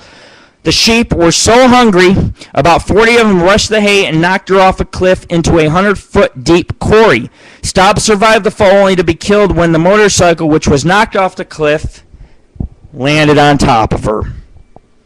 Death by necklace bomb. On the afternoon of, you guys remember this, right? On August 28th, 2003, pizza delivery man Brian Wells tried to rob a bank with a homemade shotgun disguised as a cane. When he was caught by the police, Wells revealed he had been forced by some people he delivered pizza to earlier to rob a bank. A necklace with an explosive device that was attached to his neck. The necklace bomb blew up before the bomb squad could deactivate it. Indeed, there was controversy whether the police took his story seriously and delayed calling the bomb squad.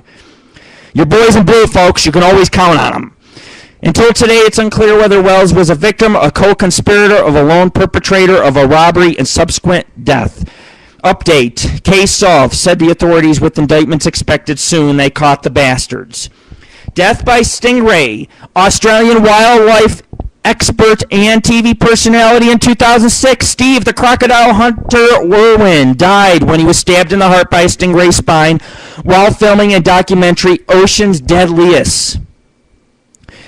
Death by a bookcase. This is our last one of the night. Marisa Weber was reported missing by her family nearly 2 weeks before they found her in her room, wedged behind a bookcase. Quote, I'm sleeping in the same house as her for 11 days, looking for her. Mother Connie Weber says to the St. Petersburg Times, and she was right in the bedroom. You stupid bitch. How can you fucking not know your daughter is behind a goddamn fucking... My God. I'm not even going to say it. Both Weber and her sister had previously adjusted the television plug by standing on the bureau next to the shelf and leaning over the top. Her family believes Weber, who was 5'3", and barely 100 pounds, may have fallen headfirst into the space. How stupid can somebody be? But those are the 30 strangest deaths they say in history. Who makes these? I don't fucking know. But I'm going to have our Lady of Thy Night take over for a little bit before I get into some other quick articles and things. Do you have any comments?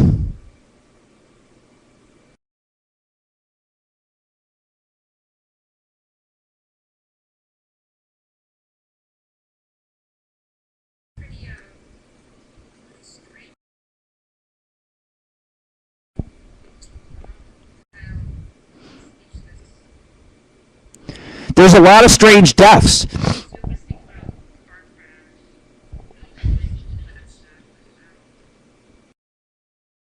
Well, there's many ways you can die. I mean, it's endless, you know. That's the whole point I'm making.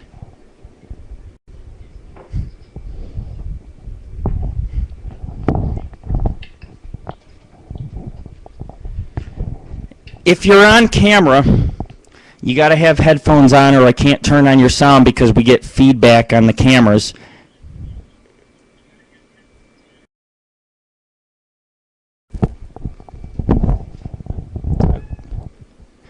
Okay, because we had a little bit of feedback there, and I'm trying to cut that out.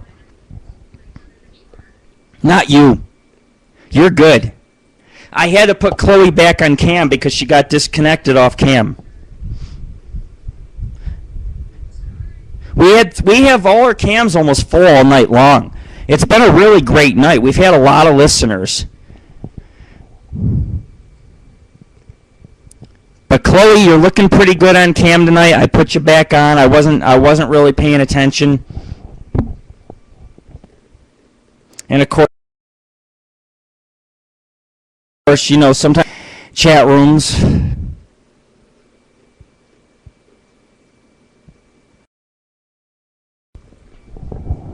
Anyways, I'm going to get on with the show. Because we have plenty of other things to talk about on death before I close the show up tonight. And, of course, we have Chloe on cam, Our Lady of Thy Night. And, of course, we got The Golden Child. I used to love that movie, man. Eddie Murphy and all, The Golden Child. Eddie Murphy was a great... But this year, a lot of celebrities have died. We had Michael Jackson go... We had a bunch of people actually go. They all went around the same time, And these are people you remember from music and movies and everything else. But the fact is, even celebrities can die too. Heath Ledger, he was great in Batman. He was the best Joker I think of ever. I mean, he was just a badass fucking evil Joker. Melanie wasn't a girl. Not that I know of, but Chloe's taking the night off. Chloe's just here to listen and chill out and smoke some good bud. Of course, she's been getting through all these flirtatious remarks I've been making against her tonight because every time she's on camera, I just can't help but to come on to her just a little bit more each time. It's like we don't get that many women on camera, but the women that we got on camera, they're absolutely gorgeous. They're gorgeous women, and, I go to a lot of shows, and I see, I see girls, and, blah, but AngelOfThyNight, we get some nice looking girls on our camera, and, it's about quality, not quantity, right? But our show really hit some high ratings tonight, and I don't know if we hit the top ratings temporarily, but earlier in the night we had a lot of people here in the chat room showing off their support. We want to thank all yous, AngelOfThyNight Radio, it's such a work in progress. We do so much work. I mean, these shows only come every couple weeks, and we're so glad to be able to do them for you guys. I mean, to sit here and host 5 hours of radio, who does that? How many people do that, We don't get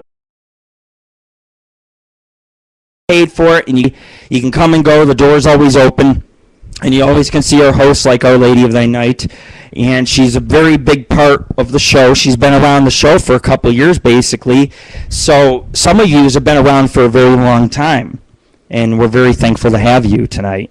And if you're just listening now, we're live in Las Vegas. This is AngelOfThyNight Radio. And it's been a very successful show tonight. And someone had messaged me, and they're like, we just want to see you succeed. And they're like,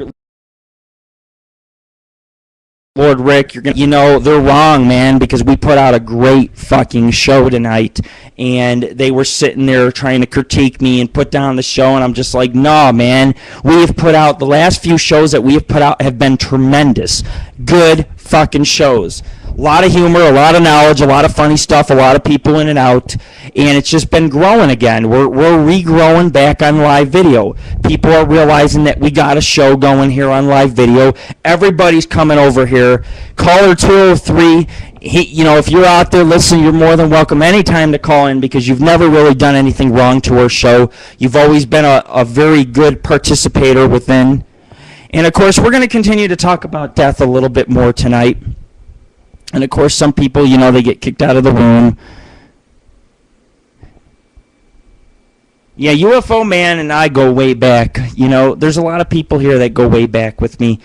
Some of yous know who I am. Some of yous have probably known me for, 7 years, 8 years? There's a couple people out there that listen tonight that probably know me for that fucking long. And, that's just wonderful. That's just a really wonderful thing that we can create friendships and we can do a show for a couple years like this and just to keep it ongoing, have the same listeners and the same people attend, and it's wonderful. It's one of the most wonderful feelings in the world. And of course, if Chloe comes back, I'm going to make her a chat room host. I actually forgot to make her one tonight, and I don't know where she went, but I hope she does re-enter the room. And on with the show. I'm going to go ahead and take another break because we usually run the show to midnight, maybe 12:30 in the morning. And I'm going to take a break right now. It's, because I'm going to get my energy levels up.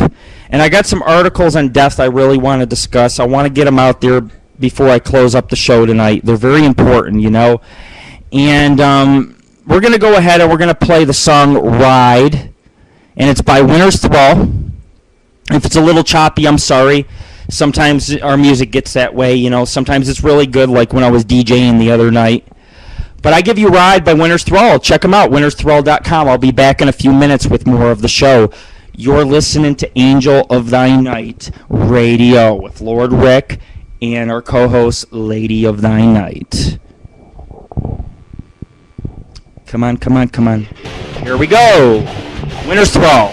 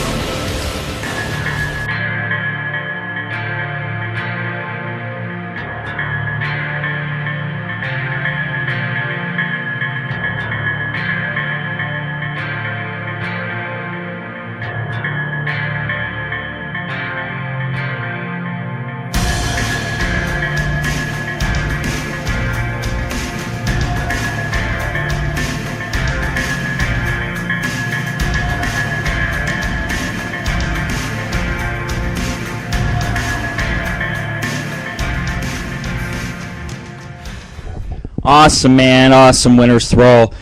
We'll be promoting him for life along with many other bands in the future. And you're listening to Angel of Thy Night Radio. And, of course, some of you are wondering on our Paranormal Ghost Society members list why you haven't gotten those sends. The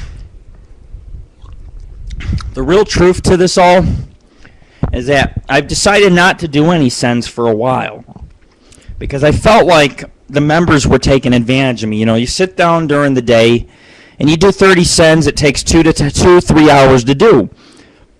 The problem is that nobody else was sending, you know, or it's not the sends that I look for. I like responses to the articles. I post the articles, and then I like when people argue with me and debate about the articles and say, well, I think this is this, or I think this is that. And I was posting the articles, nobody was debating on the paranormal information that we were sending. And in investigation, same stuff. People were just backing out, not participating. So I've officially stopped all sends on my list for the last couple months. Now, granted, yes, I could have done 30 sends a day. I could still do 30 sends a day. I may just decide to cut it down to 15 sends a day, and that's it. And that's all the members are going to get in the near future because I'm just not going to do it no more. We host this radio show. We want people to come out, listen to what we got to say. It's almost as important as the articles we send because we can actually talk about the articles rather than send the articles, which, you know, obviously makes sense with our radio show, period. But, you know, tonight it's been a great show so far. I mean, at 7 o'clock, we had 2 hours of comedy. The room was filled. We had guests. It was booming. It's still, people are coming in and out and checking us out, and that's all I care about because down the road they'll say, hey, what's this? Let me fucking become a fan. In a couple weeks, let me check it out. And, of course, Cannabis Chloe is back. I had made you a moderator because, see, Chloe and I are actually pretty good friends, or we've became friends. We met through the group, and then she met through the show, and you know, it really is amazing, but because of the Paranormal Ghost Society and its groups and its radio show, you know, the people that you meet it's really amazing. It really is. I mean, anybody that tells you cannot fall in love due to the Paranormal Ghost Society, they're lying to you, okay? Because I proposed to Millie on her show, like I said, a month ago. I was trying to get that out when Funboy was talking, but he just kept cutting me out about how I proposed to Our Lady of Thy Night. And it was a very special episode. Nobody showed. I felt so bad. I wanted to do it in front of hundreds of people, you know. But Millie is one of my brides, you know. And, of course, in my life, I'm sure I'll have a couple brides because, you know, back in the old days when I first got on the internet, over a decade ago, my nickname was Dracula. That's what people knew me as, is Dracula. And that's how I met one of my friends that I've known for over 13 years, you know. And we actually met some girl who claimed she was dead and she was a vampire, and we went to her house, and her house smelled weird and it felt evil, and she had fangs, and she was just really crazy, man, and we were like trying to get the fuck out of there. Promote Albertsons. We're here to promote Nesquik. You're listening to Angel of Thy Night Radio, and we do full promotions along with Arizona Blueberry Iced Tea. Check it out. We're drinking it tonight along with the green tea. They got wonderful green tea. You can get a can for 99 cents. Make sure you buy yours. Along with purchase your CD of Winter's Thrall, wintersthrall.com. We're promoting them tonight. And you're listening to Angel of Thy Night Radio. And guess what, folks? We are approaching the midnight hour, which means that we're going to get into a little bit of paranormal conversation. And, of course, if you decide to act rude in the chat room, I will kick your ass out of there. I really don't give a fuck. It's all entertainment to me anyways you look at it, because, see, I'm a little bit different of a host. I get entertained. I go to the therapist. That's entertainment to me. That's not getting therapy. I'm entertained. I'm sitting down with a man with a PhD, and we're sitting down like men, and we're talking about goddamn life and death. And this blueberry drink is goddamn fucking wonderful. Too bad I didn't slip a little booze in it, you know? It's all I need is more booze tonight. But anyways, I see Cannabis Chloe is back. I hope Cannabis Chloe has smoked a lot. I don't know why you keep getting kicked out of the room. Try not to have too many browser windows open. Make sure your memory is available, and you shouldn't get kicked out. For some reason, live video is very sensitive with multiple windows open. And if you have multiple windows and things open, you will get kicked out. Amazingly, it's happened to me once tonight, and I just rebooted, came into the show. Everybody waited for me. Our fans have been great. Our listeners have been great. People have been checking in and out all night as guests.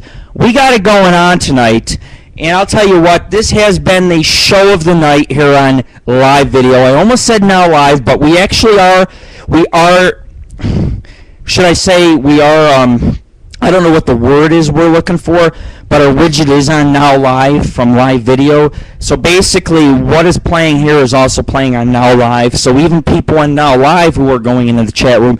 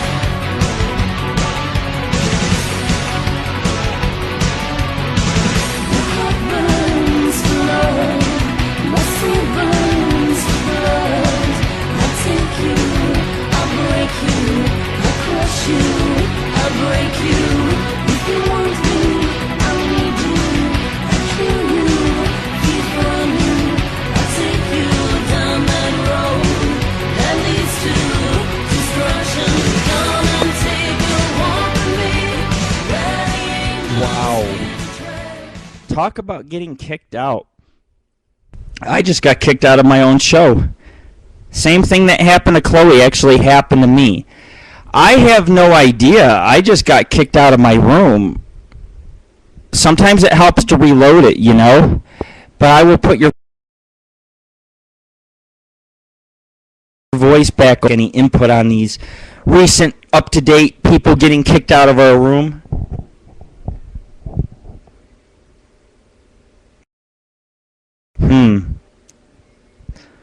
Little Me Loney 1 has been kicked out.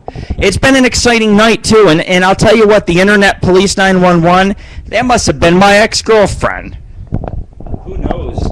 I got my roommate's ex-wife stalking me now. She carries a fucking gun. She wants to, like, shoot everybody and then shoot herself. I don't know. You know, we get all kinds of users here. It's people are in and out all night long. I mean, I've looked at our numbers have been strong. We have had a lot of all-time views tonight. This has been a really amazing show. It was Chloe, and then it's me, so I don't know. It's really, you know, maybe there's a lot of shows going on at once. I really don't know what the server input, what the servers can handle on live video. I'm sure when there's a lot of shows or a lot of content going up at once, people do get booted out of the chat rooms. At least that's my take or my guess on it. We've had a lot of Canadians come to the room tonight, and of course, you know, I always like when Canadians come to our room, and I like Canadian people. I actually like people from all different countries. Of course, Paul, he came out tonight, and of course, I really owe him a thank you. I don't know where he went. I never got to say bye to him. There's a lot of you I don't get to say bye to because I don't always watch the chat room. I'm actually busy in the studio hosting the show, walking around. You know, I got the microphone's got 15 feet on it, and we just basically get carried away with the show, you know.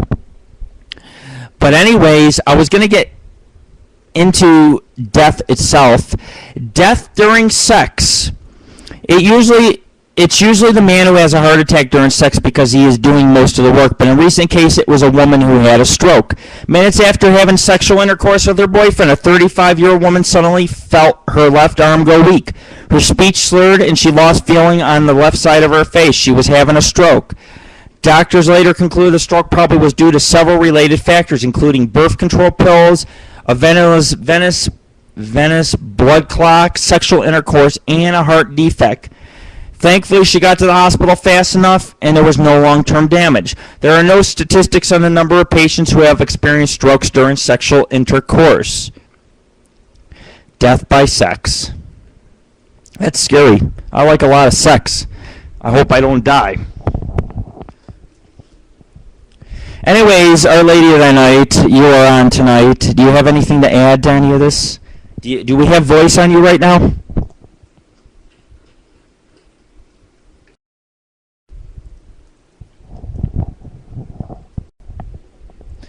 Maybe not. I upped your microphone, but I don't hear you. There we go. Hello, bingo.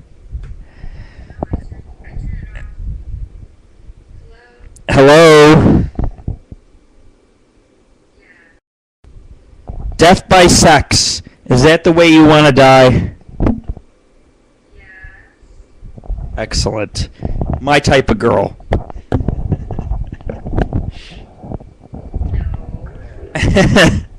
What do you think about... What do you... Really enjoy it. You can't enjoy it if you're dead. That's true. Imagine such a necrophilia. Would you kiss Chloe? She looked good tonight, didn't she?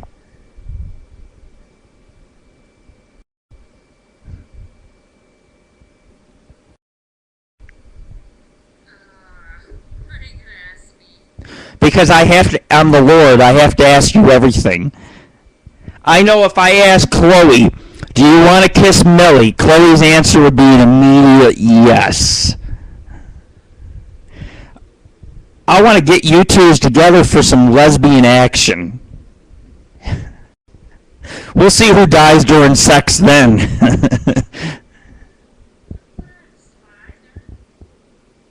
Put her on the spot? I'm not putting her on the spot.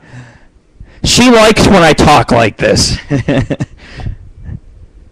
She's probably as stoned as I am right now, if not more stoned. She probably won't remember half of it tomorrow morning.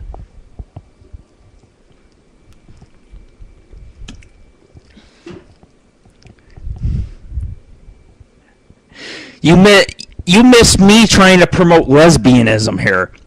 Every time I get Chloe on camera and I get Our Lady of the Night here, I try to promote lesbianism between the two ladies.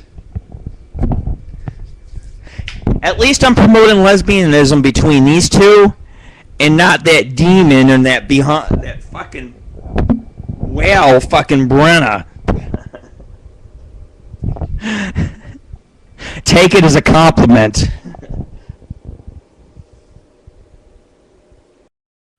Chloe's not as shy as you think. See, I like Chloe because Chloe's young, and I find beauty in youth. I love fucking young girls. Young girls are the best. Young girls with young girls and older men, yeah. That's the way it goes.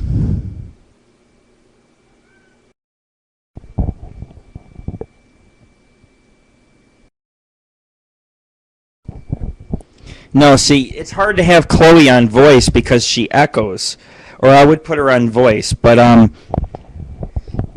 Chloe finds Millie, Our Lady of the Night, very beautiful, and of course most of you find her very pretty also. And she's been on our show for a couple years, co-hosting, and she does bring some interesting material to the show. I love having her on, and it's always a pleasure to have you on. And I'm going to carry on with some stuff about death. I was saving the good stuff, for last because like I said, we get a different crowd in later at night, and of course we get some people who stay the entire night, and really that's total dedication. But we're approaching the midnight hour, and there's an article on Death Spots shows the most risky spots in the United States. And it's basically about weather, and the map featured in International Journal of Health Geographic shows the likelihood of dying as a result of natural events such as floods, earthquakes, extreme weather. Researchers from the University of South Carolina Columbia said this is instrumental in disaster management.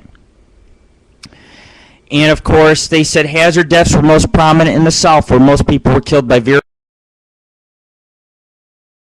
severe weather killers in the northern Great Plains, while winter weather and floods were big killers in the mountainous West. The south central U.S. is also a dangerous area of floods and tornadoes posing greatest threats. And then it goes on, as far as the most deadly natural hazards, heat and drought caused 19.6% of total deaths. Severe summer weather ranks second with 18.8%, and winter deaths rounded out third place, 18.1%. Earthquakes, wildfires, and hurricanes were responsible for less than 5%. I couldn't believe it, of total hazard deaths. What is noteworthy here is over time, highly destructive, highly publicized, often catastrophic singular events such as hurricanes and earthquakes are responsible for relatively few deaths when compared to more frequent, less catastrophic traffic events such as heat waves or severe weather. Basically, the heat is what's killing us, and the earth is getting hotter. The earth is heating up. We are going to die. We are going to roast. That is going to be our death probably in 2012, they say. Researchers said that while the research could be beneficial on the local scale, it wasn't quite surprising. No shit. And it said that spatial patterns revealed our results may be unsurprising. Greater risk of death along hurricane coasts in the interior, west and south, all areas prone to natural hazards, as well as significant population growth and expansion through the study period. And they use the analysis as a blueprint of hazard mortality. Hotspots support jurisdiction for more in-depth study of hazard-induced deaths in specific regions and communities. Florida's a death zone, but Florida's deaths are not as high as these heat wave deaths, you know. A lot of old people die from dehydration. It's no fun being older, man. It's no fun being older. Decapitation, death, and the damned. On this first anniversary of death, Heath Ledger news of decapitation, Mason County deaths, and the movie industry's recognition of the Joker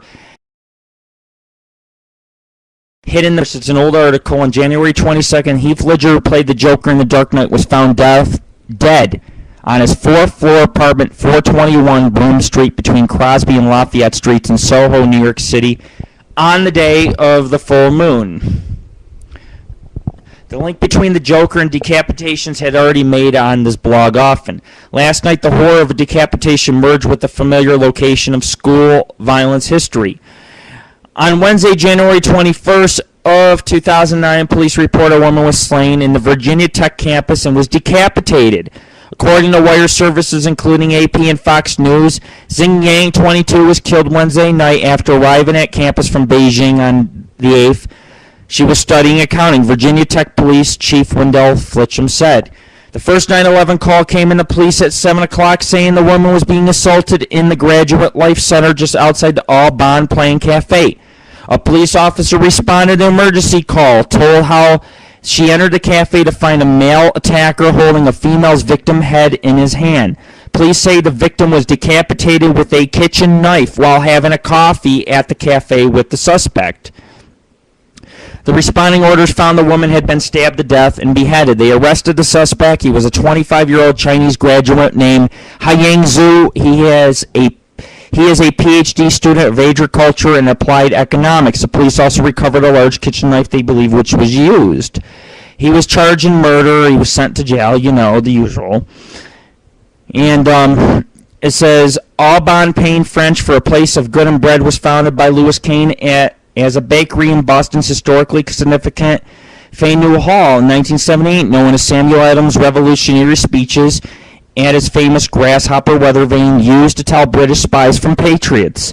In 1982, Aubon Payne debuted his bakery cart at a Logan airport in Boston, which was Aubon Payne Incorporated. Later renamed Panera Bread Company, went public in 91, and today has 230 units worldwide. Well, anyways, the story goes on that the Aubon Payne decapitation was the first violence on campus since 2001, when the Korean student Sang-Hoo Choi killed 2 students at West Ambler Johnson Hall. Then 2 hours later, after walking across campus in Norris Hill Hall, killed 30 others and himself.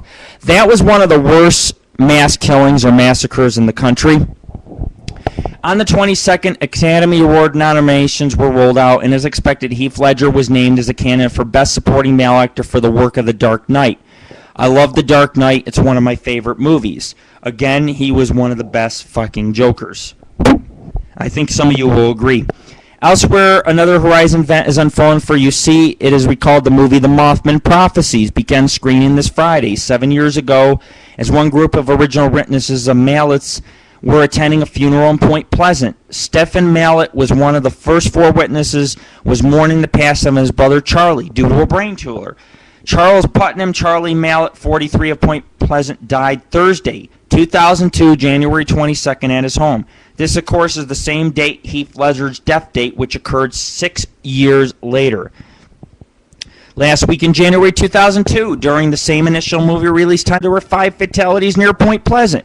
2 crashes involving 4 automobiles on the 26th, 3 other fatal wrecks in 5 days. For rural Mason County, 8 rode into the state of West Virginia. And in one major craft, 2 tractor-trailer rigs of Volvo resulted in the death of a truck driver, Richard Clement of Mequonda, Wisconsin. Now comes word that 2 men were killed, and the third man remains in Huntington, West Virginia hospital following a single vehicle accident that happened near Point Pleasant, January 20th, 2009. Well, anyways, the spokesman with Mason County Detachment West Virginia State Police, Benjamin David Norvell, 32 of Point Pleasant, was driving his 1993 GMC Sonoma pickup east on Sand Hill Road with 2 passengers when his truck allegedly went off the road, causing him to lose control and strike a utility pole.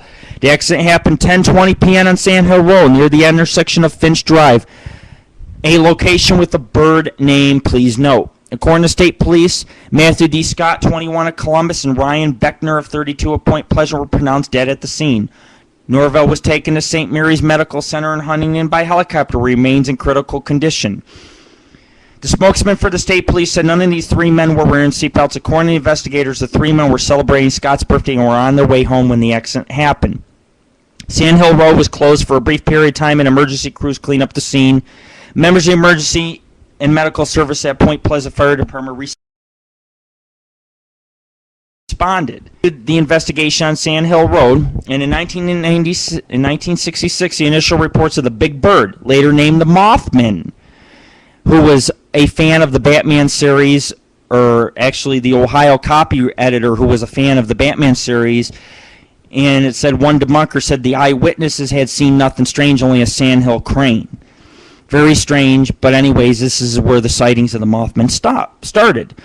It is worth pointing out that great intellectual anonymous Charles Fort, writing of the Devil's Hoof Prints in 1999, the Book of the Damned, Chapter 828, records.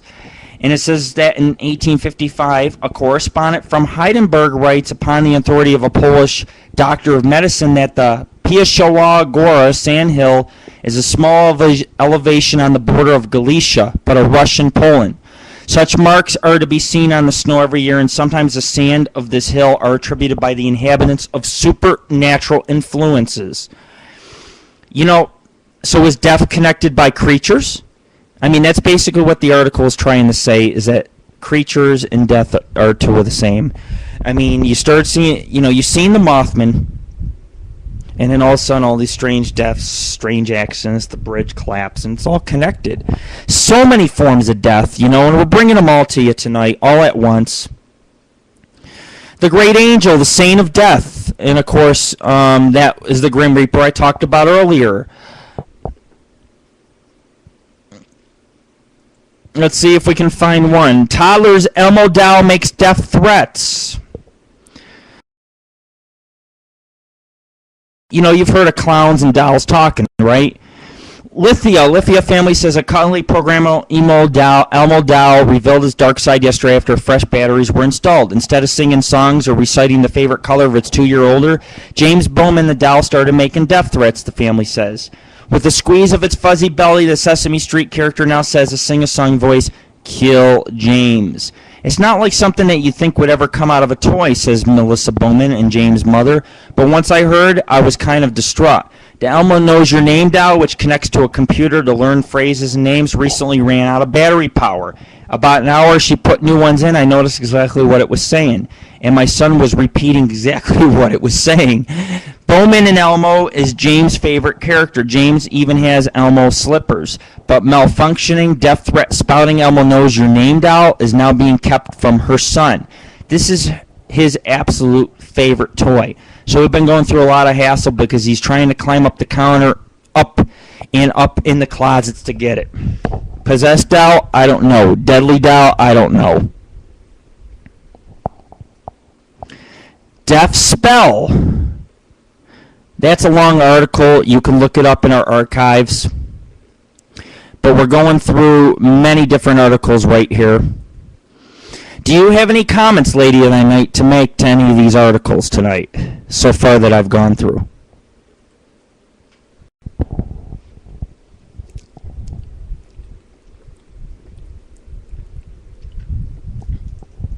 I assume you turned off your microphone again. No, I'm just listening. Chloe keeps getting kicked out of our room.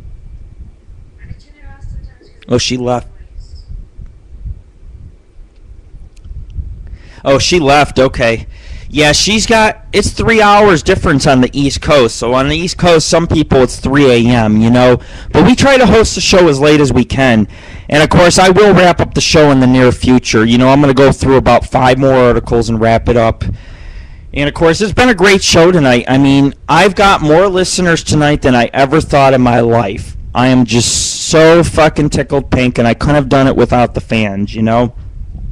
And, of course, it dies down late because most of our listeners are East Coast listeners. But, yeah, go ahead and continue to listen. I mean, you've had a good part in the show tonight. And, you know, we're happy to have you. We can always talk about these articles on the next show, too. Here you go. Cause of Death. A Perfect Little Guide to What Kills Us by Jack Mingo. Now you can add a stack of Star Wars toys and new volume of factoid porn from George Lucas' books Cause of Death. And it goes on, you know, it says apparently the guy just has death on his mind. Could this be a secret hint about certain hits to come in the Clone Wars series in August movie? I don't know. But it says, sadly, no, the introduction, entertaining, morbid volume edited by Jack Mingo, Aaron Barrett, and Lucy Autry Wilson. Lucas says expansively, death is all around us. He mentions that death is truth, as well as it's undeniably fascinating. Strangely troubling, it'll come to every single one of us. Okay, so old George was dialing it in and probably didn't even read his book to find out the United States has the highest infant death rate of any so-called developed nation. 23 out of 100,000 babies die per year, 6.7 more than Russia. He also probably has no idea where the world suicide belt is. Apparently most of it's in Lithuania, where 51.6 out of 100,000 people die of suicide every year. Belgium trails suicide belt with only 24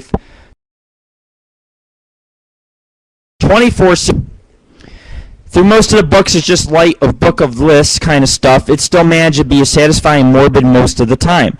A set of blurbs is about how your teeth can be related to death or disease. It is accompanied by a picture of somebody's yanked tooth. Although a mercenary section of colon-related death is picture-free, I can see this book being useful to people creating fiction where they need somebody to die and fast. But realistically, I suggest that the writers for Fringe keep this tome around, and the writers on Infinite Crisis too. If you're going to a lot of killing, do it by the book. Check it out.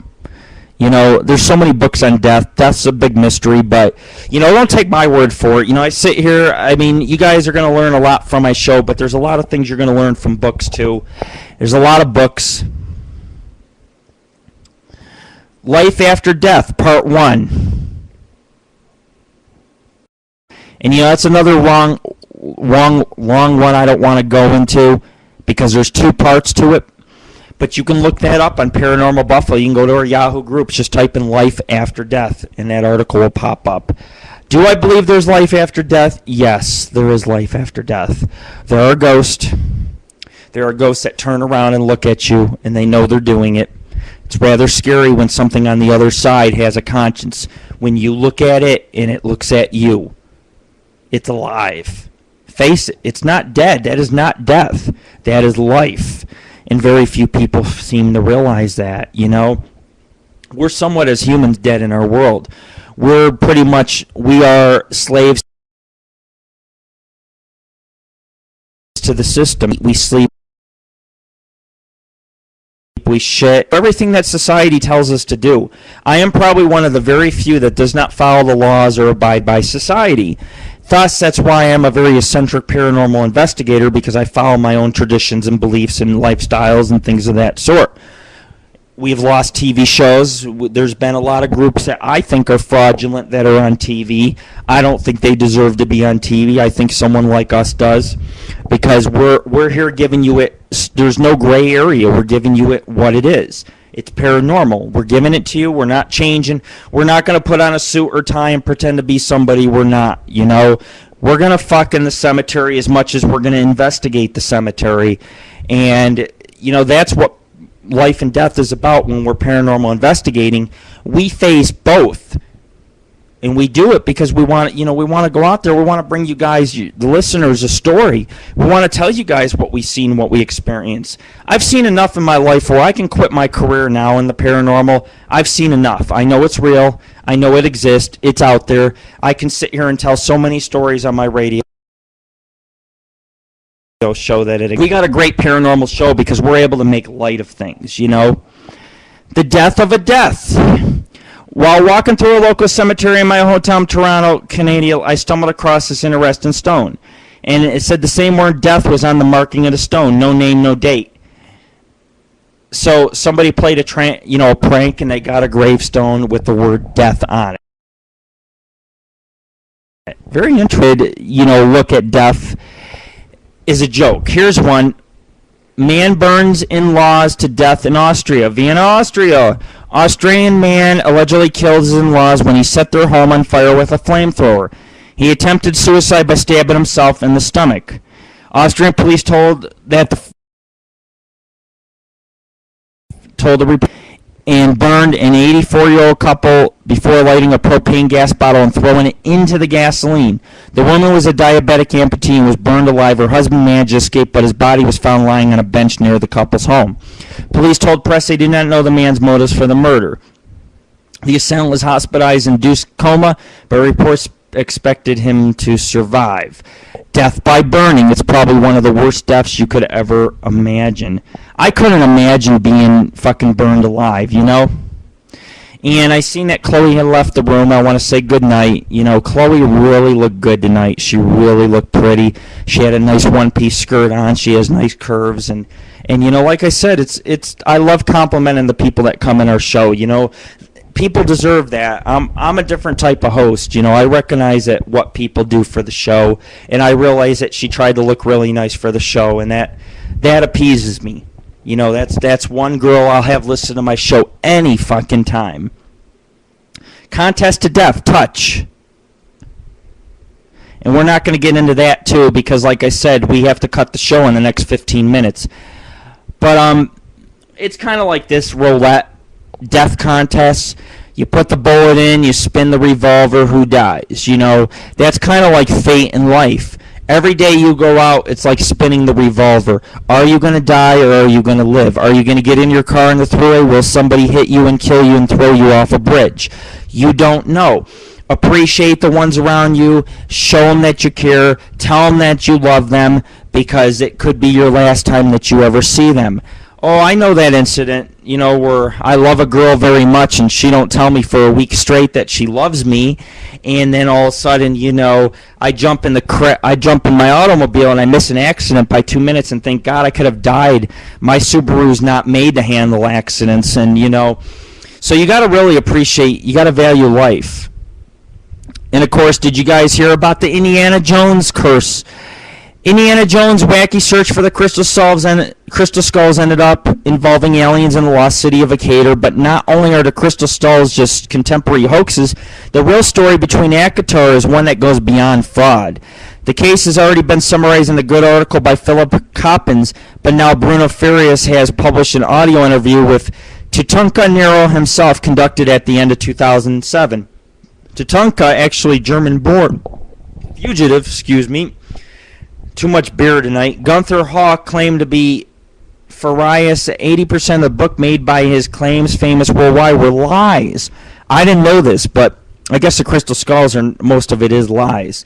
There's no power behind them, but that's not a big surprise, says Berger has been murdered and all his claims have been proven false, but not very smart, since Farias notes, Huck himself recorded his claims as a tape at this time, just one more nail in many coffins that spurred from these wild claims. Unlike Indiana Jones, those searching for Akator and El Dorado weren't immortal. Presenting some new information emphasizing how Huck remains free to this day, I read that Farias article with a grain of salt and haven't heard of him before, but it doesn't seem consistent with what is already known. The article is available at Lost Cities of Amazon. You can listen to the audio interview, but it's in Portuguese. It's recorded from a phone. There was a lot of people that died with the movie. They said it was the Crystal Skull curse, so death by curse. Angel of Death nurse overdosing patients. Woodstock, Illinois, a nursing home nurse is thought to have killed at least 6 patients in 2006 by administering fatal drug cocktails. Marty Heimbaugh reportedly made comments to coworkers that aroused suspicion. CBS News, Heimbaugh, that those people aren't meant to live that long. They're meant to die in their teens, and I'm going to help him along. She became the angel of death. The report also claims that a female patient died after Heimbaugh gave her excessive dose of morphine, then said to the coworker she won't make it through the day. I made sure of it. According to reports, Heimbaugh hastened the death to those who were difficult to care for, or those she felt were ready to die. 6 authorities believe Heimbaugh is responsible for 6 such deaths at a nursing home. She's only charged with criminal neglect, because that is what the prosecution thinks it can prove. Penny Whitlock, former director of nursing home, is charged because she allegedly supported Heimbaugh's angel of death tactics. So basically, she was going around, and she was going around killing the old people. Gardening leads to death of British man. This is for Paul if he listens to the rebroadcast. London, England, a British man died from kidney failure after inhaling poisonous fungal spores.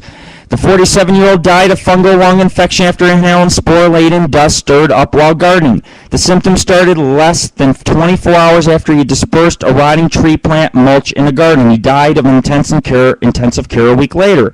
By the time the man's doctors realized his condition was aspergillus fungal infection, he began appropriate treatment. It was too late to save him. Later tests revealed he developed acute aspergillosis, a dangerous reaction to aspergillus fungus, basically fungus of spores in the lungs. The fungus, which is commonly found in decaying vegetarian, usually sets off relatively harmless allergic reaction, but can cause serious problems. And too many spores, if they get in the lungs, it's harmful. Well, people with weak immune systems are particularly vulnerable, and in 1989, a fatal case similar was reported by the healthy kill you in the lungs. I sit here and I have a lot of fun with, we like psychedelic drugs are very interesting. I wouldn't say drugs, it's just, if you take something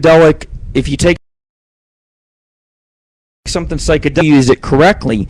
But this is not psychedelic. This is a man gardening, and he actually breathed in the spores and they killed him. Bet most of you didn't even know that. I didn't even know that. Man starves himself to death in a treehouse. Man in Germany committed suicide hiding deep in a forest and starving himself to death. The man, who has not been named, kept a diary of his life ebbed away. Police said 2 hunters found the decaying corpse of a 50-year-old man in an isolated hiding spot. Discovered to make a makeshift treehouse 16 feet off the ground in a forest 60 miles from his hometown in Hanover. By his body was a chronicle of the 24 days he spent before he died. He wrote of his pain at the breakup of his marriage, his estrangement from his daughter, and his long-term unemployment. The last entry in the diary was December 13th. 2 months ago, police described the death as a clear suicide that said they would pass on the diary to the man's daughter as he requested. That's creepy, Can you imagine? Seriously, let's think about it. 24 hours or 24 days you spend starving in the treehouse, just sitting there day in, day out till you die.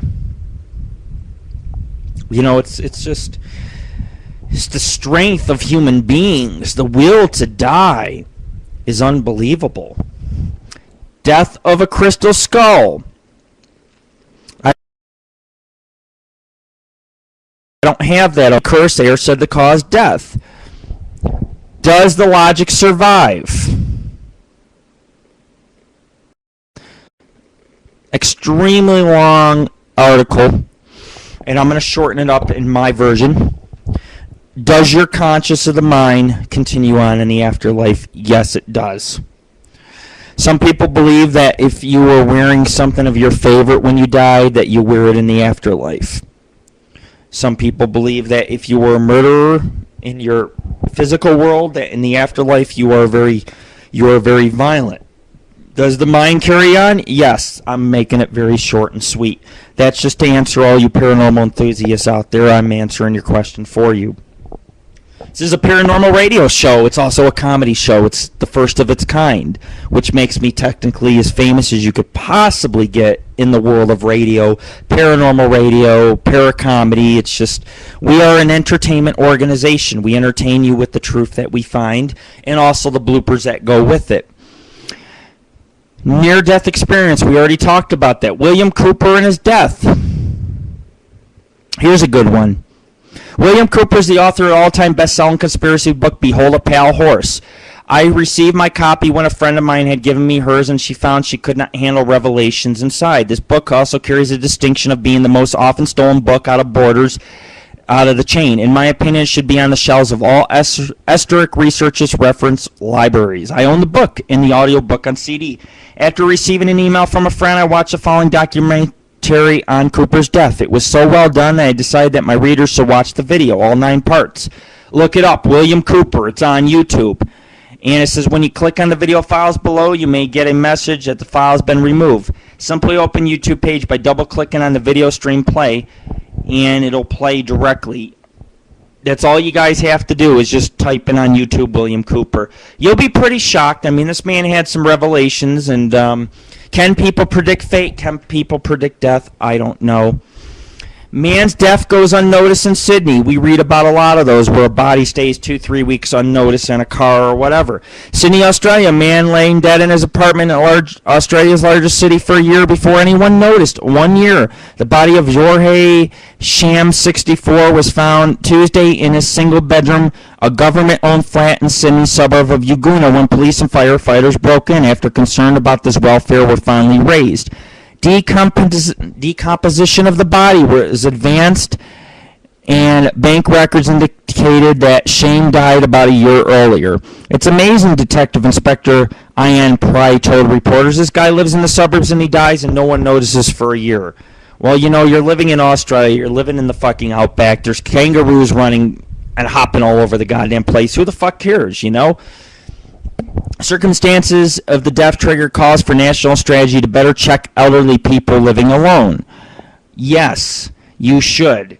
How can it happen that a person can die in such a lonely way and no one ever know? New South Wales State Housing Minister Matt Brown told the Macquarie Radio Network on Thursday. In news reports, neighbors at the apartment block described Sham as a quiet man who's friendly, but he kept to himself. He was a friendly guy and he had received federal government welfare payments and his rent was paid automatically. Nobody knew he was dead. His mailbox had filled to overflowing. No one noticed the smell or other clues that he had died, the report said. A worried neighbor finally called housing officials and said authorities broke in. It took a year for people to worry. Critics said the state government had failed to follow through on the monitoring plan was established that 3 elderly people's deaths had gone unnoticed for months. You know, I've sent out stories like this, and it's really true. I mean, a lot of people are dying. And it's just like they're not noticing. And it's sad, you know. I think people's fear is they don't want to die alone. When Robert Carr was killed, he was on my team. And his one wish is he didn't want to die alone. And he died with 3 good men next to him. He died with me, he died with Mark, and he died with Jason. And he died next to us, you know. And I'm not ashamed to talk about it on my show. Because I am here for you people to learn. You will listen and you will learn and you will absorb my words even after the day that I die. These episodes, when I put these episodes for disc, all it takes is 10 of you to own these episodes. They will be passed on for eternity. And that's the whole thing. I'm a fucking legend. I've came out and I've done what I've said I was going to fucking do. And I am so proud of Angel of the Night Radio. We've been running over a couple years. Great show. Every paranormal topic we've discussed. People ask if we listen to our bell. We don't need our bell, man. This is the future of radio. And you're listening to Angel of the Night Radio live here in Las Vegas. And also we've had our show in Florida, and we've had our show at one time based in New York years and years ago when we tried doing episodes. And we will have our show based out in California like we did in the past. And it's just, I love doing it. There is no end to what we do. We've been around. People know who we are. And in weeks to come, I hope to gather 5 times the amount of listeners, because all we're truth bringers. We're here to bring you guys the truth, you know? And, of course, very soon we will be wrapping up the show. And I want to say good night to UFO Man. We have 2-3 more articles, and then I'm going to play 2 songs, and then I'm going to wrap up the show. I really think I put out a go on live video. They're going to have the next 7 days. They're going to have like 9 to 10 segments to listen to, you know, and it's just pure good fucking radio. And anybody who mocks me, you know, I've been on the air now for 5.5 hours. I've almost lost my voice. I'm sitting in a 100-degree studio. I've worked my ass off tonight to bring you guys this show. It's one of our better shows. We've had people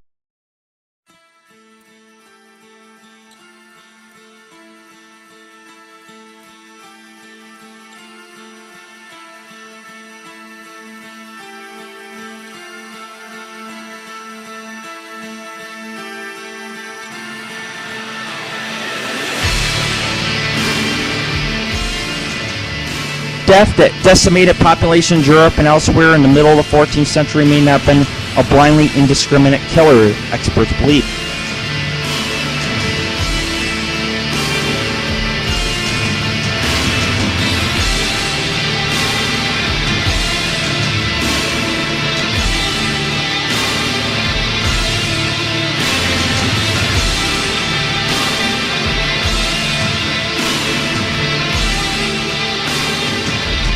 Black Death, how it didn't matter. It attacked anybody who came in contact with it. Like, here's a fact: many scientists.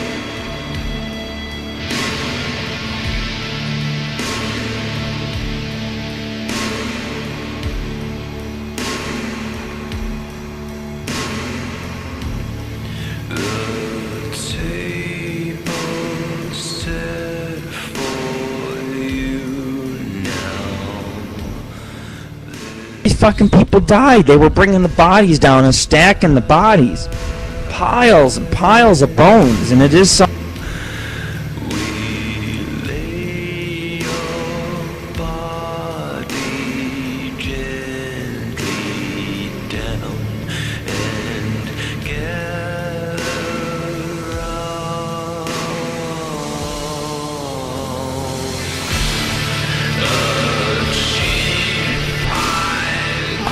That's just the way it works. You hope.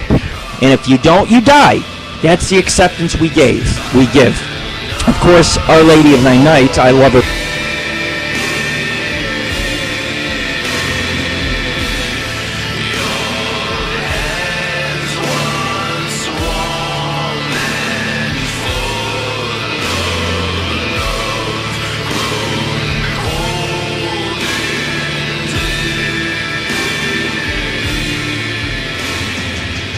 And I've been drinking and smoking, and we're almost about to wrap up the show, but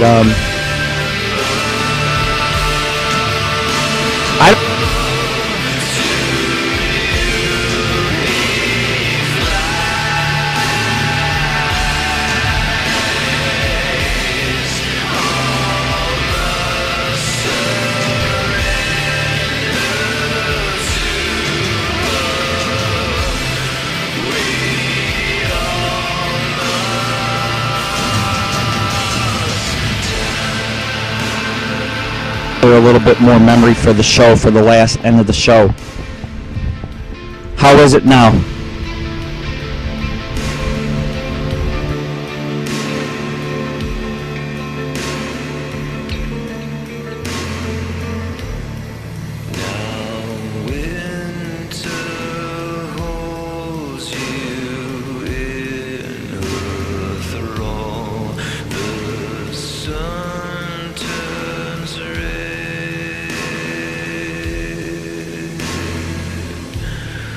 No, but what I did is I took you off camera, and that way it would free up a little bit more space within the room.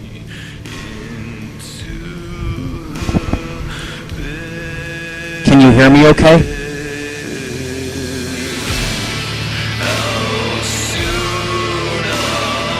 Okay, well, I'm going to reboot the chat room and see how that does, because I got to finish off the show with 1 or 2 more articles and some music, and then we're going to close out the show, because we've been running for almost...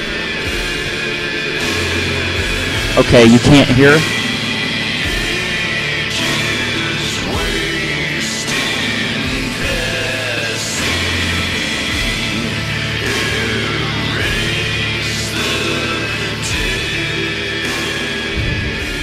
I don't know why it's cutting out tonight. I guess after so long it would do that, you know?